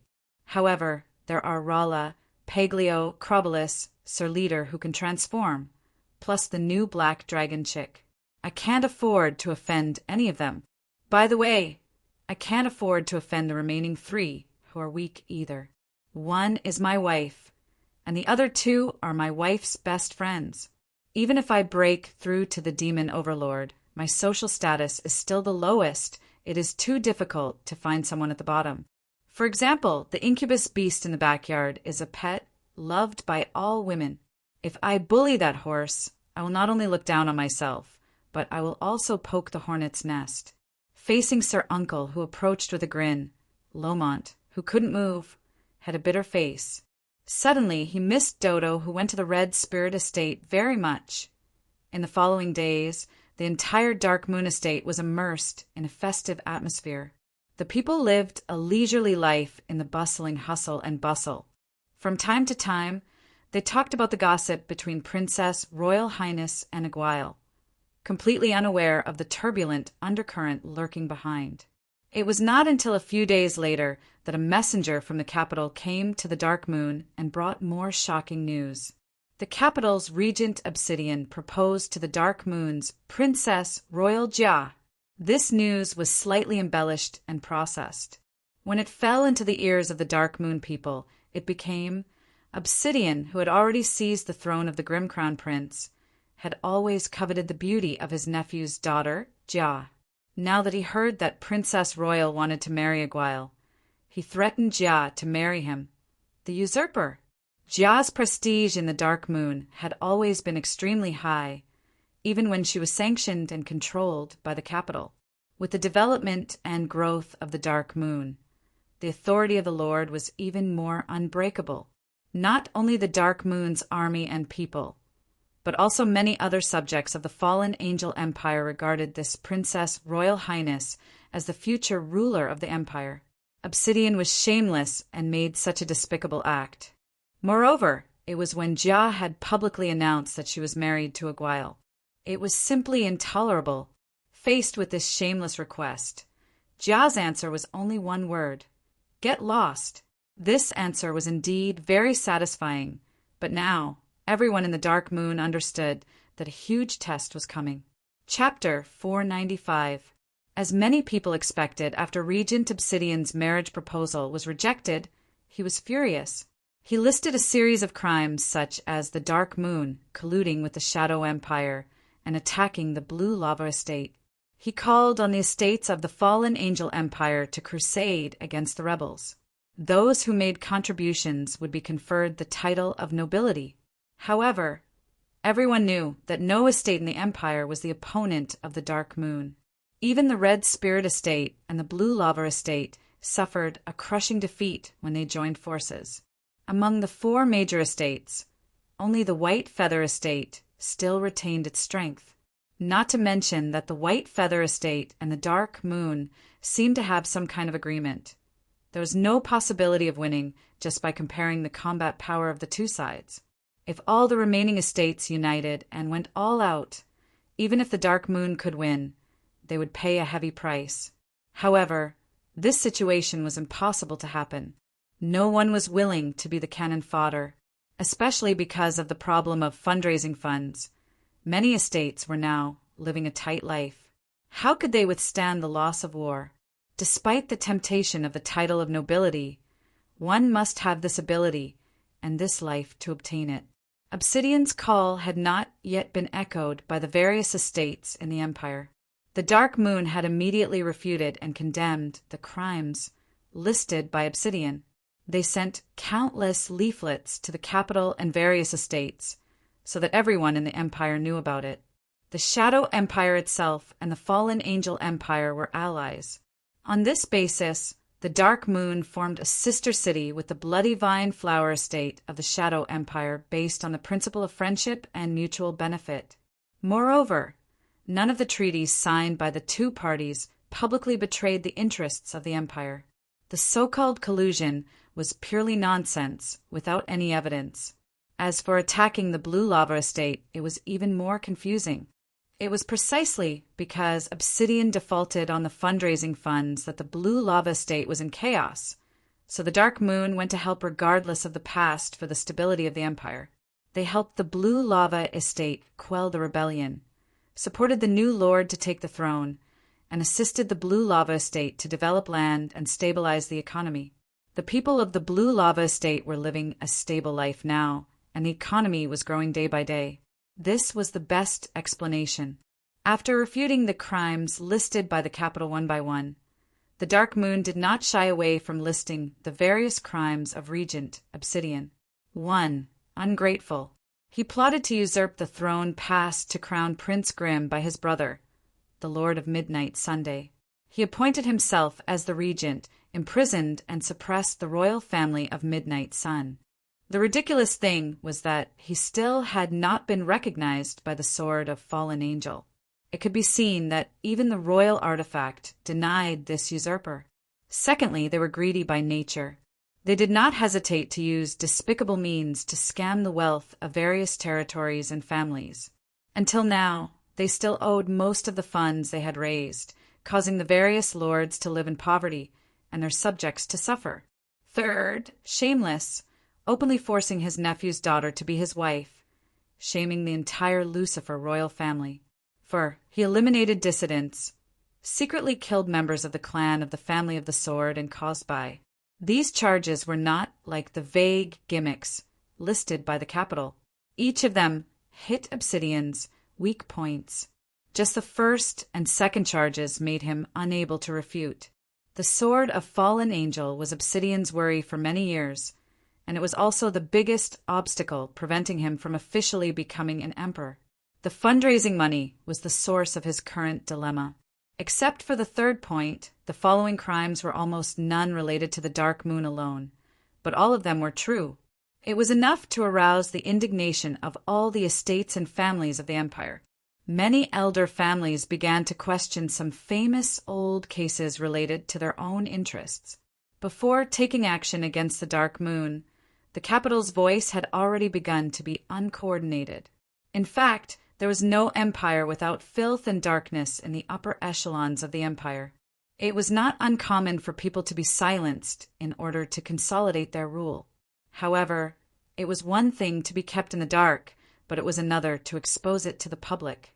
This was due to the fact that Isabella had previously controlled the capital's secret intelligence department. She had a lot of unknown inside information. Now, all of them were revealed, which caught Obsidian off guard. The southern estate, represented by the Blue Lava Estate, stood up first and expressed its firm support for the Dark Moon. The real power holder of the Blue Lava Estate, Sumin, was supported by the Dark Moon. As for the little kid lord, putting aside the impostor, he was simply a puppet. The opposition, led by General George, took the opportunity to strongly criticize Obsidian's behavior. However, at this time, Sakali, the lord of the White Feather Estate where the Warlock Fortress was located, had a conflict with General George. Obviously, Sakali did not respond to the capital's crusade on the surface, but he restrained Jia's biggest supporter, General George, with actual actions. The capital sent a large number of troops to the White Feather Estate to prevent changes. At present, the Bloody Empire was still harassing at the border. George was surrounded by enemies, so he could not lead the army south. But the White Feather Estate did not dare to advance rashly. The two sides were in a stalemate for a while. The verbal battle was just for a good reason. After Obsidian was completely defeated in this regard, he finally revealed his true fangs. In the name of the Empire's regent, he announced that he would personally attack the Dark Moon. He ordered the estates to send troops to form a coalition army to wipe out the rebels in one fell swoop. This kind of order was different from the previous call. If he refused to send troops, he would be regarded as a rebel who colluded with the Dark Moon. As soon as the order of Obsidian's personal expedition was announced, Josh, who had been keeping a low profile and recuperating in the Red Spirit Estate, was the first to respond. He expressed his willingness to follow the regent to crusade against the Dark Moon. Immediately afterward, each estate expressed their determination to send troops. Even the smallest estate was no exception. As for whether they sent elites, it depended on their own calculations. The assembly of the army was not so simple. Obsidian also considered the Shadow Empire behind the Dark Moon, so he sent an envoy to declare that the cause of this incident was an attempted marriage proposal, which was a family matter of the Lucifer royal family. He requested the Shadow Empire to abide by the Two Empires Alliance Agreement and not interfere in the internal affairs of the fallen Angel Empire. After some negotiations, a preliminary consensus was reached. As for how many benefits were given and how much price was paid, only the upper echelons of the Shadow Empire and Obsidian himself knew. In fact, the Shadow Empire did not sign an agreement with the Dark Moon for mutual assistance in war. Obsidian was purely sending himself to be slaughtered, so Catherine the Great would naturally not be courteous. After getting the promise of the Shadow Empire, Obsidian was relieved. He listened to the advice of the Red Spirit Lord, Josh, and used various means to suppress some of the elder families who were restless because of the crimes listed by the Dark Moon in order to prevent trouble in the rear during the expedition. Although these actions won the Dark Moon valuable preparation time, it still caused considerable panic. A large number of foreign merchants evacuated, and many residents relocated. This time, it was not like the War of Lords. An empire used the power of the whole country to deal with an estate. It was almost a war without suspense. Moreover, the capital also reached an agreement with the Shadow Empire behind the Dark Moon. The turbulent situation was also expected by the Dark Moon's upper echelons. Now that things had come to this point, there would be a war anyway, so the people who stayed basically held a certain belief. General Crawford, the Bloody Vine Flower Estate Lord, an ally of the Dark Moon, urgently sent a secret messenger to the Dark Moon to explain the decision of the upper echelons of the Shadow Empire not to interfere in the Dark Moon's dispute. However, Crawford remembered Jia's personal friendship and the life-saving grace of his only son, Monroe, so he specially sent a group of elite goblin warriors to the Dark Moon to support. The combat power of the goblins was extremely low. Those who could be called warriors or even elite warriors were definitely not ordinary goblins. In addition to manual talents such as manufacturing and assembly, their most prominent talent was controlling machinery. For example, the same magic crystal cannon. If it was controlled by an elite goblin warrior, the accuracy and power would be increased by at least 30%. This 30% was already quite amazing for heavy magic weapons with great lethality. This was exactly the precious resource that the Dark Moon lacked. Just like the 1,000-man magician team, Crawford's timely help was certainly due to his personal friendship. But the bigger reason was that his only son, Monroe, insisted on staying in the Dark Moon army. Monroe, who is currently wanted by the Shadow Empire, changed his name and officially joined the Dark Moon's Flame Legion as the commander of the magician team, the recovered intermediate stage of the Demon Emperor. Fei Man accompanied him to protect him. Feeny was hired as the female officer of the Dark Moon Palace, and she learned mechanics from Master Xingxing. The young couple finally got married, so they were grateful to Jia. The arrival of the elite goblin warriors. The first thing that Chen Rui thought of was not the magic crystal cannon, but the production of the gold men. The original production of the gold men was already in progress, but after the capital proposal incident, the demand for the gold men during the upcoming war had skyrocketed. The speed seemed unsatisfactory. With this batch of goblin warriors, the production speed would be greatly accelerated. This time, the head-on confrontation with the capital would be a huge test. It was related to the future fate of the Dark Moon and even Chen Rui, so he must calculate every force that could be used. Due to the need to use fertile yuan soil to upgrade, the Earth Elemental's Earth Realm was currently closed and could not provide help. Moreover, the principle of the elementals was not to intervene in the ordinary disputes of the demon realm. Garadam of Town Yenko used the undead of the ancient battlefield to restore his power and create a large number of troops. Later, he swallowed the 100,000 Blue Lava Army. Coupled with the weapons and equipment provided by Chen Rui, it was definitely a very terrifying combat power. It was rare that this force was still unknown. The three legions, Red Blood, Flame Light, and Moon Shadow, were the strongest main forces of the Dark Moon on the surface. Among them, the Medusas and Wyverns had been exposed. The magician team and elite goblin warriors, funded by the Bloody Vine Flower Estate, were still hidden in the dark. On the surface, the Dark Moon only had a small magician team of less than 100 people. The Taurens were the main force of equipment manufacturing. At the same time, they were also a powerful combat team. But Chen Rui did not intend to use them until the last moment. The Dark Moon's military system reform began as early as after the War of Lords.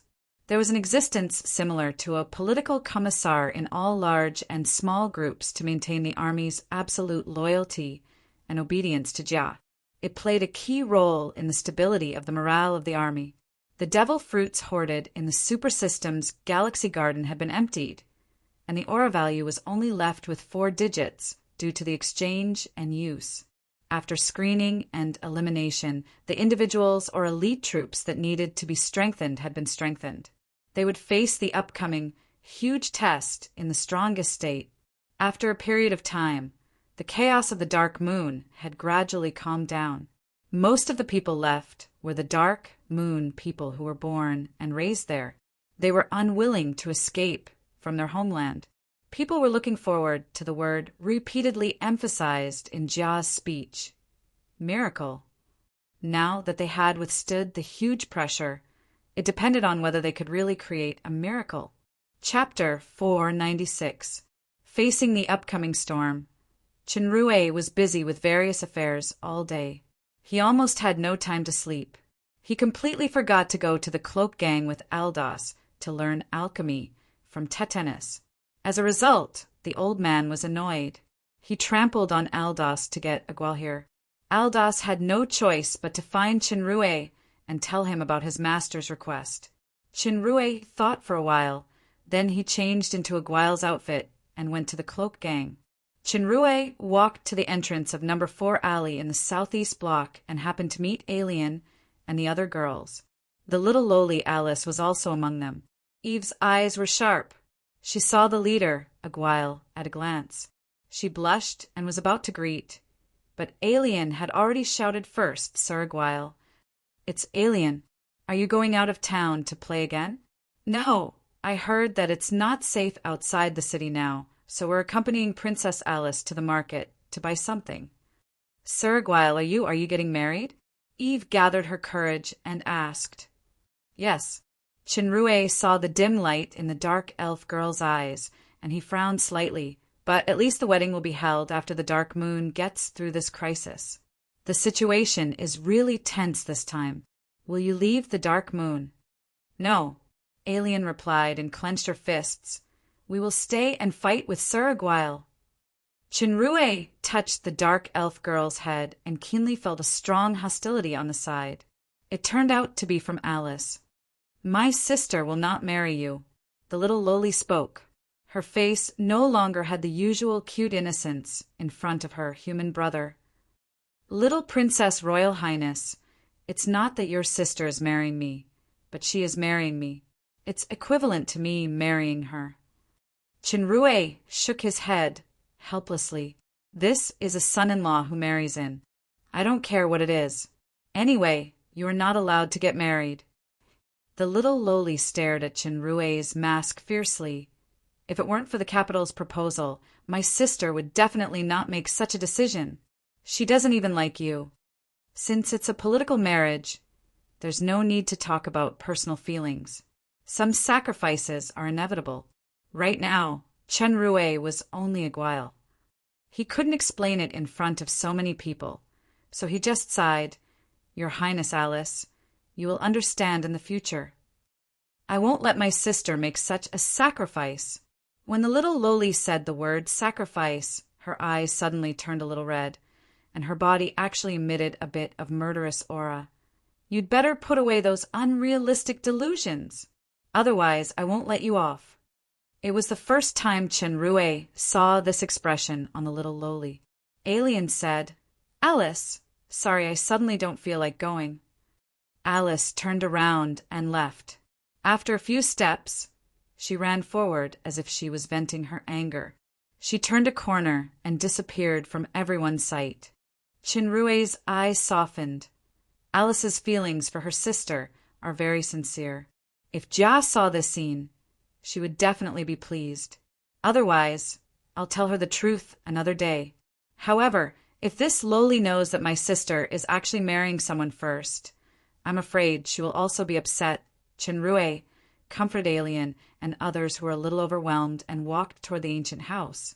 He walked to the backyard and saw his teacher, Tetanus. The old man was originally lying lazily on the chair. When he saw Chinrue's arrival, he immediately jumped up and scolded. "Kid, you still know to come. I'll give you a day to prepare. Call Aldous and leave the Dark Moon with me." Chinrue was startled. "Leave? If you don't leave, are you going to wait for death here?" The old man looked exasperated. "Do you think this estate can really compete with the fallen angel capital?" "That's not necessarily true." Chinrue shrugged disapprovingly. "The world is unpredictable. When the Red Spirit Estate and Blue Lava Estate launched the War of Lords against the Dark Moon previously, no one thought that the Dark Moon would win. As a result, the Red Spirit Estate was defeated and the Blue Lava Estate was completely annihilated. I think, although the enemy is powerful, it may not be impossible to create a miracle." The old man was anxious, and his tone suddenly became higher. "I think your brain has been bewitched by that princess. Don't you know why she is marrying you? It's nothing more than value.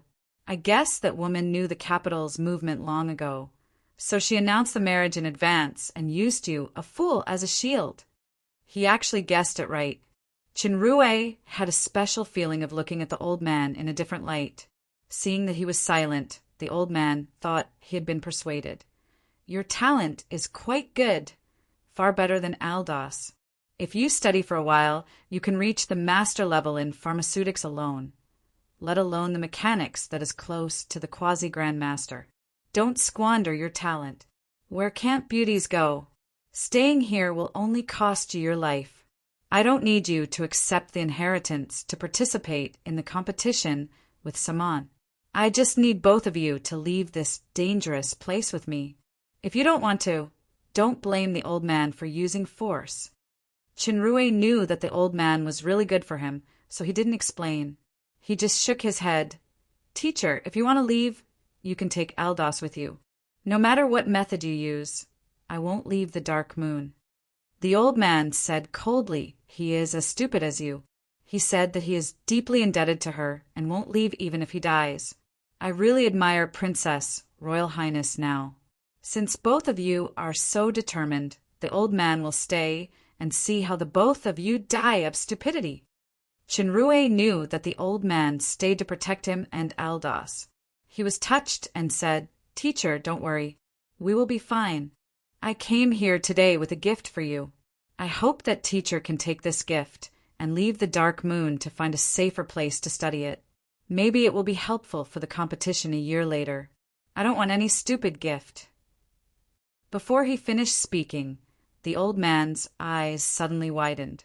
He saw a bottle of black potion in Chinrue's hand. This is...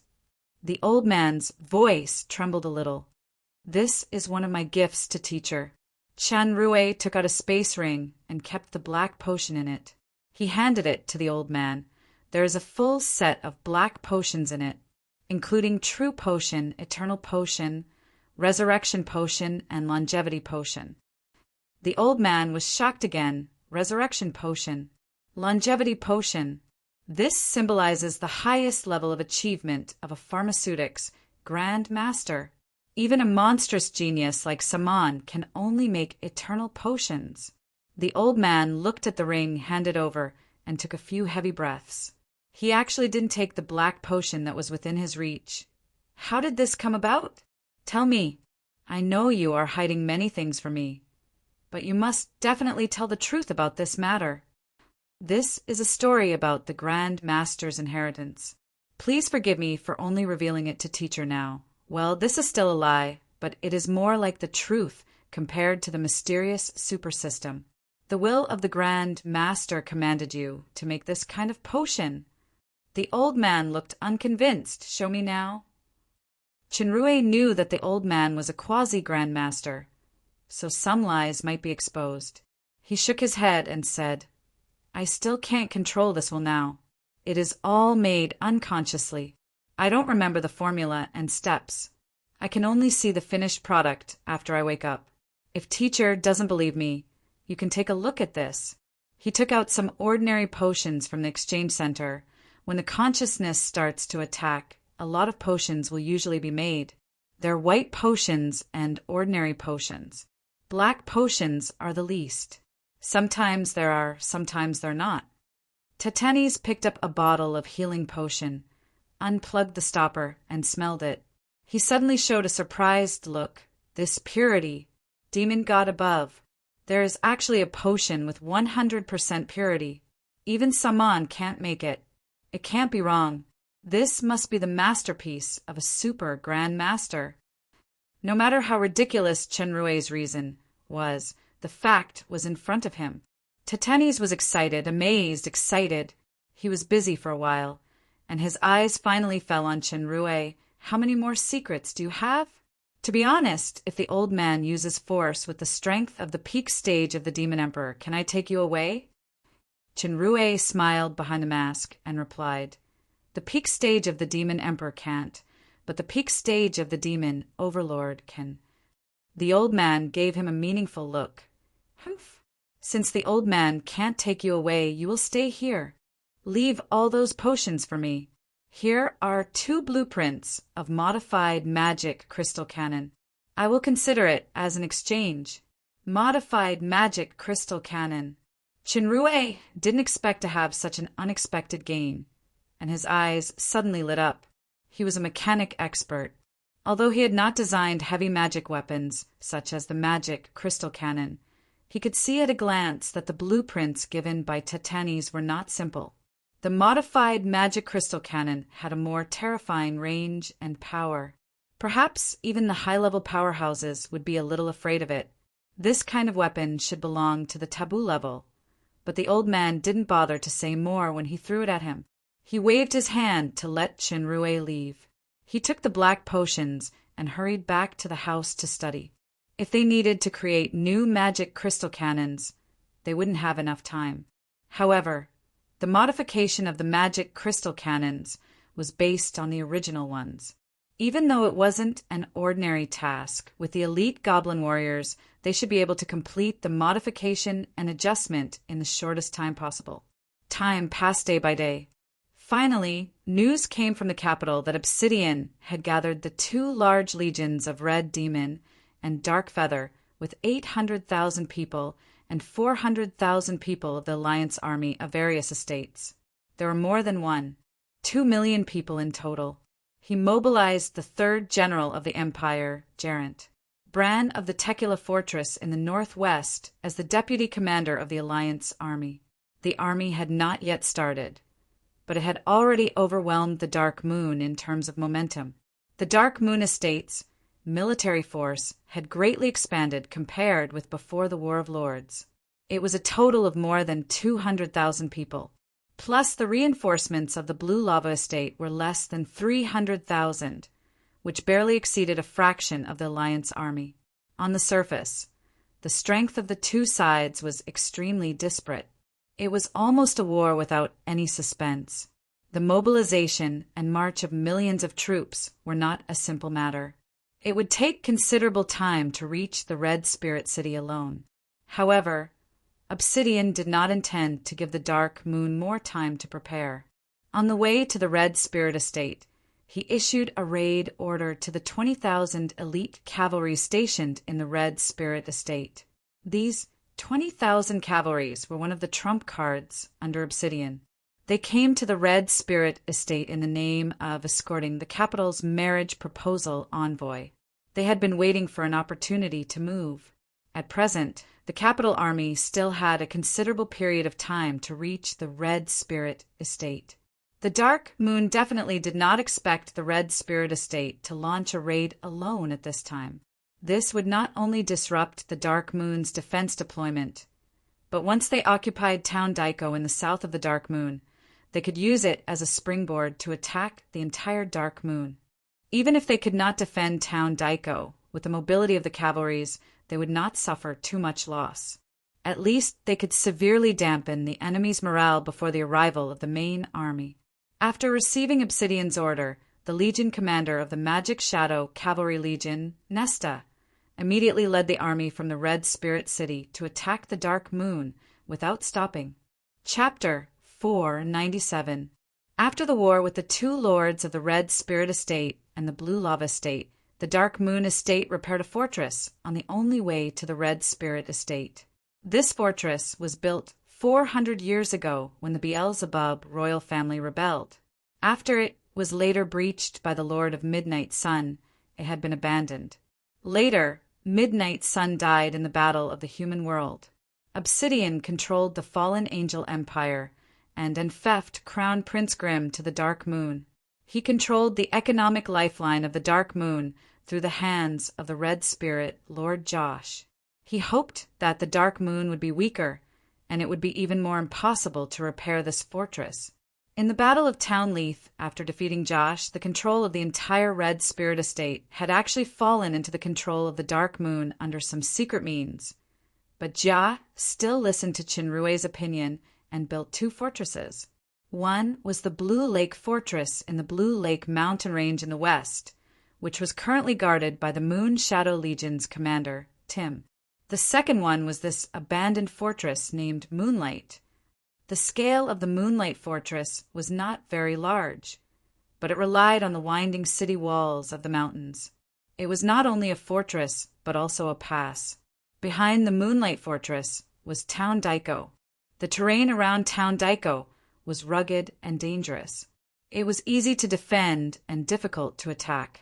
It had been a battleground for military experts since ancient times. Further south, Leaf Town was a wilderness without any danger. For the army, it could be considered a smooth road. The south of Town Leaf was the last barrier of the Dark Moon, Town Jimo. The importance of Town Daiko was evident. The mission of the Magic Shadow Legion this time was to break through the Moonlight Fortress and occupy the first important stronghold of the Dark Moon Estate, Town Daiko. Under the purple moonlight, Nesta led the Cavalry Legion into the Dark Moon territory. He advanced carefully all the way to the vicinity of the Moonlight Fortress. Looking at the brightly lit Moonlight Fortress at the foot of the hillside, Deputy General Troy whispered, "General, the entire army is ready. Should we launch an attack immediately? Wait a little longer. Instruct the soldiers to keep in line and keep an effective distance. Don't expose your whereabouts." Nesta was waiting for the signal from the spy. It was quite difficult to attack a heavily defended fortress with 20,000 cavalries alone.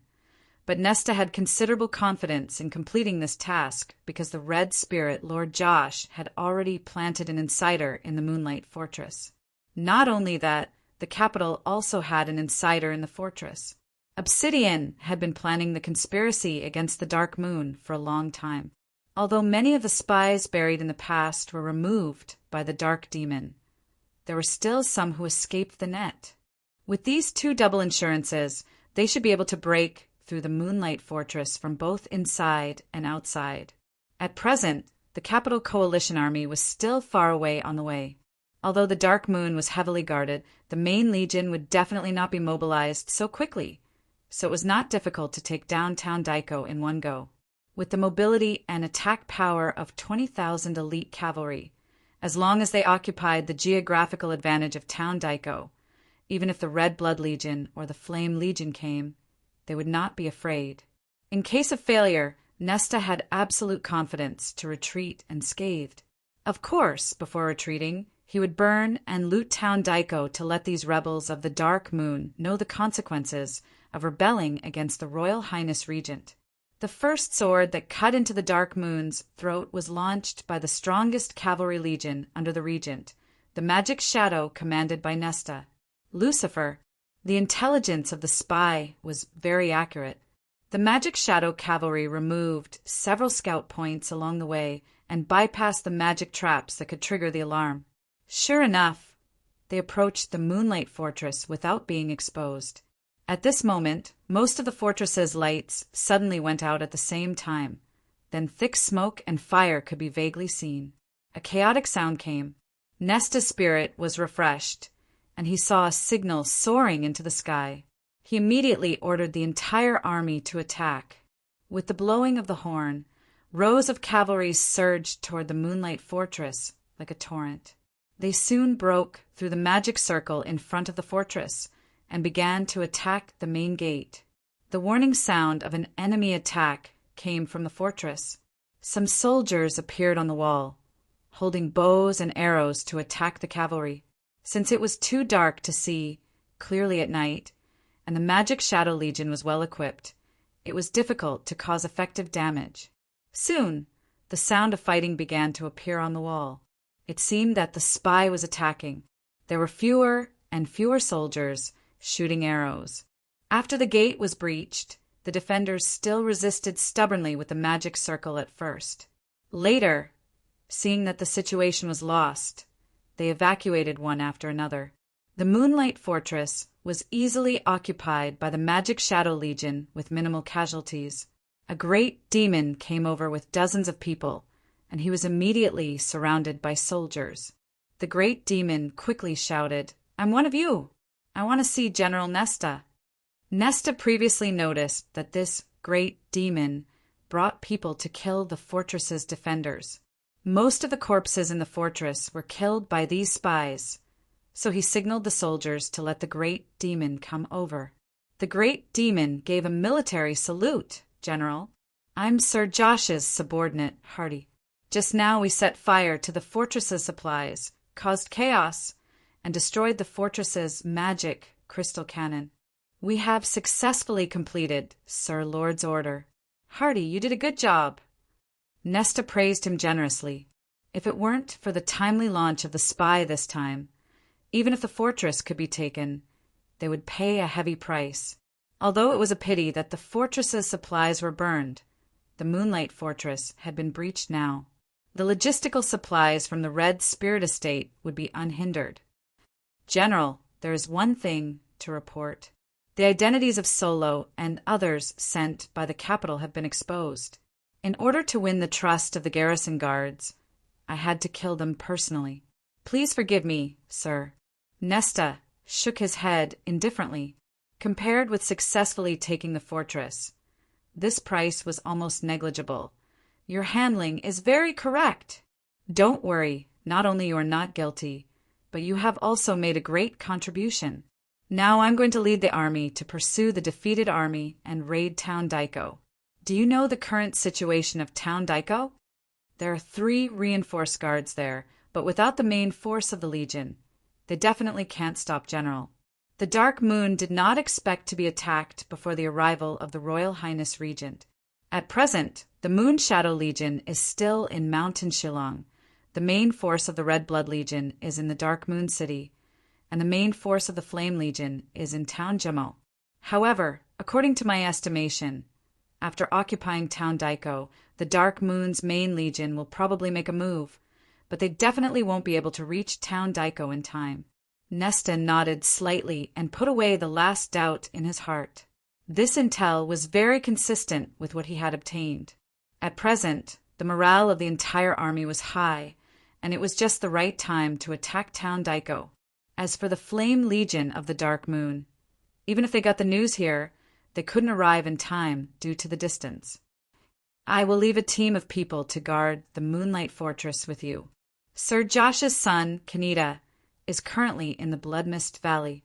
I have sent a magic signal, and he will lead the army to come here as soon as possible. Nesta had commanded the army for many years, and he was not a mediocre person. Although this Hardy was the spy of the Red Spirit Lord, and his outstanding performance should be fine, he was not used to leaving his back to a stranger. Besides, the entire battle process of capturing the Moonlight Fortress seemed to be too easy. Just in case, he left a team of people here. Even if Hardy made any moves, it could be easily suppressed. Moreover, Kaneda, the son of Josh, had already set off from the Bloodmist Valley where he was stationed. It was only a matter of time before he arrived at the Moonlight Fortress. Hardy did not hesitate at all, and he immediately saluted. Yes, General. Nesta nodded with satisfaction and ordered Deputy Troy immediately reorganize the team and set off for Town Daiko at full speed.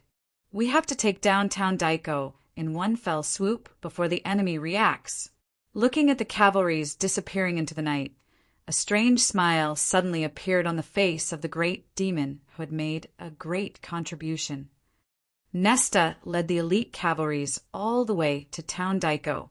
It was late at night, and the cool wind was biting cold. There was a cold mist floating everywhere. Nesta secretly calculated, although the terrain was not suitable for the cavalries to run, it should not be a problem to reach Town Leia before dawn according to this speed. For some reason, there was a faint feeling of uneasiness in his heart. Did I miss something crucial? That's right, the defeated army. There are not many corpses in the Moonlight Fortress.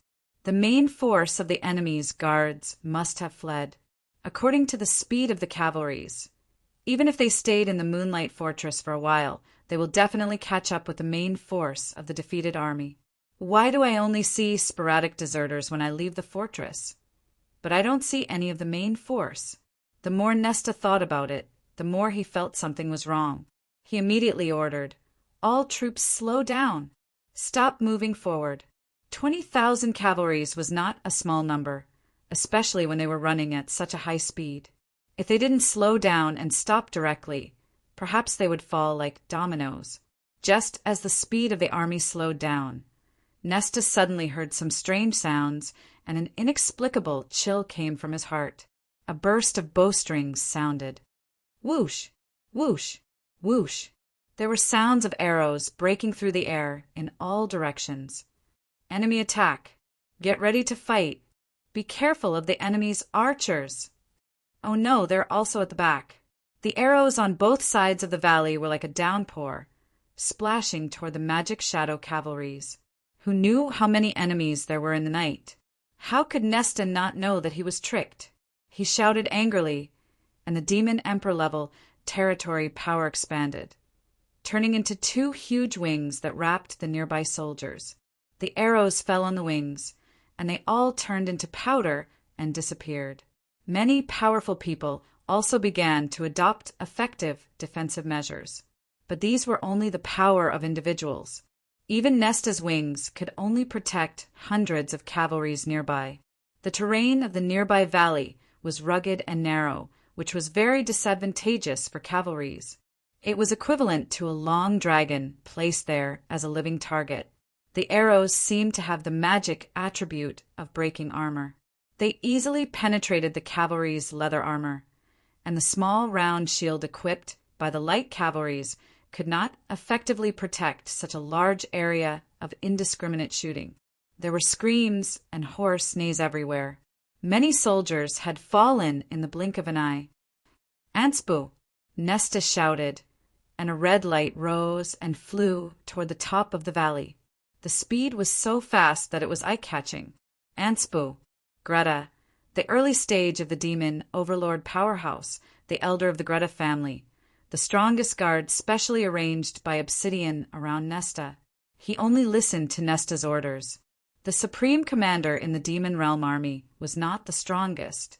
Among the famous generals in the demon realm, there were very few powerhouses who had reached the demon overlord realm. But without exception, they were all talented generals who were good at strategy and commanding. In the war of this world, the demon emperor and demon overlord powerhouses were equivalent to heavy weapons, and the army was equivalent to conventional weapons. Although individual power occupied a very important position, the power of the team should not be underestimated, especially a well-trained legion. Unless there was an absolute gap in power, no lion would be willing to face a group of wolves who were not afraid of death, especially when the strength was consumed after fighting with the opponent's lion. The strength of the demon overlord was really powerful. Anspu appeared above the valley in a blink of an eye. He waved his hands continuously, and several clusters of flames were shot down. 2 clusters hit the mountain rocks, and the hard rocks were melted instantly. The archers who were lying in ambush on them were all turned into coke. At this time, there was a drizzle in the sky suddenly. The flame defense that was enough to melt rocks seemed to have met its nemesis. It shrank quickly in the drizzle, and it finally disappeared without a trace. Anspu was taken aback. He heard a woman shout, and a green light was already flying toward this side quickly. Anspu saw that the other party was coming aggressively, and her strength was not inferior to him. He didn't dare to neglect, and he turned into a red light to greet her. After a muffled sound, the 2 colliding lights flew backward.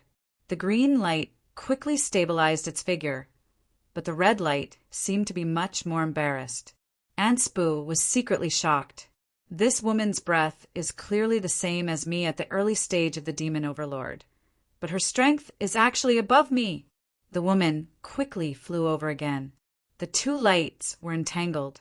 Anspu couldn't get away for a while, let alone deal with the ambushing archers. He shouted, "Go!"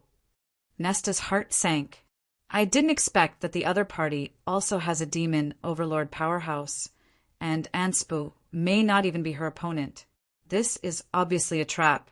If I still have any luck in town Daiko, I will definitely be in danger of annihilation. Staying here will only distract Anspu, so he immediately ordered a retreat. Turn the horse around and retreat. Although the dense arrows around caused a lot of damage to the cavalry, and they were also intercepted by the arrow rain of the ambush, they should be able to rush out with the impact of the cavalry. Under the command of Nesta, the cavalry turned their horses around one after another. Nesta shouted loudly, "Listen to the order. Magic Shadow Charge. Activate. In an instant, all the cavalry's bodies lit up with a dark red light at the same time. The speed of running suddenly doubled, and they rushed desperately toward the Moonlight Fortress. This was a special skill of the Magic Shadow Legion. It used magic items to activate the magic circle on the saddle of the horse. It was a powerful mode that combined manpower and horsepower. In this state, the speed, attack, and defense would increase a lot, but there was a certain time limit. Magic Shadow Charge was the biggest magic weapon of the Cavalry Legion to defeat the enemy. It was the first time they used it to escape. The wind-like cavalry team was covered in a blood-colored brilliance as they galloped away in the rain of arrows. The moment before breaking through the encirclement, Nesta looked back at Anspu, who was fighting with the green light in the air. Without the burden of the Cavalry Legion, this comrade of the demon overlord powerhouse should be able to escape successfully. It was just that Nesta, who was in the intertwining of the arrow rain and screams, did not hear the woman's voice faintly coming from the air behind him. Oliphius, I want to practice well. Stop that guy, and 1,000 black crystal coins are yours. Ow, ow. Chapter 498. The cavalries used the advantage of speed to break through the blockade of the rain of arrows and escaped from the encirclement of the valley. Troy, quickly count the number of people. Report the number of casualties. Nesta panted slightly. In that situation just now, he still maintained the territory power to protect the soldiers around him. It was indeed a huge consumption. Because of this, Nesta's prestige and status in the Magic Shadow Knight Legion was irreplaceable. Soon, Troy reported, there are now 14,500 cavalries left. About 3,000 of them are seriously injured and 5,000 of them are slightly injured. Also, Sir Anspu has not returned yet. Anspu is a demon overlord powerhouse. Even if he can't beat the enemy, it should not be a problem to escape. It's just that this time we haven't even touched the edge of the enemy, and we have lost more than 5,000 people. This number was more than Nesta imagined. He couldn't help but clench his fists. If he didn't detect it early and didn't go deep into the trap, it was likely that the number of casualties would be far more than this. Troy frowned and said, General, the enemy just used advanced magic arrows with extremely strong armor-piercing ability. Our round shields were penetrated. All advanced armor-piercing magic arrows? Nesta took a deep breath. These are not ordinary arrows. The cost is terrifyingly high. Even the most elite capital archer regiment can't be equipped with arrows of this quality. Only some legion leaders can afford to use them. The enemy is throwing money at us. Some soldiers are seriously injured. Do you want to rest on the spot? No, we can't stay. Nesta shook his head, march at the fastest speed, and rush back to the Moonlight Fortress immediately. I hope the situation has not reached the worst situation in my estimation. That Hardy is likely to have a problem. I already feel something is wrong when the Moonlight Fortress was easily taken down previously, but time was tight at that time. I was eager to attack Town Daiko, so I didn't have time to think about it. Even if I have a trick in advance, it may not work. Now I must rush to the Moonlight Fortress as soon as possible, or even return to the Red Spirit Estate. Troy wanted to say something, but seeing Nesta's firm eyes, he immediately gave up the plan and ordered the soldiers to march at full speed at all costs. After a while, the Cavalry Legion had run along the main road to the winding mountain road. As long as they crossed the two mountains in front, they could reach the Moonlight Fortress smoothly. However, at this moment, Nesta, who was at the front of the team, suddenly had an extremely dangerous premonition. There was no trace in advance. It was purely an instinctive warning of a high-level powerhouse. Before he could say, "Be careful," he saw a dazzling light shining from the side.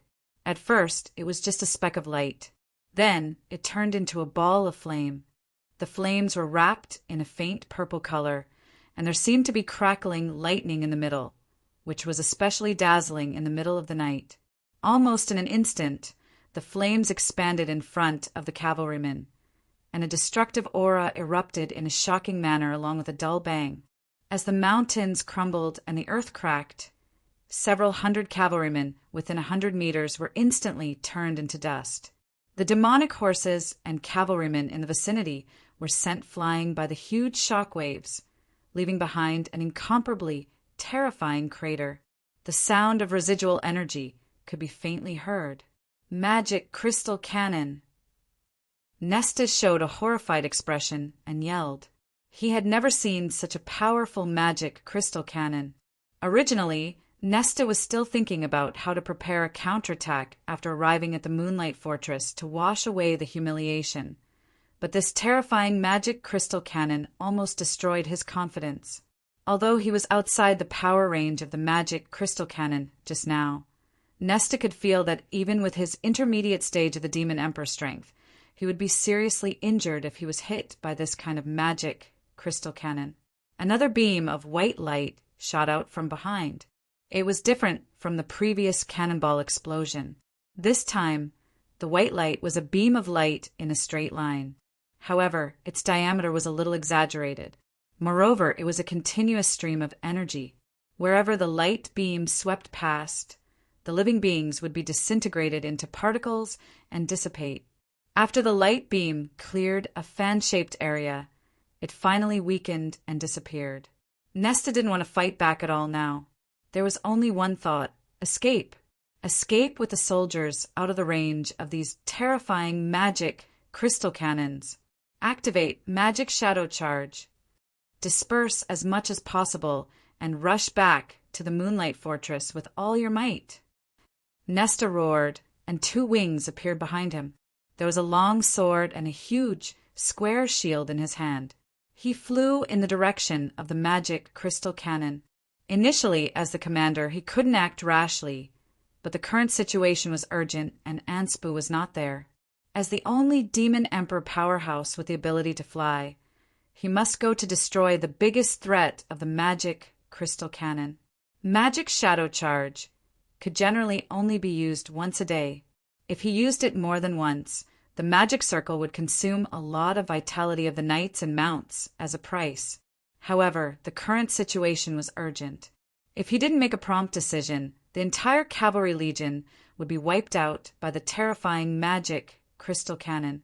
Although the two magic crystal cannons were terrifying, they had a common problem of the magic crystal cannon, which was the cool-down period. Due to the huge energy fired, they must rely on the magic circle to cool down. Otherwise, they would not be able to withstand the power and explode. Before Nesta's figure flew close to the position of the magic crystal cannon, he felt a strange mental wave impact. His brain was extremely painful, as if it was about to split open. When his body paused in the air, a black shadow had appeared in front of him. Two faint blue lights in his hands struck like lightning. In a panic, Nesta shrank his body and placed the square shield in front of him. He only heard continuous ding sounds. He didn't know how many attacks of the enemy were blocked in an instant, and he could hardly hold the shield in his hand firmly. Nesta was secretly shocked. He waved the shield fiercely, and a shield bash forced the opponent away. Then the long sword in his right hand stabbed toward the black shadow. The long sword emitted a terrifying black flame with a strong destructive breath. It was the strongest attack talent of the Lucifer royal family, Dark Flame. After the black shadow's figure floated, the blue lights that looked like two blades in his hands began to spin, forming a vacuum-like force field. The Dark Flame on the long sword was involuntarily sucked into the force field and shattered. The movement of this black shadow was extremely fast. Taking advantage of the opponent's strength on the sword, the blue light was like a long snake winding around a tree. It coiled around the long sword and instantly swept toward Nesta's throat. Nesta hurriedly raised his head and narrowly avoided it. The square shield in his hand hurriedly blocked in front of him. At the moment when the shield covered his body, his ribs and lower abdomen were numb at the same time as if he was electrocuted. Then there was a splitting pain. The magic crystal cannon in the distance once again ejected a terrifying light. There were actually more than 2 of them. Although the cooldown time was a problem, the power was too terrifying. Wherever they went, the lives of the Magic Shadow Legion soldiers were quickly reaped. Fortunately, many soldiers had already rushed into the mountain road. With the cover of the terrain, they escaped the scythe of the Grim Reaper. The death of the soldiers made Nesta furious, but the strength of the opponent in front of him was still above him. In addition to terrifying power and speed, he also had the terrifying Spirit Shock ability. If he continued to fight, he was afraid that even leaving would be a problem. This ambush was a complete failure, and the Cavalry Legion suffered heavy losses. The Moonlight Fortress in front might still be in danger. I must lead the remaining soldiers out of danger. With this thought in mind, Nesta's whole body burst out with an amazing momentum. It seemed that he was going to fight desperately, but it was a feint. The wings on his back emitted a raging flame. Such a forced fusion of the 2 talents, Dark Flame and Holy Light Wings, was quite dangerous for Nesta's current strength. His internal organs had suffered a lot of damage because of the backfire, but the effect was also quite obvious. With just a flap of his wings, he had already flown far away. Nesta's flying speed suddenly accelerated several times. The black shadow with the blue light, dual blades, couldn't catch up.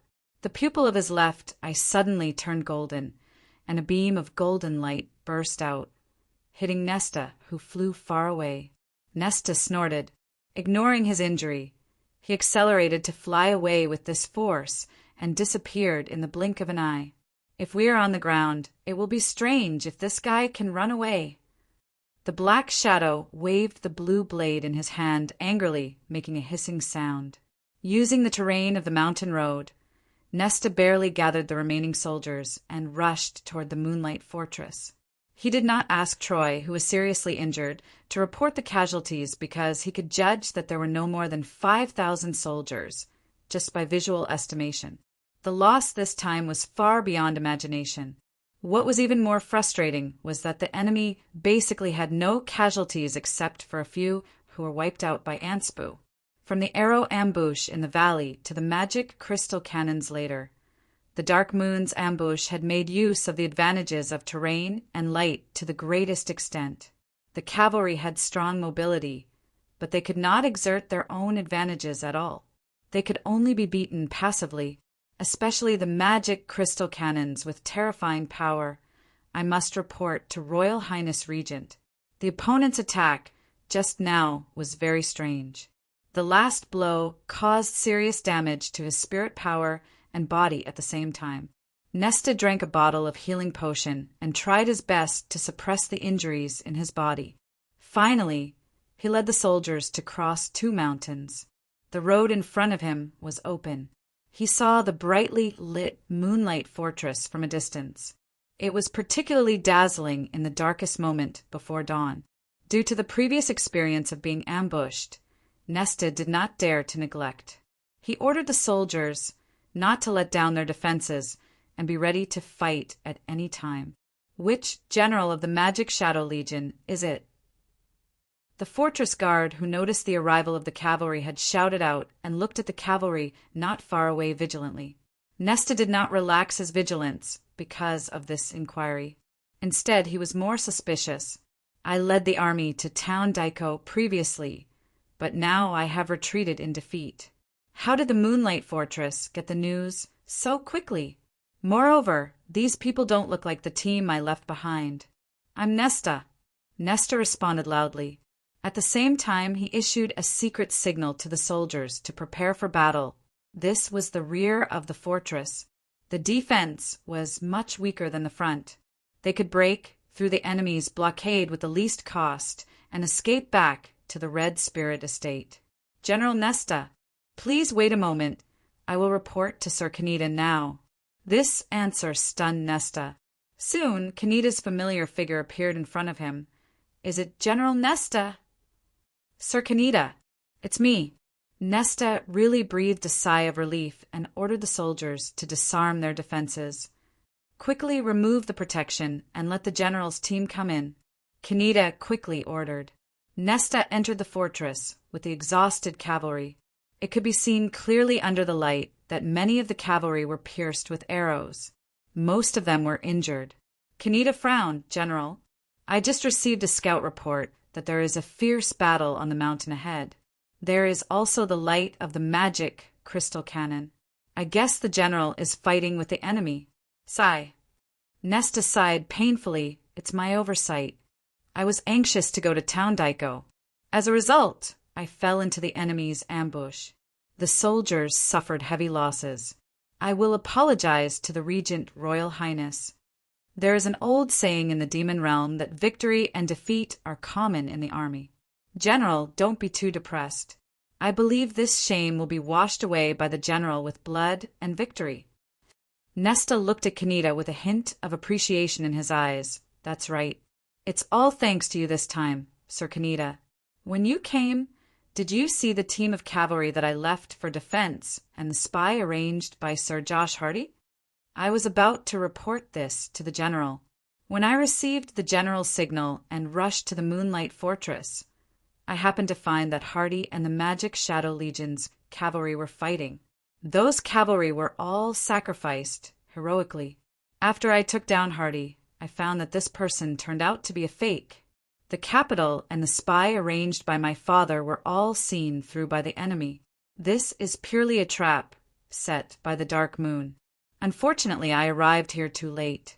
The general's cavalry legion marched too fast, and the scouts couldn't catch up. Your speed is fast enough. If it weren't for you, the Magic Shadow Legion might have suffered greater losses." Initially, Kaneda was just a lord's son in Nesta's eyes. Now it seemed that he really had some ability. The Dark Moon's preparation and intelligence capabilities are far above my expectations, and they also have very terrifying weapons. We can't stay in this fortress for a long time. The enemy's pursuers are likely to arrive soon. We must evacuate as soon as possible. General is right. I just received a report from the scouts that the enemy has assembled and is heading here. However, the soldiers of your legion are seriously injured. Town Mordo is too far away. If we rush there directly, I'm afraid it will be difficult to support. Let's go to the Blood Mist Valley where I am stationed first. There are enough supplies there to take a good rest. The Dark Moon's army will at most recapture the Moonlight Fortress. They will never dare to enter the Red Spirit Estate." Nesta looked at the scarred and exhausted Legion troops and agreed. Before that, it is best to destroy the magic circles and defense facilities of the Moonlight Fortress as much as possible. "Don't worry, General. I have already arranged it." Kaneda smiled confidently. There is also the captive Hardy. After returning to the Blood Mist Valley, General can interrogate him carefully. There may be unexpected gains. When Hardy was mentioned, a murderous look flashed in Nesta's eyes. He nodded. "Then, without further ado, let's set off immediately to evacuate the Moonlight Fortress and head to the Blood Mist Valley." Soon, Nesta quickly left the Moonlight Fortress with the Red Spirit's troops and headed to the Red Spirit territory. Chapter 499. The Blood Mist Valley was located in the forest in the south of the Red Spirit Estate. The terrain was dangerous. It was a base that Josh spent many years to build. It was originally intended to restrain and monitor Joseph's control of Town Mordo. Later, Joseph died and the War of Lords was defeated. This base was used as a strategic buffer zone facing the Dark Moon, and Kaneda was responsible for taking care of it. The trek made it almost difficult for the Magic Shadow Knights, who had been plagued by injuries and exhaustion, to support them. Fortunately, the new force on the Red Spirit Estate played a role. Under Kaneda's order, they supported each other and took out some stretchers to carry the wounded forward. They did not give up any soldiers, which greatly increased Nesta's affection for Kaneda. The group finally passed through the forest and entered the base of the Blood Mist Valley. This was Kaneda's home ground. He immediately ordered to bury the pot to cook and arrange for the treatment of the wounded and rest matters. The injured cavalry and horses were properly treated. "Sir Kaneda, thanks to you this time. Since Kanita's identity was the heir of the Red Spirit Estate, Nesta's address seemed very polite. I appreciate your talent very much. If I can get the forgiveness of Royal Highness Regent this time, I will recommend you to Royal Highness. Thank you, General. Please call me by my name. Kanita was overjoyed and bowed. General is a famous general of the Empire. I have always admired General. I hope to have the opportunity to serve under General in the future. Nesta nodded, but he sighed. I don't know if I am still qualified to lead the Magic Shadow Legion. This failure is a painful lesson. What I don't understand is that my attack was launched as soon as Royal Highness Obsidian ordered it. Except for the Legion members, only a few people know, but the Dark Moon seems to have known about this raid long ago. They set a trap to lure me in. The few people that General mentioned include me and my Sir Father. Kanita also sighed and smiled bitterly. I understand what General means. I am now one of the suspects of the Dark Moon's insider. The action just now is just to cover up my identity. If there are insiders around now, they will definitely despise Kanita's acting skills. It's too pretentious. It was too superficial. It was a good script of loosening the reins only to grasp better, but it turned into a bitter play on the surface. You misunderstood. You and Sir Lord can be excluded. The timely assistance this time greatly improved Nesta's impression of Kanita. He immediately shook his head and said, although the Legion members are all selected and trained by me, there are 20,000 people after all. It is hard to say whether there is an insider. However, we cannot rule out the possibility that it is someone close to Sir Lord. Although the general of the imperial capital was good at commanding troops and could be considered brave and resourceful, he was not involved in political struggles after all. In a sense, he was not ruthless enough. If it were a certain intelligence chief, everyone would be included in the scope of suspicion. She would rather kill wrongly than let them go. In fact, there is no need to speculate because the answer is around us. Kanita suddenly thought of something. General should remember that we brought back a captive this time, right? Nesta's eyes lit up. You mean, that guy is currently in the Bloodmist Valley's water prison, not to mention escaping. Even if he tried to commit suicide, I've already dispelled it. By the way, the maids have already prepared the food. General should eat something first. Heal the injuries on your body. Take a rest, then let's go interrogate him together. Okay. A few hours later, Nesta followed Kanita to a prison that was transformed from a cave. Considering the confidentiality, Nesta did not bring any Legion members in. Kanita also specifically instructed the guards at the door not to allow anyone to enter. The two walked into the prison, went down the stairs, and saw the captured great demon, Hardy, in the water prison at the bottom. The dim magic lamp in the water dungeon reflected the cold light flashing in Nesta's eyes. This person was one of the main reasons for his failure. The terrible trap caused him to lose 3/4 of the Legion's troops. Every soldier was personally trained by him. Seeing them buried in the rain of arrows and the flames of magic crystal cannons, it was as if his limbs were broken. It was excruciating. However, it was not the time to vent his anger. He must dig out more important things from this captive's mouth. Nesta didn't make a sound, but he slowly released his momentum to form a strong mental pressure on Hardy. Kanita cooperated and retreated to the door of the water prison without disturbing. Seeing that Hardy seemed to be suffocated by the pressure, Nesta slowly dissipated the pressure and said, "No matter what your real name is, I should praise you. You did a great job. The Dark Moon's ambush caused my Legion to lose 15,000 elites. You have contributed a lot to this. The contribution, that General said, should be 1,000 cuts to me." Hardy, who felt the pressure sharply reduced, gasped for a while and smiled mockingly. "It seems that you are a tough nut to crack."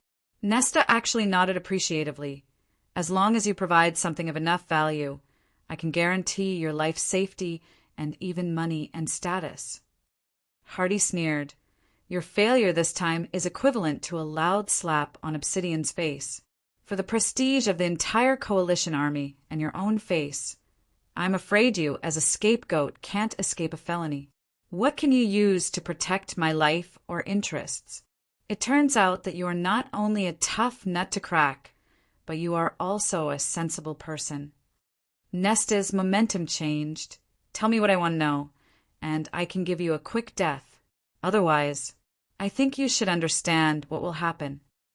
I can't even live or die. Hardy's calmness was beyond Nesta's expectation. This lowly demon, king-level character actually made Nesta feel a faint sense of uneasiness. General Nesta, before I say what you are interested in, there are a few words that I need to say first. Regent Obsidian's perverse and shameless behavior has caused the entire empire to complain. On the other hand, Princess Royal Highness of the Dark Moon has outstanding talent and knows how to use people well. In less than 10 years as the Lord, the Dark Moon has gotten rid of poverty and backwardness, and it has become the most powerful estate of the empire. Who is the most suitable ruler of the empire? Who will lead the fallen angel empire and the Lucifer royal family to go further? As a famous general of the empire and the Lucifer royal family, you should understand in your heart. You are also a member of the Lord of Midnight Sun's army. Why don't you choose a master who is truly worthy of assistance? Nesta said without hesitation, "What you said sounds plausible, but unfortunately it's useless. I can become today's Legion leader from a small cavalry captain because of the promotion of Regent Royal Highness. I have sworn to be loyal to Royal Highness Obsidian with my blood and sword. I will never betray him, no matter what the situation is. I will never be loyal to the little girl of the Dark Moon, even if she is the bloodline of the Lord of Midnight Sun." Hardy frowned and said, "General's loyalty is admirable, but this kind of blind loyalty may not be good for General, for the Lucifer royal family, for the fallen angel empire, or even for Prince Obsidian himself. Even if Royal Highness Obsidian is on a path of no return, Nesta, Lucifer will follow him." Nesta interrupted Hardy's persuasion coldly. The chill in his eyes was even more intense. "It's ridiculous that a captive actually persuades me to surrender. Your nonsense time has passed. Now you have 10 seconds to consider how to explain something valuable. Otherwise, I will make you regret not finding a chance to commit suicide earlier." "Understood." Hardy sighed indifferently. "It turns out to be Obsidian's die-hard loyalty. It's a pity. Then I can only change the way to let you contribute to the Dark Moon. Come to think of it, it's almost time for that thing to activate. Kaneda, are you ready to die?" Nesta was suddenly shocked. He glanced at Kaneda, who was guarding the door. He thought that Hardy had some secret technique to break through the magic confinement and kill Kaneda. His demon emperor-level power was immediately channeled, ready to stop at any time. However, as soon as he channeled this power, Nesta's face suddenly changed. The power that was still full just now disappeared as if it was drained by something. Kaneda's calm voice sounded as if he was saying a trivial matter. "I'm ready, my master. My value has ended." If Nesta was still surprised just now, he was shocked now. "Master? And he is still facing death so calmly? When you were eating, I had already arranged this water dungeon a little. Even if it collapses, the people outside can't see or hear it. Please forgive me. Ask Kaneda to add a little extra seasoning to the food. It will only temporarily make your power disappear for 10 minutes. However, in these 10 minutes, it is enough to complete many things, including deciding life and death." The indifferent voice of Hardy sounded, and the water surface of the water dungeon rotated rapidly. It formed a reverse vortex under the effect of a certain force field, slowly lifting his whole body out. It turns out Nesta's hands trembled, not because of fear, but because of shock. At this moment, he had understood many things. Judging from the general's expression, I have already guessed something.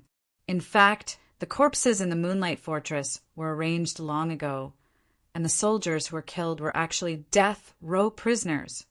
Hardy looked at Nesta, who was desperately gathering his power. He shook his head and said, "Don't waste your energy. Even if you don't lose the power of the intermediate stage of the Demon Emperor, you are not my opponent." With that said, Hardy! S body suddenly emitted an extremely dazzling white light. In Nesta's impression, even the 2 moons with the strongest daytime light was not as bright as this kind of white light. The powerful breath revealed in the light made the despair in Nesta's eyes even more intense. This level has exceeded the Demon Emperor realm. This man is right. Even if I am in my heyday, I am definitely not his opponent. In the white light, Hardy's figure seemed to have undergone some changes. An armor surging with strange and huge power covered his whole body, and a strange mask gradually appeared on the visor. This mask was a bit familiar, as if he had seen it in some kind of illustration book. At the same time, Nesta glimpsed Kaneda, who was guarding the door, suddenly fell to the ground. He seemed to have no breath. As he said earlier, he was dead. Suicide? Such an indifferent and unhesitant death is not like a master-servant contract, but like a puppet, right? That mask. Who the hell are you? Nesta's expression suddenly became extremely horrified.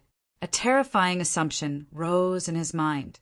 The figure in the starlight did not answer. He slowly stretched out his hand, and Nesta felt his body tighten. Then the world spun, and he lost consciousness in the blink of an eye.